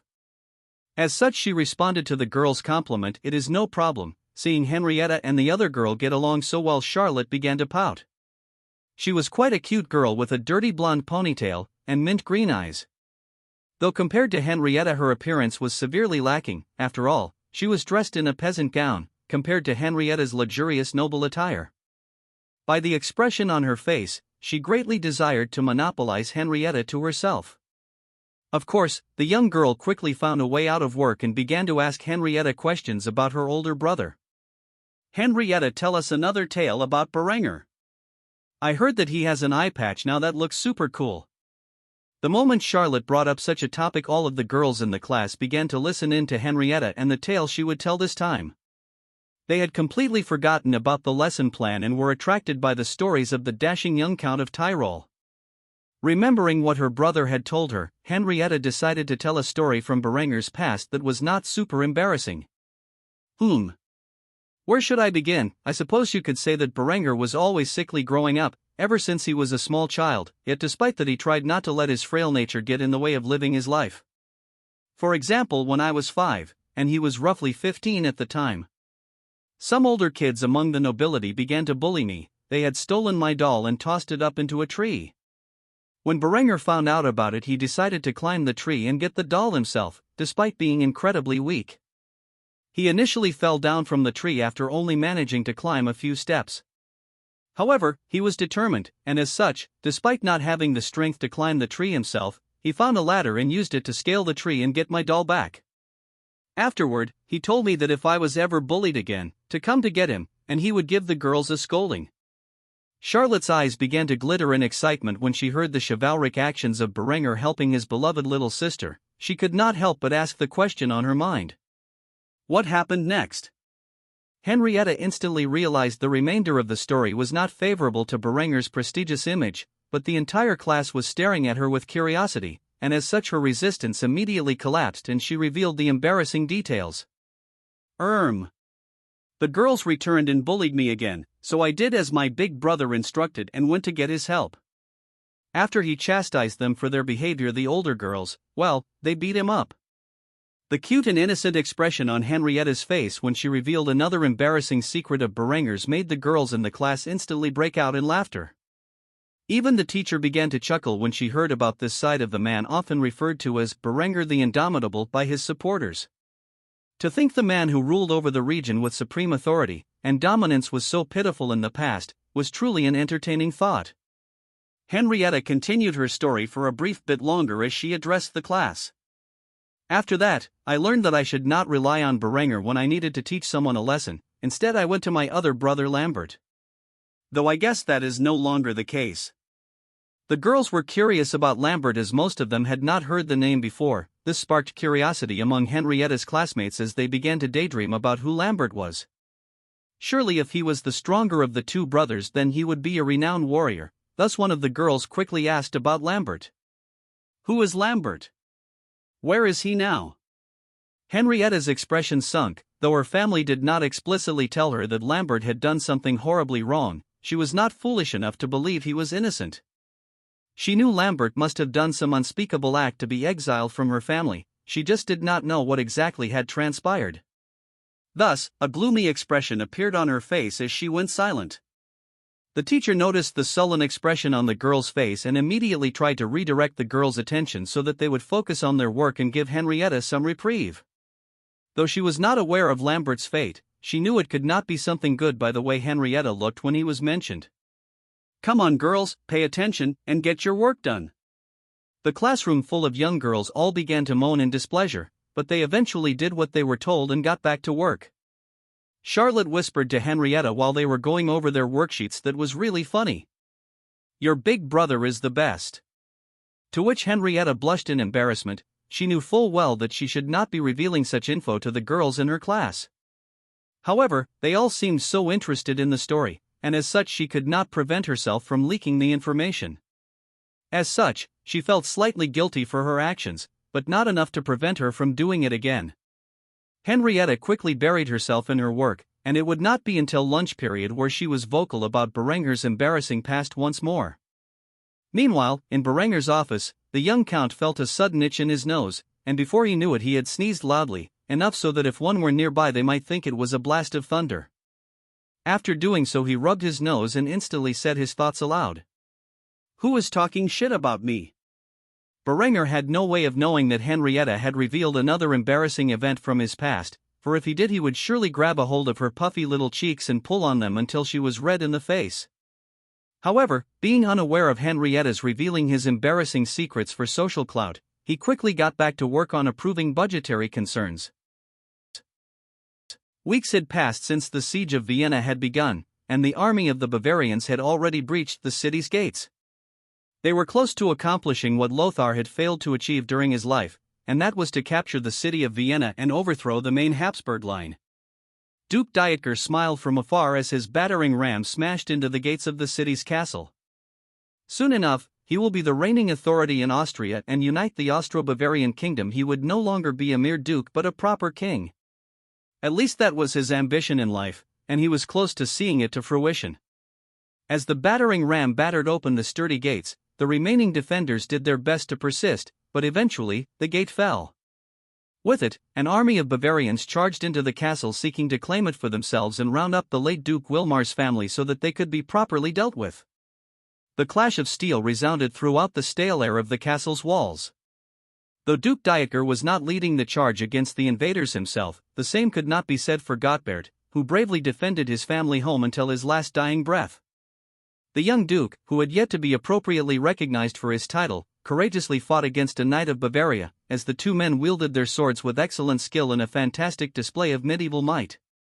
Surrounding them were the soldiers of both sides thrashing about in a grand melee, trying to gain the upper hand in the conflict. As their swords bound against one another, Gottbert unleashed a vicious backhand with his steel-clad fist, which smacked against the knight's pig-faced bassinet. Though the damage was not severe, it bought Gottbert enough time to redirect his blade into the gaps in the enemy's shoulder, which was not adequately protected by a roundel. As such, the knight staggered from the tempered high-carbon steel which found its way piercing through the mail armor, the gambeson beneath it, and finally his flesh. However, at this moment, Gotherbert was struck by the attack of a nearby opponent, which merely glanced off of his mighty steel armor. Despite this, such a blow forced him to redirect his energy to defend against a second opponent. As such, the knight who had his shoulder pierced was allowed reprieve as another soldier took his place in the front line. Gottbert and his allies quickly found themselves on the backstep, slowly receding into the hallway, while their numbers dwindled to the exceptional display of violence. While the Bavarians slowly made their way into the castle, the young boy Conrad was hiding in his room, scared witless from the ongoing events. His father had recently perished, and the city had fallen. His family's enemies had come to take their lives, and as a male of the family, his fate was sealed. Though his sisters might be spared and wed off to members of the von Wittelsbach family, he was a threat, and he knew with Duke Dieter's reputation he would for sure be destined to die. However, as the boy started to lose his mind to the sound of the echoing screams in the hall, he felt a hand grab a hold of him and drag him from his hiding spot. The boy was in no condition to observe his surroundings and quickly began to struggle as he struck the person who had grabbed a hold of him, screaming for his life. "No! I don't want to die. Please spare me." However, the result was not what he was expecting as he felt a dainty and feminine hand slap him across the face, which dragged him to his senses. In front of him, clasping onto his arm, was one of his maids, who went by the name of Elma. She stared at him fiercely, with a degree of determination in which he had not witnessed before. She quickly threw a set of peasant clothing to Conrad and ordered him in a stern voice. "Get dressed in these. Do it quickly if you want to live." Hearing there was hope for survival, the boy quickly stripped himself and got into the clothes despite the fact that there was a pretty woman in front of him. After he was dressed in such clothing, Elma pulled a hood over his head and gave him further orders. "Come with me." She quickly dragged him away by the arm as the two absconded from the castle into a secret corridor that led into the city below. Conrad, of course, was greatly confused by the sudden changes in events and began to ask the questions on his mind. "Where are we going?" However, Elma merely glared at him and gave him further orders: "Don't ask questions, and stay silent." Conrad may have been an entitled brat and a fool, but he was at least capable of understanding the situation he was in at the moment, and as such, he nodded and obeyed Elma's orders. After the duo exited the secret tunnel, they entered the city below, where they began to act like a pair of peasants stuck in the city. As they slowly navigated the chaotic scene which displayed itself in the town, they were eventually stopped at the city's gates, where they were interrogated by the men-at-arms who were left to guard the city's entrances and make sure that nobody of significance escaped the town. Unlike Lothar's army, the Bavarians conducted themselves with some form of dignity. As such, they were not going around looting, raping, and burning the city to the ground, at least not yet. The guard on duty quickly halted. The duo soon noticed the team approaching the gate and bellowed his commands at them. "Halt! Nobody is allowed to leave the city. You must return to your homes." Elma had already prepared an excuse beforehand and held onto forged identification papers to allow her access through the city's gates. As such, she quickly reached into her cloak and received a letter, which contained the seal of Count Siegmund of Bavaria. The letter notified that she was a spy set in place by the Bavarian count at the request of Duke Dieter, and she had urgent business to report to her liege. It appeared to have the proper mark of Count Siegmund, and as such, the guard accepted it as appropriate identification. He had no way of knowing that it was a counterfeit made by Berenger after his spies intercepted one of Count Siegmund's letters. They had largely replicated the Count's handwriting and seal through great effort, at least so much so that someone who was not overly familiar with such a thing would believe it. However, the guard was concerned about the young boy who was beside the woman claiming to be a spy, and as such, he quickly interrogated her about his identity. "Who is the boy? Why is he with you?" Elma looked over at Conrad with a glance that said play along before putting on a flirtatious smile and began to approach the guard in a seduction attempt. "Who this? This is just my slow little brother. He does not know how to speak. He was sent with me as part of my cover. He is not important. However, I would greatly appreciate it if you allowed us to pass. After all, my liege is expecting me. Since we are both in service to Duke Dieter to some extent, I am sure we will cross paths in the future, and when we do, I would owe you one."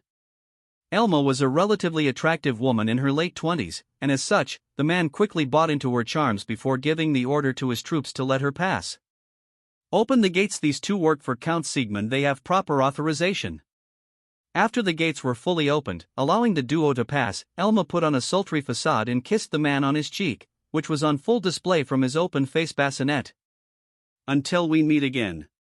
With that said, Elma and Conrad escaped outside of the confines of the city, and when they were far enough away, they changed directions from the main road where they entered the nearby woods. Luckily for Elma, she had long since prepared an escape route, as were her orders from Linda, and she would be meeting with another agent of Berenger's Department of Intelligence, who would be waiting outside the city gates with a wagon to carry the group off to the borders of Kufstein. As such, Elma and Conrad quickly regrouped with the other agent of Berenger's vast spy network, where he was sitting on a wagon which was seated for two people. The back of the wagon was filled with straw, and Elma quickly gave Conrad another demand. "Hide in the straw, we will be safe when we get to our destination." However, at this moment, Conrad could no longer contain his curiosity, and of course, his concerns for his safety. As such, he ripped his hand away from the woman's grasp and began to shout at her. "Not until I get some information. For example, who are you people, and why are you helping me?" Elma sighed as she witnessed the fit in which Conrad was throwing. They did not have time for this, but she knew with the way Conrad was acting, he was liable to flee in the other direction and get himself killed if she did not tell the truth. As such, she quickly explained her reasoning for her actions. "We are going to Kufstein. Count Berenger has asked us to escort you to his realm so that you may be safe." Conrad was shocked by this news. He thought for sure he had thoroughly outraged Berenger at Adela's birthday celebration, and yet the man had gone through the trouble to escort him to safety. He was beginning to re-evaluate the man who his father had praised so much in the past. Then again, his father was also wary of Berenger's rise to power and had frequently spoken about the man with caution in his voice. Conrad did not know how to act at this moment. However, another thought quickly appeared in his mind, and he could not help but ask, "What about my siblings?" Elma quickly shook her head as she urged Conrad to get into the back of the wagon and hide in the straw.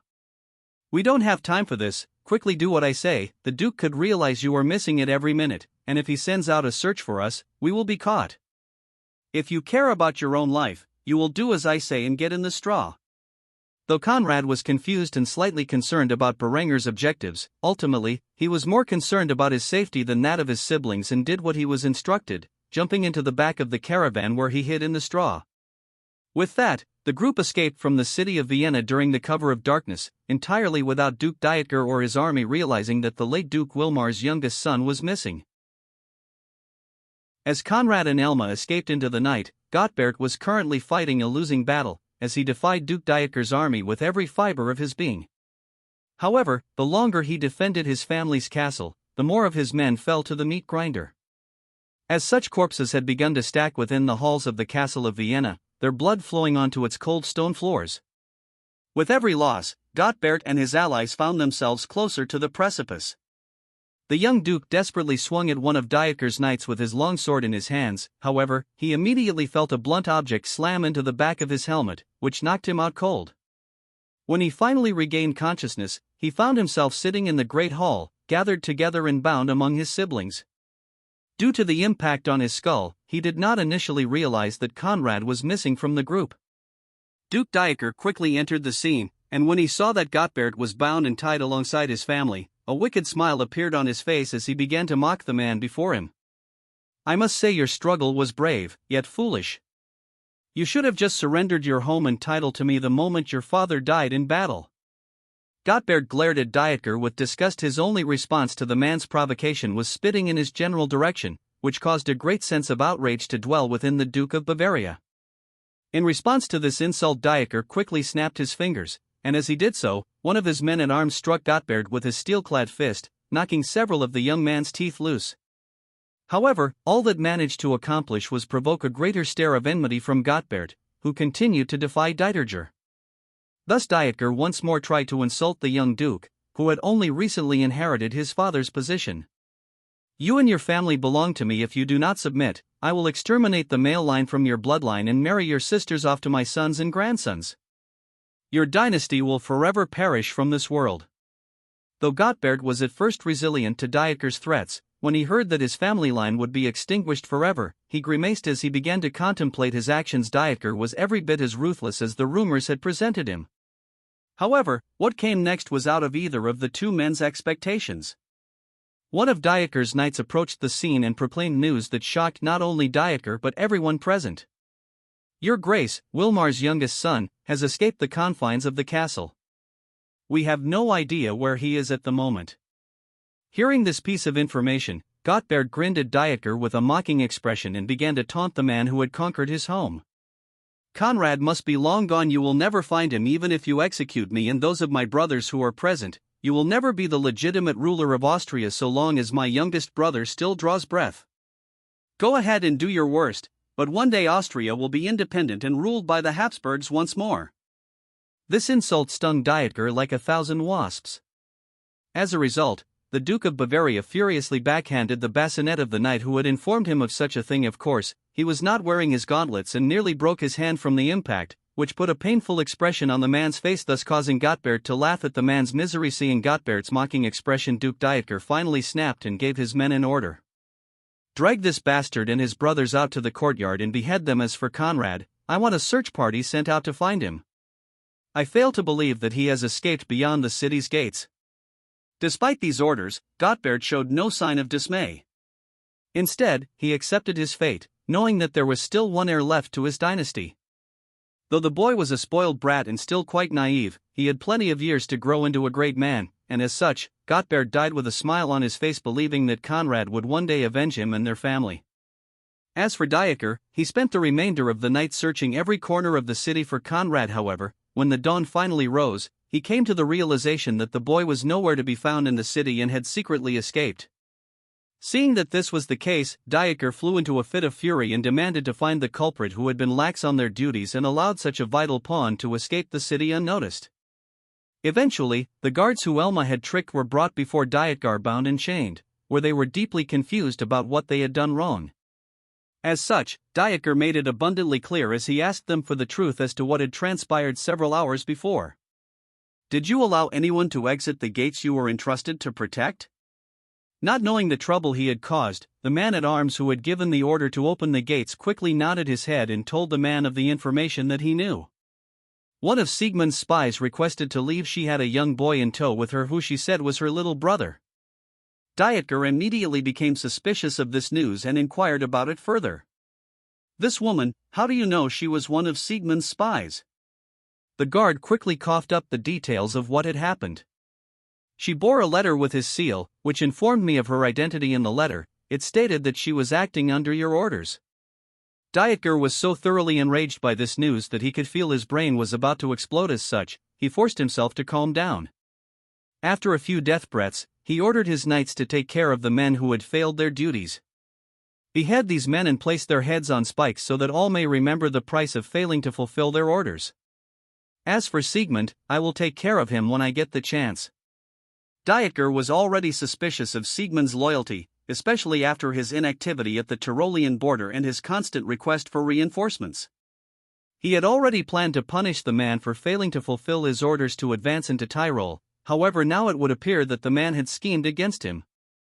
This was simply intolerable. Thus Berenger had inadvertently shifted the blame for Conrad's escape onto the man who was currently besieging his borders. Though Berenger was crafty, he never expected Diecker actually to believe the excuse he came up with himself. With time being of the essence, Diecker quickly gave orders to several of his knights. "Hunt down that bastard who has escaped and bring me his head. He is heading to Siegmund's territory. Go now." Diecker had given the orders to follow a trail that did not exist, as such several of his knights would be sent on a wild goose chase in their attempts to track down Conrad and bring back his skull, thus allowing him and Berenger's agents to successfully exfiltrate back to Tyrol. When Diecker finally found out that Conrad had made it to the safety of the borders of Tyrol and into Berenger's clutches, he would lose his mind over the issue. However, for now, he suspected Siegmund was the culprit and was so enraged he could not even piece together who the real mastermind was. As for Conrad and the others, their wagon had successfully joined up with a trade caravan headed towards Kufstein's direction. After all, the area had become the center of trade within southern Germany, even during this time of widespread warfare. As such, they seamlessly blended in with the other merchants, who had no way of knowing they were harboring the target which the Duke of Bavaria and their armies were pursuing. Thus, Conrad, Elma, and the other agent were able to enjoy the journey to Kufstein peacefully. After all, any trade which intended to enter Berenger's lands was protected sufficiently with proper caravan guards, but also with the understanding that if they were to be attacked, Berenger would bring the full might of his army on anyone who was foolish enough to do such a thing, a fear that was burned into the minds of any would-be profiteers after the war with Kitzbühel. Thus Berenger's plans for the future were in full effect. With Conrad rescued and the remainder of the male line of the Habsburg dynasty executed, there was nothing to block his ascension as he fought for power within Austria. All that remained was to convince Conrad to name Berenger regent and retake the duchy with fire and fury. Both of which Berenger was fully capable of accomplishing. As Conrad, Elma, and the other agents slowly made their way to Kufstein and the sanctuary it provided, Berenger was on his way to Graz, where he had planned to meet with his uncle and discuss his plans for the future. Albeit not to their fullest extent. After all, poisoning Conrad after assuming the position of regent was not exactly something he wanted to become public knowledge. However, Berenger also had a far more critical goal at the moment, and that was to meet with Adela. It had been many months since he was last able to see her cute little face, and he was beginning to wonder how much she had grown in this time. Thus, in all reality, the meeting with Otto was a cover so that he could spend some time with his cute little fiancée. For this meeting, he had left Linda behind in Kufstein. After all, he was pretty sure that Count Otto would disapprove of him bringing his lover and bastard son to the meeting. As Berenger and his caravan approached the city of Graz, they could tell that it had seen better days. Despite the fact that the city of Graz had not been besieged, the flames of war had ravaged many of the surrounding areas, which provided it with supplies, and as such, the people were struggling to feed themselves. When the city guards noticed the banners of House von Kufstein flying in the wind, they quickly went to inform their liege that Count Berenger of Tyrol had arrived. Of course, Count Otto was already aware that Berenger would be traveling to Kufstein. Berenger had made sure to inform him of his visit. As such, he was welcomed into the city with open arms. Before long, he and his caravan had reached the castle, where he stepped out of the carriage and greeted Count Otto at the footsteps of his castle. The man had an amiable smile on his face as he welcomed his nephew and future son-in-law. "Berenger, my boy, it is good to see you. How is your father doing?" Berenger smiled as he returned his uncle's greeting. "Though I have not had the time to visit my parents, I have received regular reports from the staff who tends to their needs, and they seem to be adjusting quite well to life in the countryside. Naturally, they are sufficiently protected from the potential invasion which tries to break into my lands as we speak." Hearing this news, Count Otto and his wife Wanda smiled. It was good to hear that their relatives were doing well. As for Adela, she was standing in line with her other siblings, ready to greet Berenger. However, before she could do so, Eva stepped forward with a sultry smile on her face and began to analyze Berenger's appearance from head to toe. She was deeply filled with regret that she was not engaged to her cousin when they were younger. Though he was sickly in the past, he had grown into an exceptionally handsome man and was far more fit to be her husband. The moment the woman stepped forward, she embraced Berenger as if she had seen her long-lost lover. She made sure to press her ample bosom, which was even mightier than Linda's, into his chest. This was an act of provocation to mess with Adela's head. As she did so, the young woman cupped Berenger's face into her hands and gave her greeting to Berenger. "Dearest me, is that you, Berenger? You have grown so handsome over the years. I remember that you could not even stomach meat when you were so sickly. Surely times have changed." Berenger did not fall for her tricks. He quickly spotted the upset appearance on Adela's face and could guess Eva was using him to torment her little sister. Berenger promptly released himself from Eva's grip and hardly paid her any attention at all. After all, Eva's breasts may be larger than Linda's, but Linda's had a better shape and firmness. He could quickly tell such a thing just from having the woman press up against him. Instead, he merely accepted her greeting with a nod before pushing her aside to visit Adela. The act greatly infuriated Eva. She thought she could use her figure to seduce Berenger and thus cause Adela some mental anguish, yet it turned out the man had no interest in her. Was he a lolicon? Of course, she had no way of knowing that Berenger was not easily impressed by Eva's attempts after being with Linda for so long. After approaching Adela, Berenger wrapped his arms around the girl and openly declared his affection for her, which caused her face to flush in embarrassment. "My sweet little Adela, I have missed you so much." When Berenger hugged the girl, he made sure to check up on her development, and as such, he noticed that her chest had grown a bit larger from the last time he had seen her, which greatly pleased him, for he was not, in fact, a lolicon. Of course, he would not reveal such thoughts, nor his unscrupulous actions, and instead, he merely presented himself as someone who missed his fiancée a great deal. After latching onto Adela for quite some time, she nearly passed out from embarrassment before she was finally able to address the man she loved. Eventually, she found her voice, but she stuttered as she tried to present her jumbled thoughts. Me too." Ultimately, she ended up muttering the phrase, and Berenger decided to tease his little fiancée by letting go of her and acting as if she had not heard what he said. In the process, he created some distance to allow her to state it clearly for everyone. "I'm sorry, I did not hear you. Could you repeat that?" Eva immediately noticed the mind games Berenger was playing with her little sister and found Berenger's character to complement her own, thus making her frown in jealousy. Adela struggled with the embarrassing situation she found herself in, and eventually, she just blurted out her thoughts. "I said I missed you too, okay?" Afterward, she immediately began to pout, which caused Berenger to chuckle. Adela was just too cute when she was upset. Seeing the young couple getting along so well, Count Otto was incredibly pleased. It appeared as if Berenger still treated Adela well despite his infidelities. As for the Countess, she was even happier at the sight of Berenger and Adela's little dispute. To her, it was a sign that they were meant for each other. However, she glared at Eva and her attempts to seduce Berenger. Even if it was meant only as a means to provoke Adela, the young woman had gone too far. Luckily, Berenger had seen through her actions and merely chose not to entertain such illicit behavior. After saying their initial greetings, Count Otto made a suggestion. "Berenger, you must be weary from your journey. How about we all sit down at the table and discuss your journey over a feast?" Berenger smiled and nodded while holding Adela's hand before replying. "Lead the way." With that, the group of nobles entered the castle and approached the dining hall, where they sat down in their respective seats. Eva's husband Wolfgang had witnessed her overly affectionate display when she greeted Berenger. As such, was not happy with her performance, yet he was too dull to realize that it was not an earnest seduction attempt, but just a means to irritate her little sister. As such, he did not say much during the initial portion of the meal. As for Berenger, he dined upon the delicacies which Adela had brought back, the recipes from Kufstein. The chefs in this castle were every bit as talented as the ones in his own, and as such, he thoroughly enjoyed the meal presented to him. As for the beer, it was still the standard light beer brewed everywhere in Europe. It was not the grandiose Doppelbock or Oktoberfest beers in which he had brewed in his domain. However, it was enough to satisfy his thirst. While sitting at the table, enjoying his meal, Count Otto began to discuss with Berenger about his trip from Kufstein to Steiermark. After all, to get to the Count's territory, he had to pass through Bavarian-occupied territory. "So, how was your journey? I hope it was not exceptionally dangerous." Berenger shook his head as he dug into the beef rouladen sitting on his plate before answering the question. "Not exceptionally so. There was an attack on my caravan, but with the firepower I brought with me, the Bavarians were easily repelled.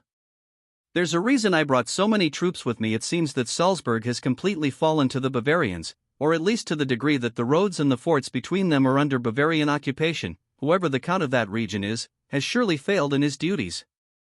Berenger was aware that Ava's husband was the Count of Salzburg and was actively taking a jab at him. In his opinion, it was utterly disgraceful for the man to stay hiding in Graz while his brother was left to fend for the region in which Wolfgang was responsible for. As such, Berenger was not afraid to insult the man directly to his face. As for Wolfgang, he was scowling at the remark. However, everyone else present at the table agreed with Berenger's statement, even if Wolfgang was too dull to realize it. Instead, the man lashed out at Berenger and used one of Ava's talking points that she had always used to scold Adela.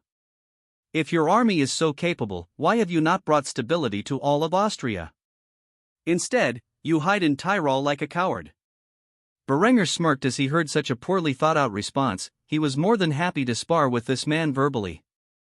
Wolfgang was clearly out of his league. As such, Berenger responded in a condescending tone as if he was educating a moron about the art of war. My troops are needed to protect my borders from constant invasion. Even though I am working overtime to draft new troops, these things take time. I can't just create an army out of thin air. Do not worry, boy, I will have won this war by the year's end.